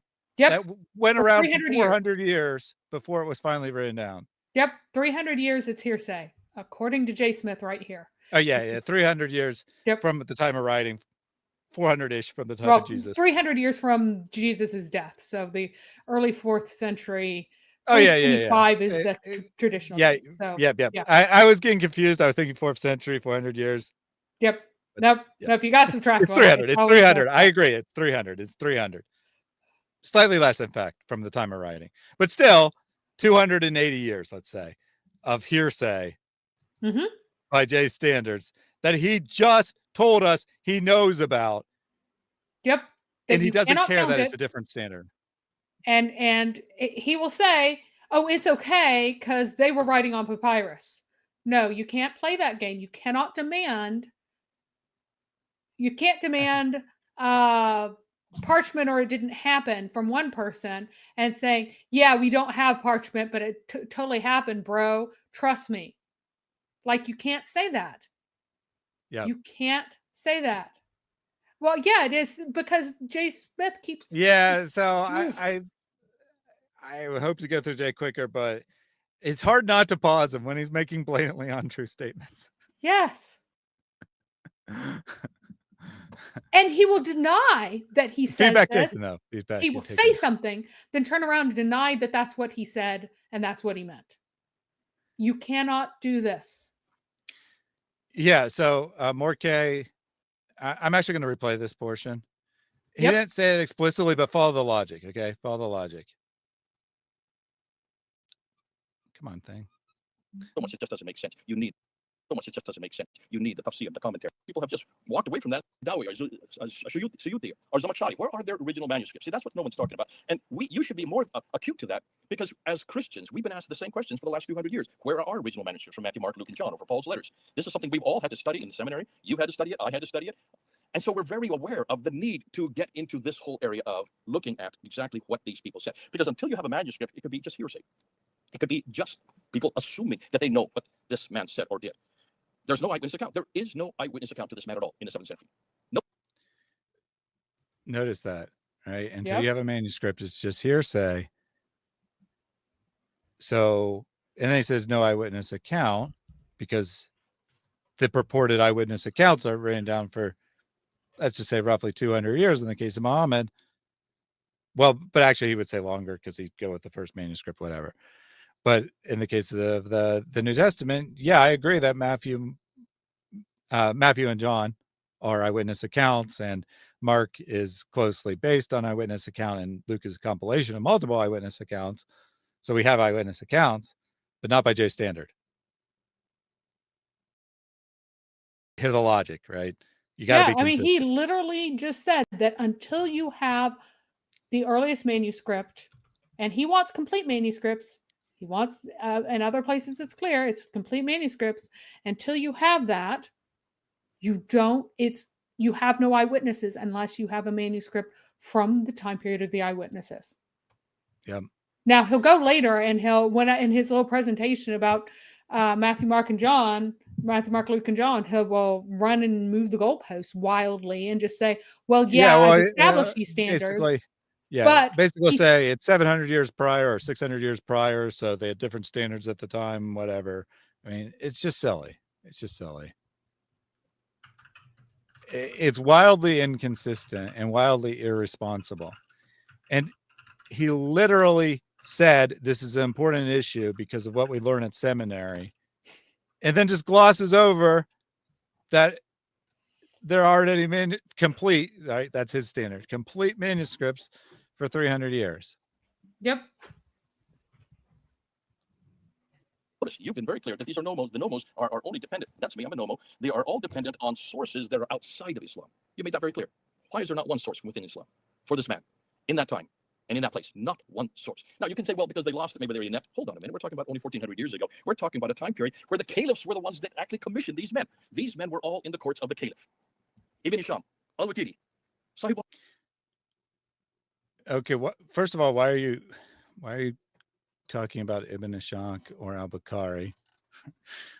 They're post that time frame that you just said we didn't have anyway. So how can you say the caliphs commissioned these people to write the works and then cite works that aren't in the period of time, right? And most importantly, he is actually not saying a true statement. We do have documents. We don't have the manuscript copies from the 7th century, but we do have documents that by consensus historical understanding were written in the 7th century and especially in the 8th century that are biographical material of Muhammad, that are hadith sayings, that are from Islam. And he misattributed Raymond, actually. He said, I go to these external sources as the gold standard. He never said there were no internal sources that like Jay is claiming that he admitted to. Yeah, and I do not believe that Ibn Ishaq was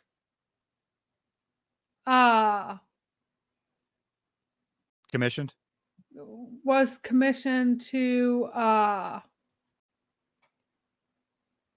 I mean, okay, part of his work was okay. That one was a commission.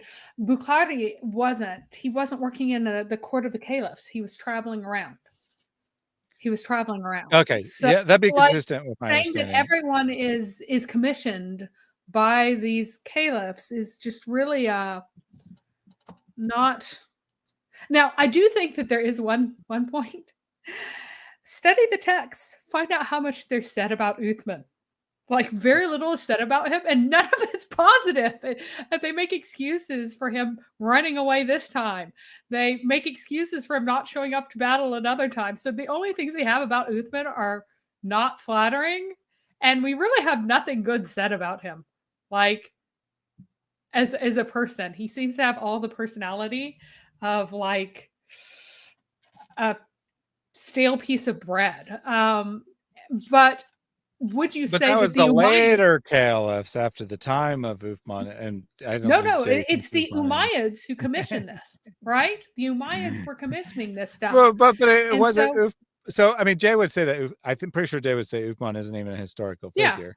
Yeah, but why are they making up this historical figure that they're not saying good things about?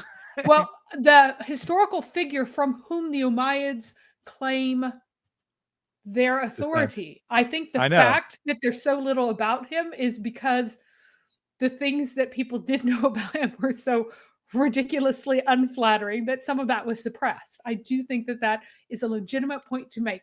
The Umayyads whitewashed Uthman and made him less unappealing than he really was. Sure, let's say that. But tons of other things you can't say about the things written during the Umayyad time period. You just can't say it. And just the idea that it's all made up from scratch, that, oh, he was commissioned to write this, so he made it up. Nonsense. Complete BS. Yeah, total garbage, because we know things were written down beginning in, at the latest, the first Fitna period.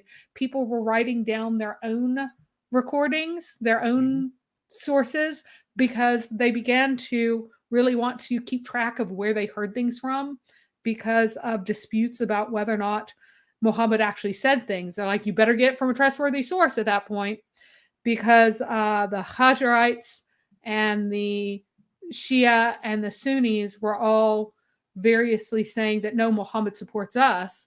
Well, who's saying that Muhammad said this? You need to lock down who's saying this and make sure you're getting it from someone who's reputable, not somebody who has no connection to Muhammad at all.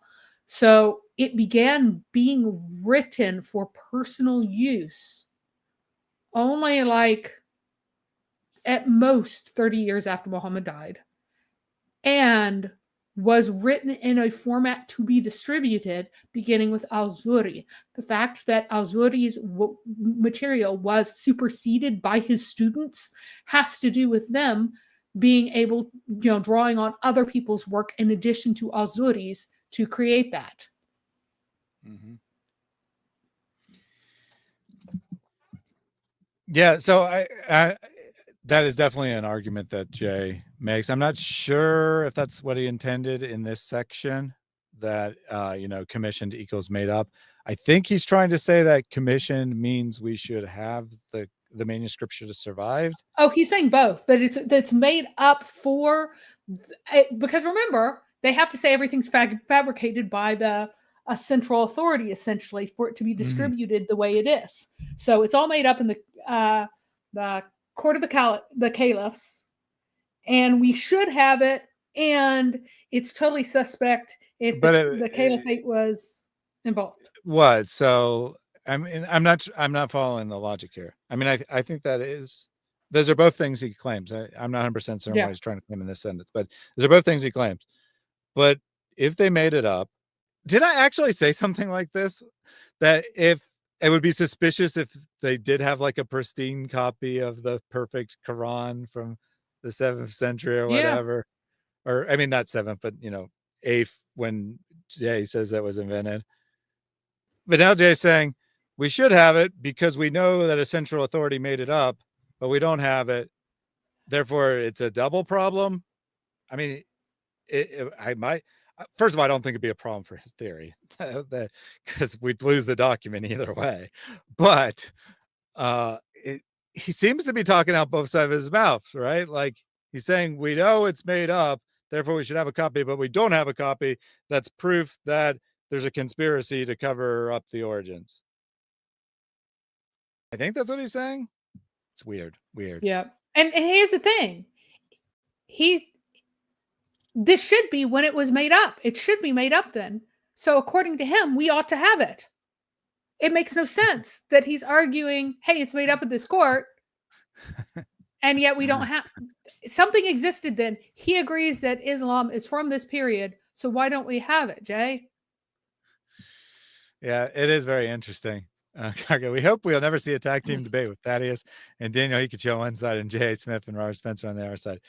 I can say with 100% certainty you'll never see that debate. There are a few people in the world I consider more vile than Daniel, nor would I team up with any Muslim, even a very polite, friendly one, for any reason whatsoever. That is not something I would ever do, nor would I tag team with an atheist on a debate or whatever, even if we agreed on the position. That is 100% against my personal ethics, because it lends your own credibility to that person you team up with. And I am not lending my credibility, whatever little that there may be, to someone who is not a Christian. And let's be clear. There are multiple surviving ahadith collections from the 8th century. Yep. They are not the standard of standards because they're not that big compared to Bukhari. But guess what they don't have? They don't have a different Muhammad than Bukhari does. And almost all of their ahadith are included in Bukhari. Like it's part of the bigger thing. You go to the more complete thing, even though it's newer, because it's a compilation of a lot of earlier things. This proves that al-Bukhari was not making things up, but was rather compiling extant material.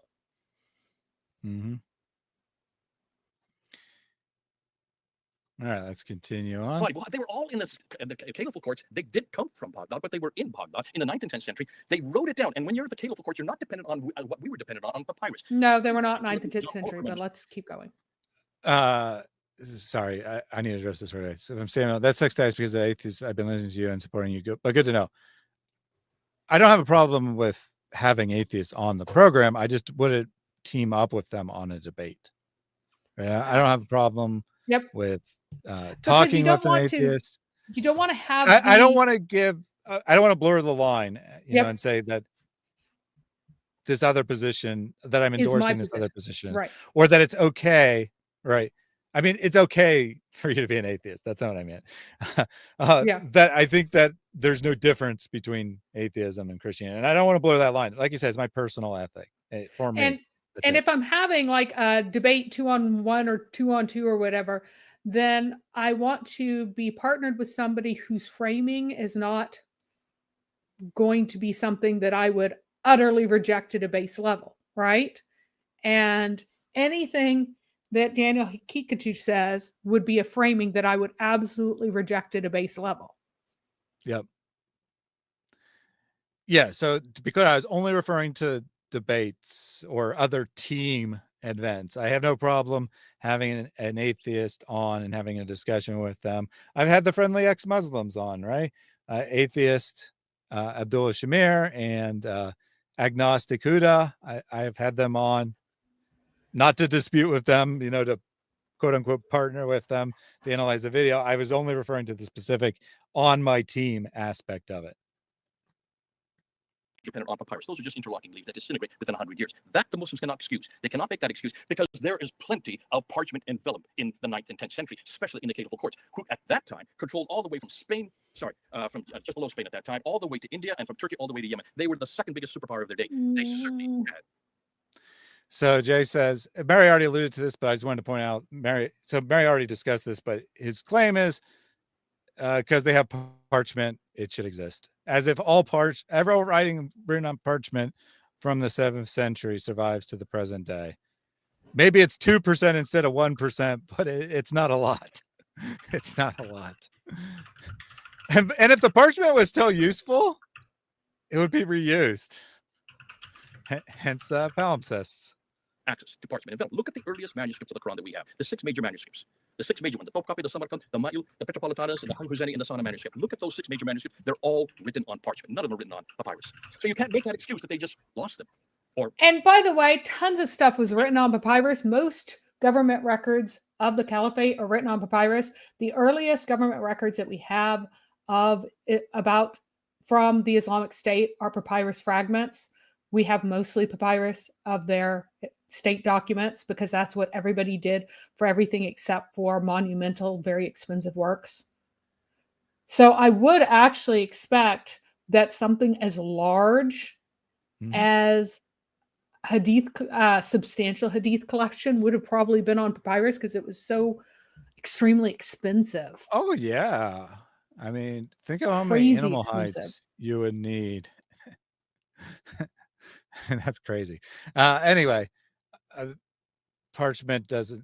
We just don't magically like exist. 99% of parchment that's from that time period. I mean, it's just silly. It's just silly. I have 99.9% of parchment from the 9th and 10th century is gone. Well, 99% from the 9th and 10th century, 99.9 from the 7th century is gone. It's gone.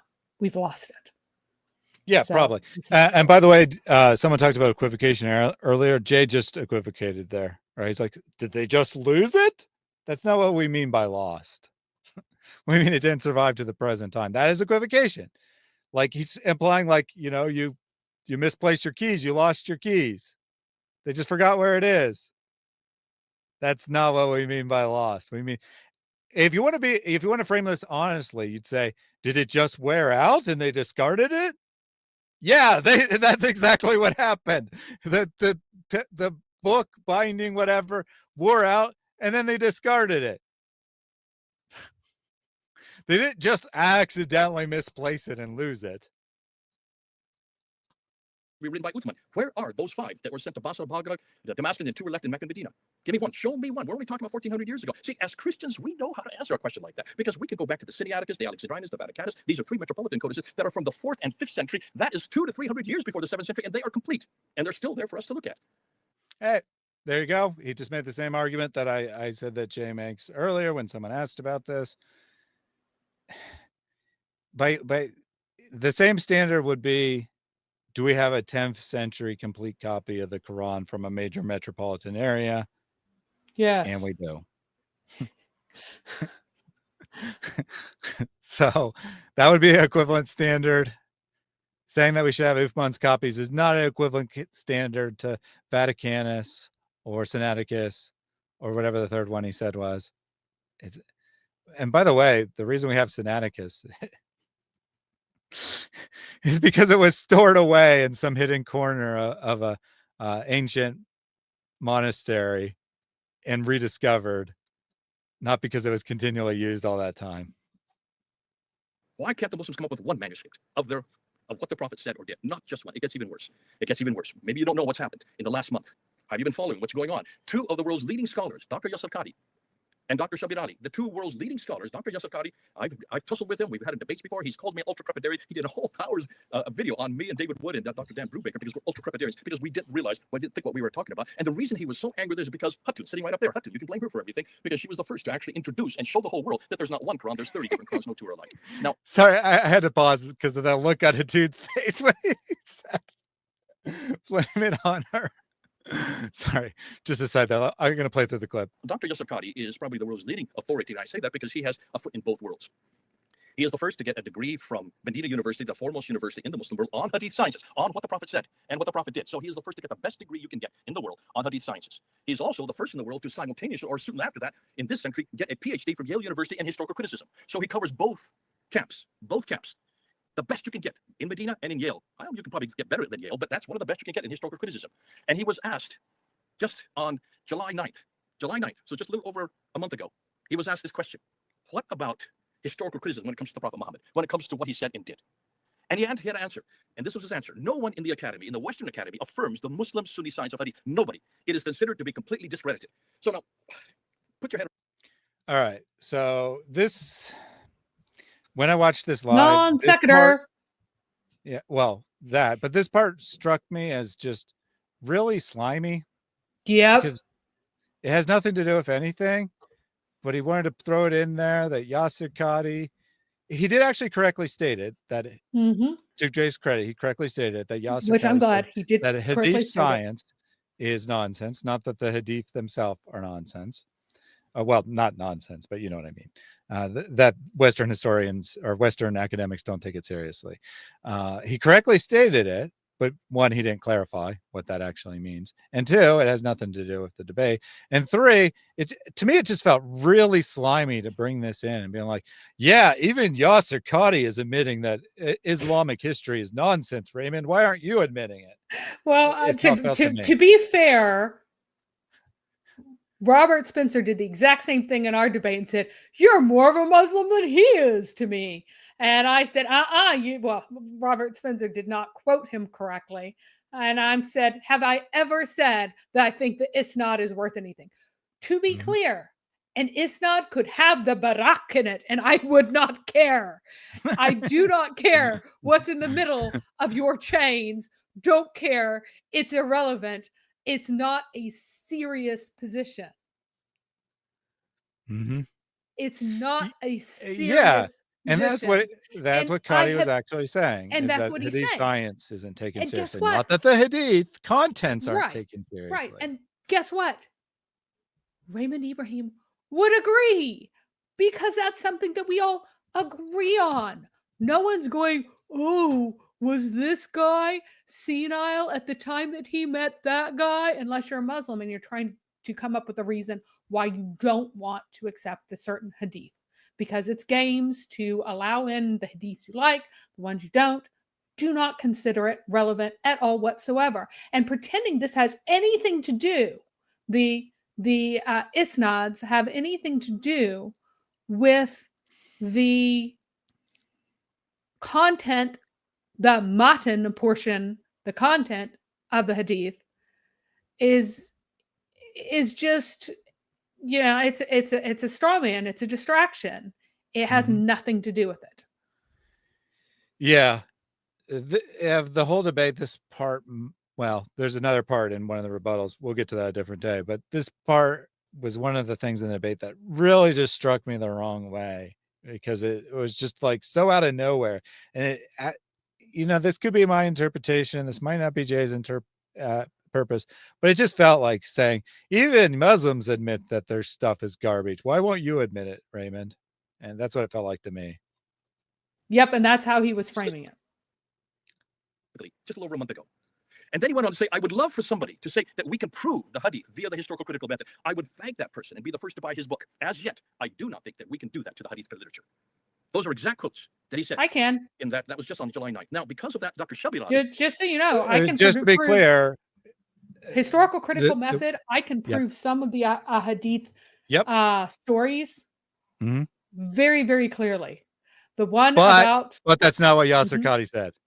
No, it's not. He said he wishes someone could prove hadith science is valid by and the no one can. Critical method. He did not say that no one could prove the historical critical method for a hadith meaning anything. No. And I'm actually in the minority of Westerners because, again, the way that I read very widely and connect things together is not something that most people do. Most people read a hadith and they'll see that hadith and what it says, and they won't connect it to the 15 other hadith that deal with the same topic and realize, oh, wait, this is a narrative, unintentional narrative being told by the hadith.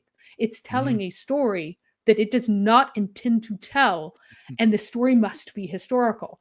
Now, that is an unusual position. But again, it's because I approach things in a more seeking out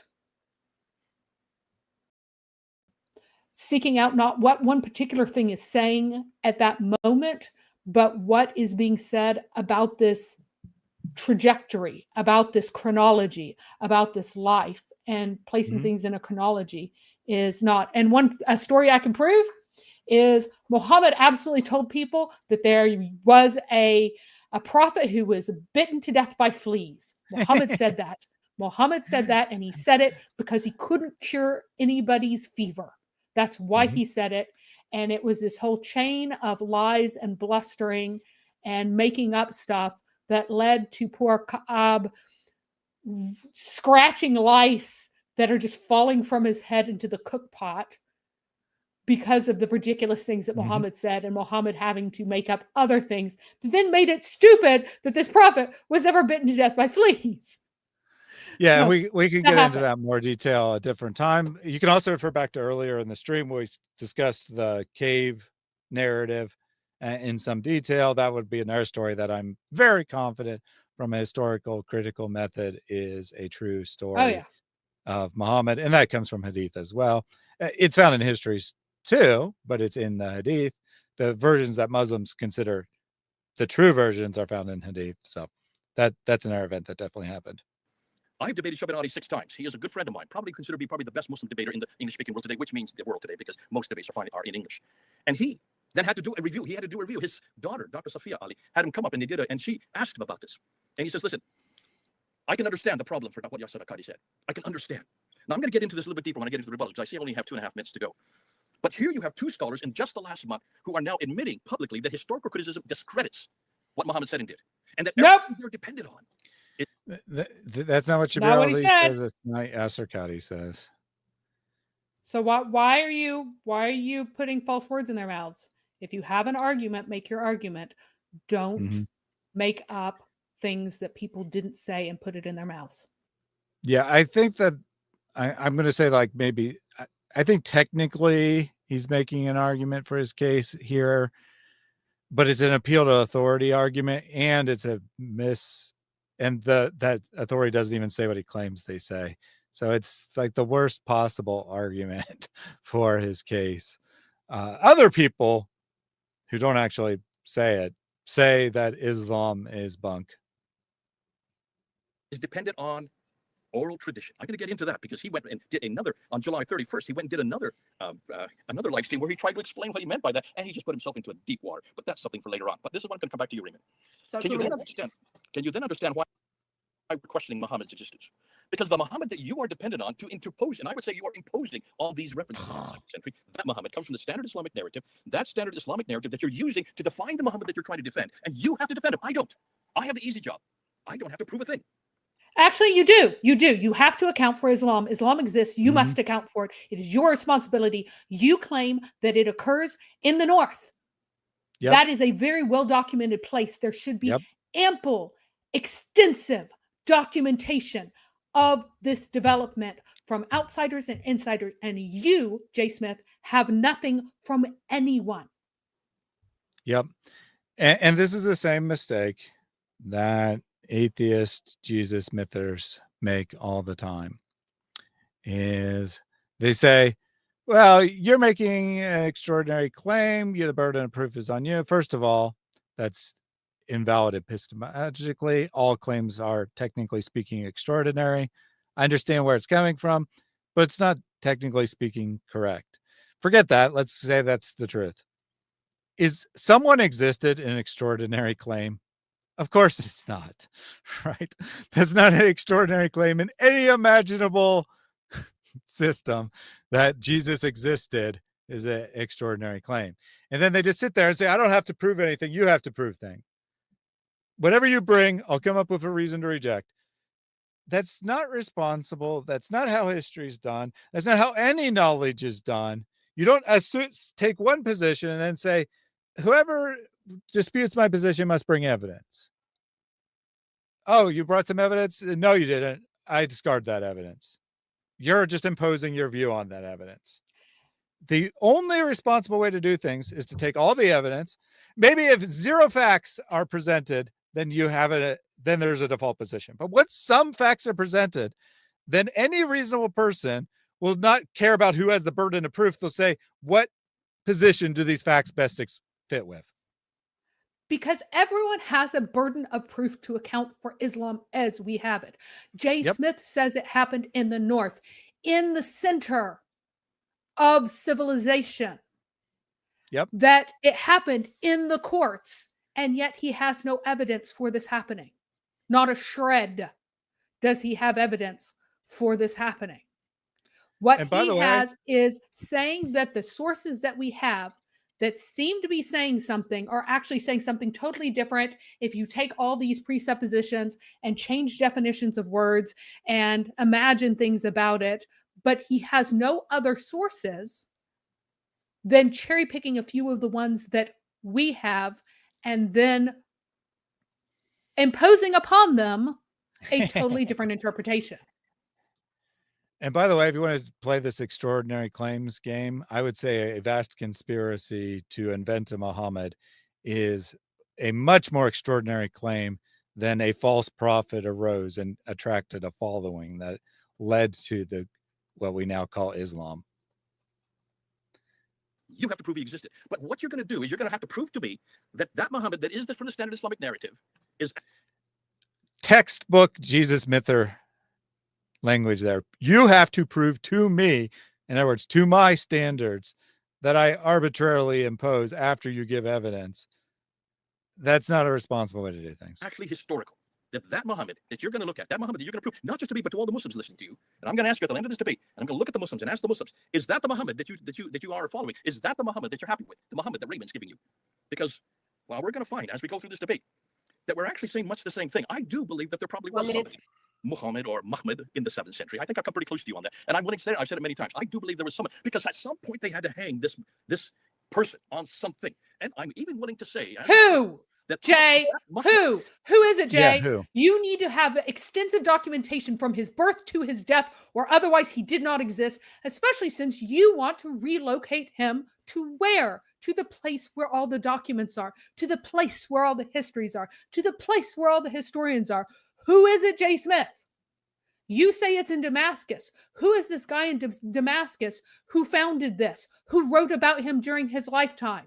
I don't know. I really don't know. And that's the point here, right? Because we're not talking about whether unicorns exist, as people sometimes say as an example. We're talking about what is the origin of Islam. Islam exists. Everyone agrees Islam exists. The question is, what is the origin of Islam? The competing theories, well, there's multiple competing mythist theories, but broadly speaking, the competing theories are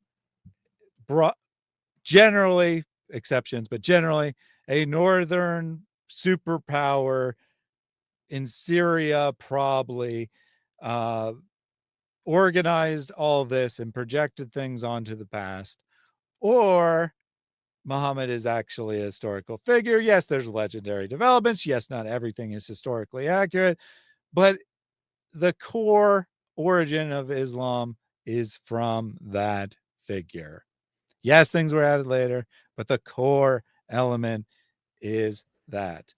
And I'm not angry at Jay. I am tired of it. I am so tired, exhausted of his arguments that if Muhammad existed, we need documentation from his birth to his death. Oh, by the way, there's this other figure and he existed and we know nothing about him. And he not only existed, but he existed where? He existed in the north, where all the people are, where all the water is, where all the civilization is, where all the writing is. So you are saying that he existed in a place where the honestly absurd demands that you give would be more reasonable, and you don't have it.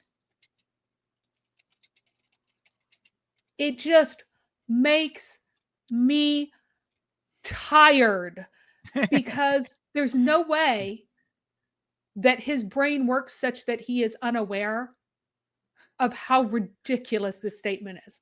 I don't think that anyone but Mel can be that self-unaware. Mel can. I think that Mel actually is.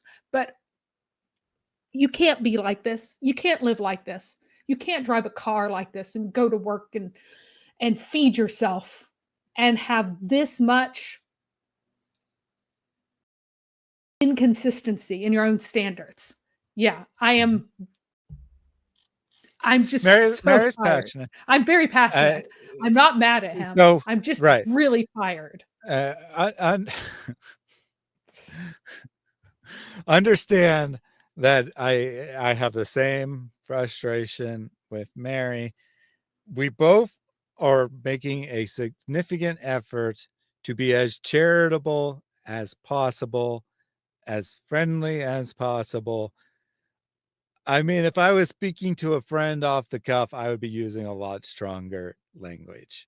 But in the interest of reasonable dialogue, we are trying our best to be as fair and even-tempered as possible, because the reason we're upset and passionate and annoyed and whatever other word you might want to use, Yeah, this is twofold. One, the arguments are terrible from a purely logical, fact-based standpoint. Two, the arguments are damaging to the credibility of Christian missionary work. And that And is for the me two yelling and reasons- banging my head against the wall. It's not me yelling at Jay. It's me yelling at his right. dichotomy that he puts up. And this is just me like repeatedly slamming my head against the desk, but in yelling form. So that is what it's from. Yeah, I mean, it's not anger. Okay, let's It's put not it this angry at way. him. It's There's no frustration anger in with the sense statement. of I hate Right. Jay or I got to get revenge on Jay or how dare he do that or something along those lines. Anger in the sense of I can't believe this is happening. Maybe this is so frustrating that I'm so upset. Yes. But it's not about Jay as a person. No, it's about his arguments, and they make me want to pull out. I am literally yanking on my ponytail, pulling out all the loose hairs during this, just so you guys know, because like it's driving me. It's just making my entire body itch. So. And then I put up a new poll, which was apparently not clear. I was trying to be clever. Leaving to like button gray. It should say leaving the like button gray. And obviously that would depend on whether you're in light mode or dark mode or like whether you're on mobile or desktop. But I was just saying not clicking the like button. It was just supposed to be not clicking the like button. So which do you like more? The stream or not clicking like buttons? But it's also, so it's a typo and ambiguous to begin with, since obviously different people have different looks in front of them. Or that Muhammad, though it's not the Muhammad of Islam, and he did not live in Mecca, he lived way up in the north, even received something of what became later the Quran.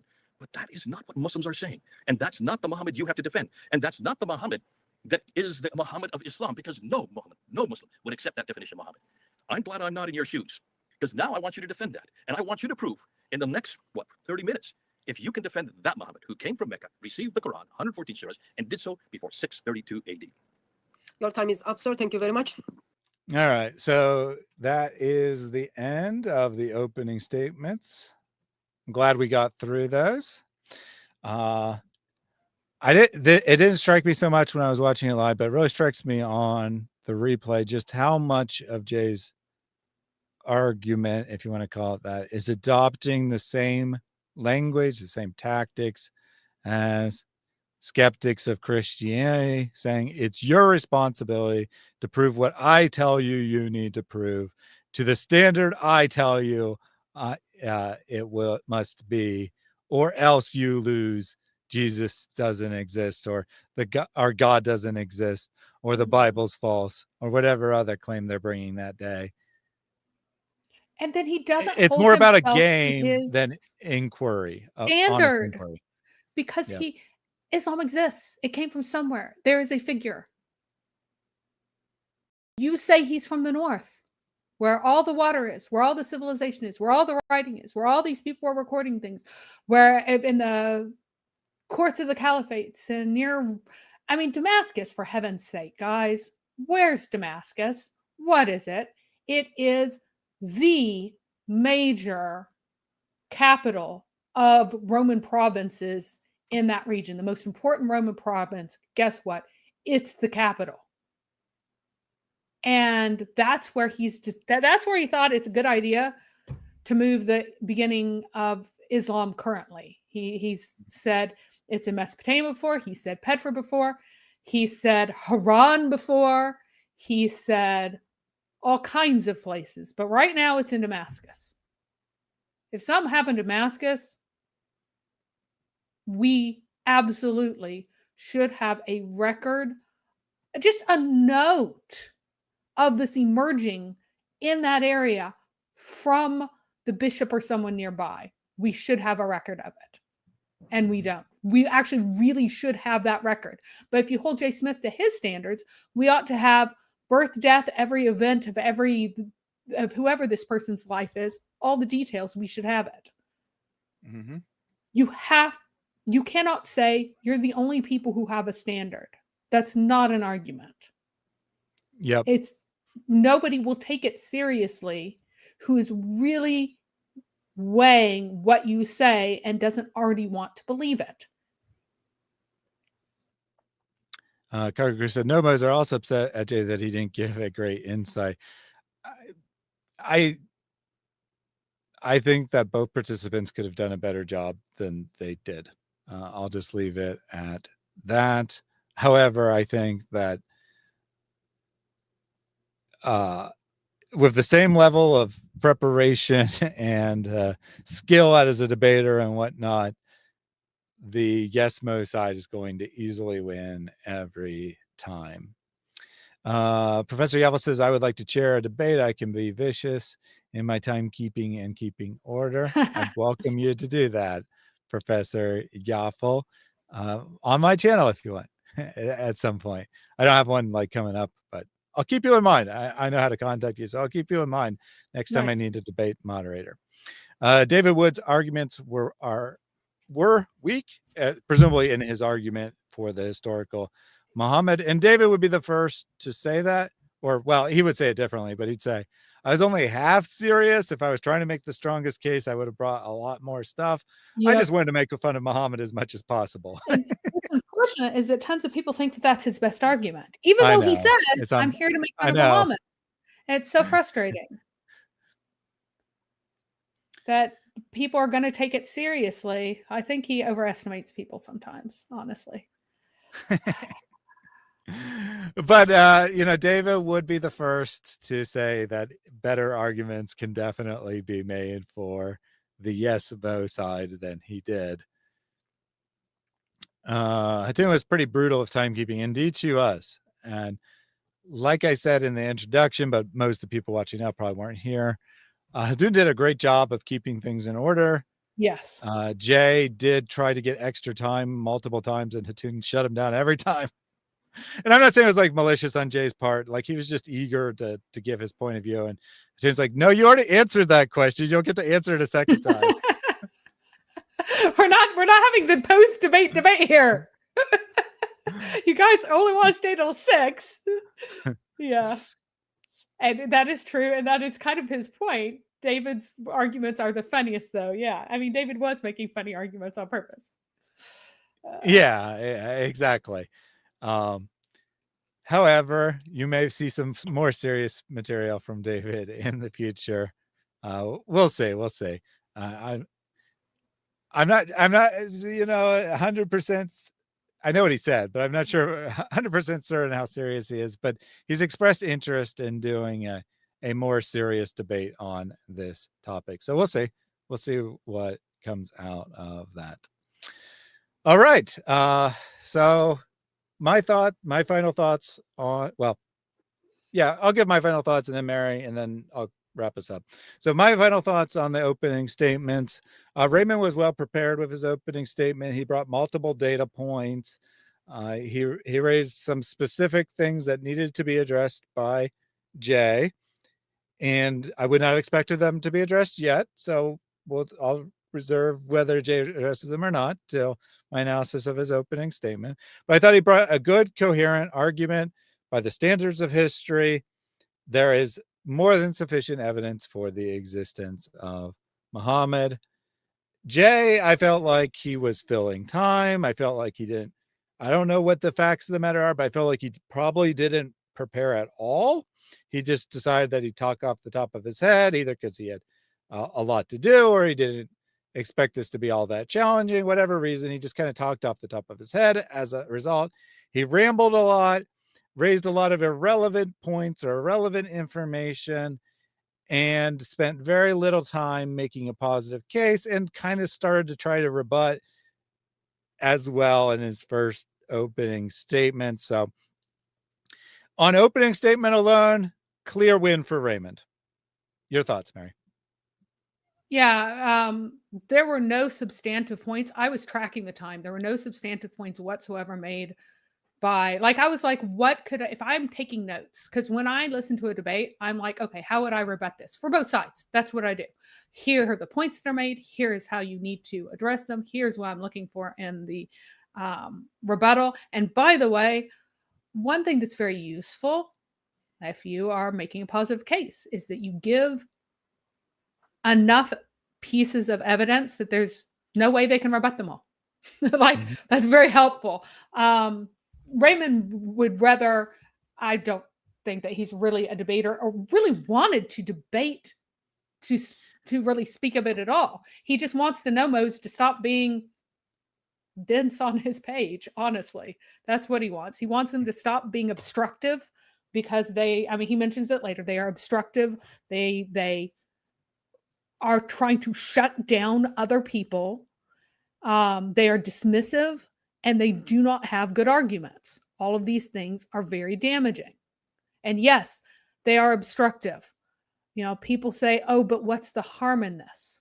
No, there is harm. There is harm because, first of all, the arguments are bad. But secondly, many nomos individually are obstructive. Even if Jay Smith is not, other nomos are. But Jay Smith himself frames it as either you take the Muslim side or you agree with me. And multiple times he does this, and he does it frequently in his conversations because it makes a nice story that there's our side and the Muslim side. It's a nice story. So, and people take that away from there and they apply it to other people frequently. So, Raymond made a number of important points that, first of all, Jay is relying on people who do not, or is summoning to his side people who don't actually have his point of view. And he frames them usually as if they do have his point of view. That he is not dealing with the sources as they are. And that's the main thing. Historical sources are of a certain type. You need to have explanatory power. And he didn't say it this, he gave an example that you need to account for. But your explanation needs to account for Islam as it is later. And Jay Smith can't do that. Whereas the traditional sources do, with the Fatimids and the Shia-Sunni split and everything else. and that Jay doesn't have the same standards to everything. His goalposts, the goalposts that he has, are where they need to be for the argument that he's making at the time. He moves them constantly for everything. Oh, well, you can't hold this to this standard. Oh, you can't hold that to this standard. Oh, you can't hold this to this standard. But Islam, you can hold it to the standard that I say because I say it. And yeah, I do like Raymond's stuff. I had been subscribed to him for a while before this began, and had watched a number of his streams. He's very knowledgeable about history, and he does historical work. He reads historical sources. He knows the types of sources that there are. Whereas Jay says, no, we need this source based on what? By what standard of history do we need the source that Jay says that we should have? I will never grasp that. Then, yeah, whenever Jay has arguments he makes, he had a 2-hour polemic against Raymond Ibrahim where he discussed other things, but most of it was a polemic. He could have cut that down and given some of his positive evidence that Muhammad was not who he said he was, and he didn't bring it up. Why did he not want those arguments in the debate? Why did he say kind of vague things instead, rather than make very specific? This is his opening statement. I have nothing to prove, you need to prove, is not an argument. He avoided making a positive argument. And I want to make it very clear. And to be clear, he could have. He chose to do that. He chose not to. My question is, why? Why were those arguments that he makes every day, why did he not articulate them? Yeah, that is a very odd thing to do.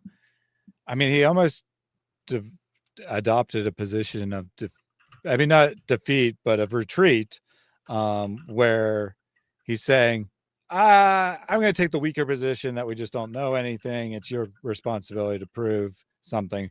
But that's not what he actually teaches on a daily basis. That's not actually how he usually handles things. It was odd. It was odd. He has literally hours of pre-prepared presentations on this topic, and he brought none of that to the debate for some reason. Question from earlier: according to Islamic sources, Muhammad wrote many letters. The first was for the monks of St. Catherine's Monastery. The letter exists, but is a copy. Who is right, Jay or Ray? I don't. So that's a fabrication. Yeah, it exists. It's a total fabrication. It's fabricated by the monks. No. I didn't. I was saying, did this come up in the debate? I don't think it did. I could be wrong. Which is why I don't know who is right, Jay or Ray, because I don't know if Raymond has a position on this. Oh, he totally thinks this is a forgery. Everybody knows that's a forgery. Like nobody takes that seriously. Here's something. I think something's a forgery that other historians think is, well, other historians, I'm not a historian, but that many historians thinks is real. I do not think the Constitution of Medina is unaltered. I think it is a heavily doctored document, and lots of historians think that it's real. I think that the phraseology is total nonsense to make it look like the Jews were in some way recognizing Muhammad when they absolutely did not whatsoever recognize him as authority. They might have recognized him as a person who would interface between him and the Arabs, but they did not recognize him as having any kind of authority in their town. That's nonsense. So, but the other letters that were supposedly sent out, those wouldn't be. I would have taken it and thrown it away. Yeah. Like it never would have reached whether it happened or not, I don't really have a position on, but I would not expect it to exist if it did happen. I think he absolutely sent out the letters. I mean, Mary the Cop I just have came no in opinion. I haven't to that. studied it. But the 4 letters to the authorities he did send out. But there'd be no reason for them to be as kept. far as we know, never got there. The Roman emperor never saw it. They thought that the Roman emperor was in Basra, for heaven's sake. Why do the Islamic sources not know where the Roman emperor is? I just want to point that out. They don't know he's in Constantinople. Yeah, good point, right? Because the Western Empire the Western portion of the empire no longer exists. Well, it's But briefly reunited, well, but well, anyway. it was brought back, but even then, they think that Yeah, the emperor like lives in Basra. That's what they yeah. think. But I mean, Because even when it's brought no, back, yeah, it's it's they just don't goofy. re-put the capital in Rome. Anyway, Tanner says, I fell asleep listening to this earlier. My dreams were about arguing with Muslims. I was winning too. Good Ha! job. Nice, Good job. nice. There's a couple comments about Raymond and whatnot. Professor Yaffle says, I just subbed to Raymond. Check out his channel. Link is in the video description. Link to Jay as well. Well, I just added them, but it's a hyperlink. So click on Fander Films to go to Jay. Click on Raymond Ibrahim to go to Raymond's channel. That's in the video description. Definitely encourage you to check that out. And as it turns out, I was wrong. Jai and Daughter of Christ are still going. I just checked. Woo. I'm not able to officially redirect you to their stream. So But I will put that in the chat here in a second. Groovy says they have new information. Dr. J is wrong on the name HMHD. And yeah, who used it? I think you meant MHMD. But either way,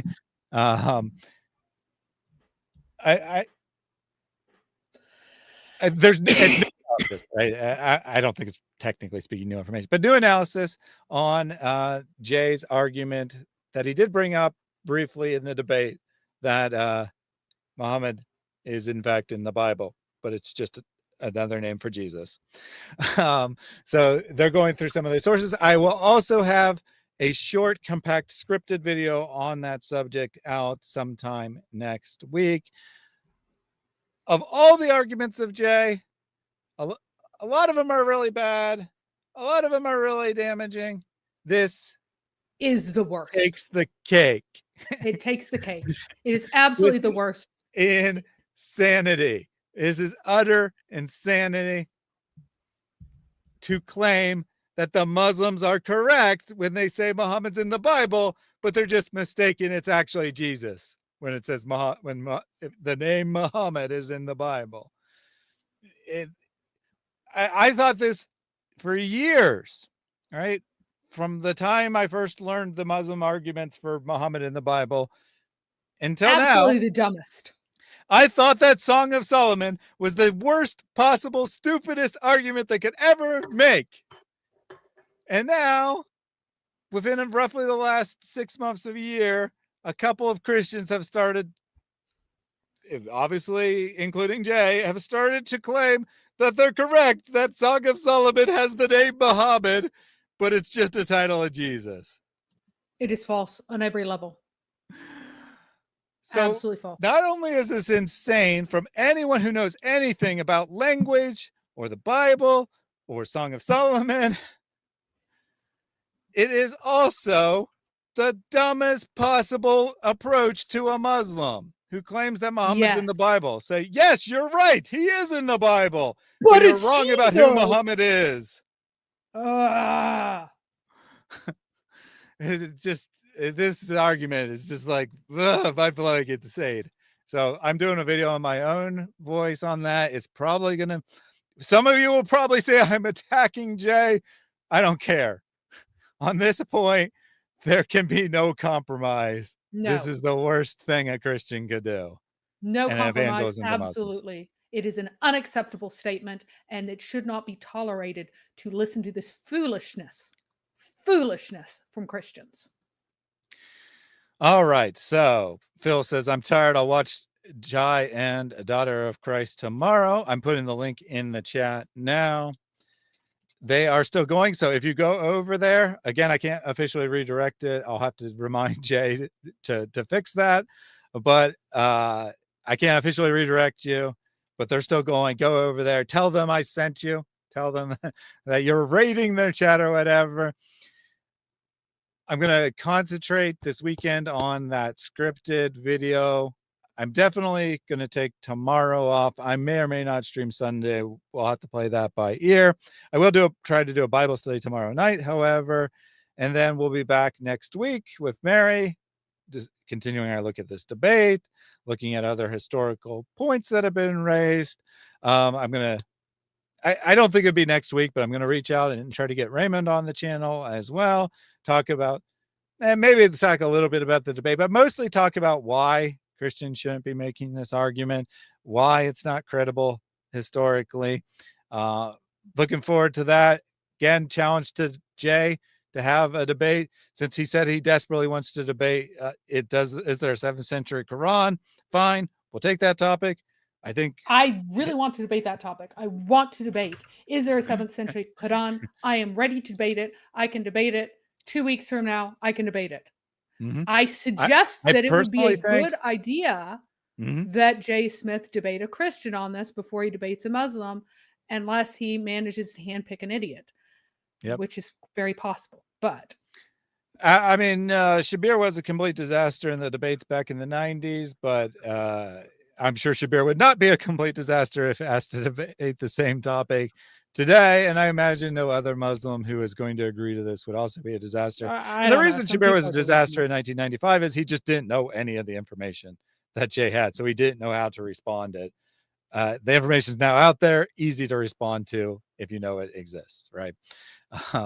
So I think that there's a good chance the Muslim will be very well prepared for that debate. I don't know that for a fact, but regardless of whether they're well prepared, Jay should really be well prepared, and thus why we think it'd be a good idea for him to debate Mary on the topic.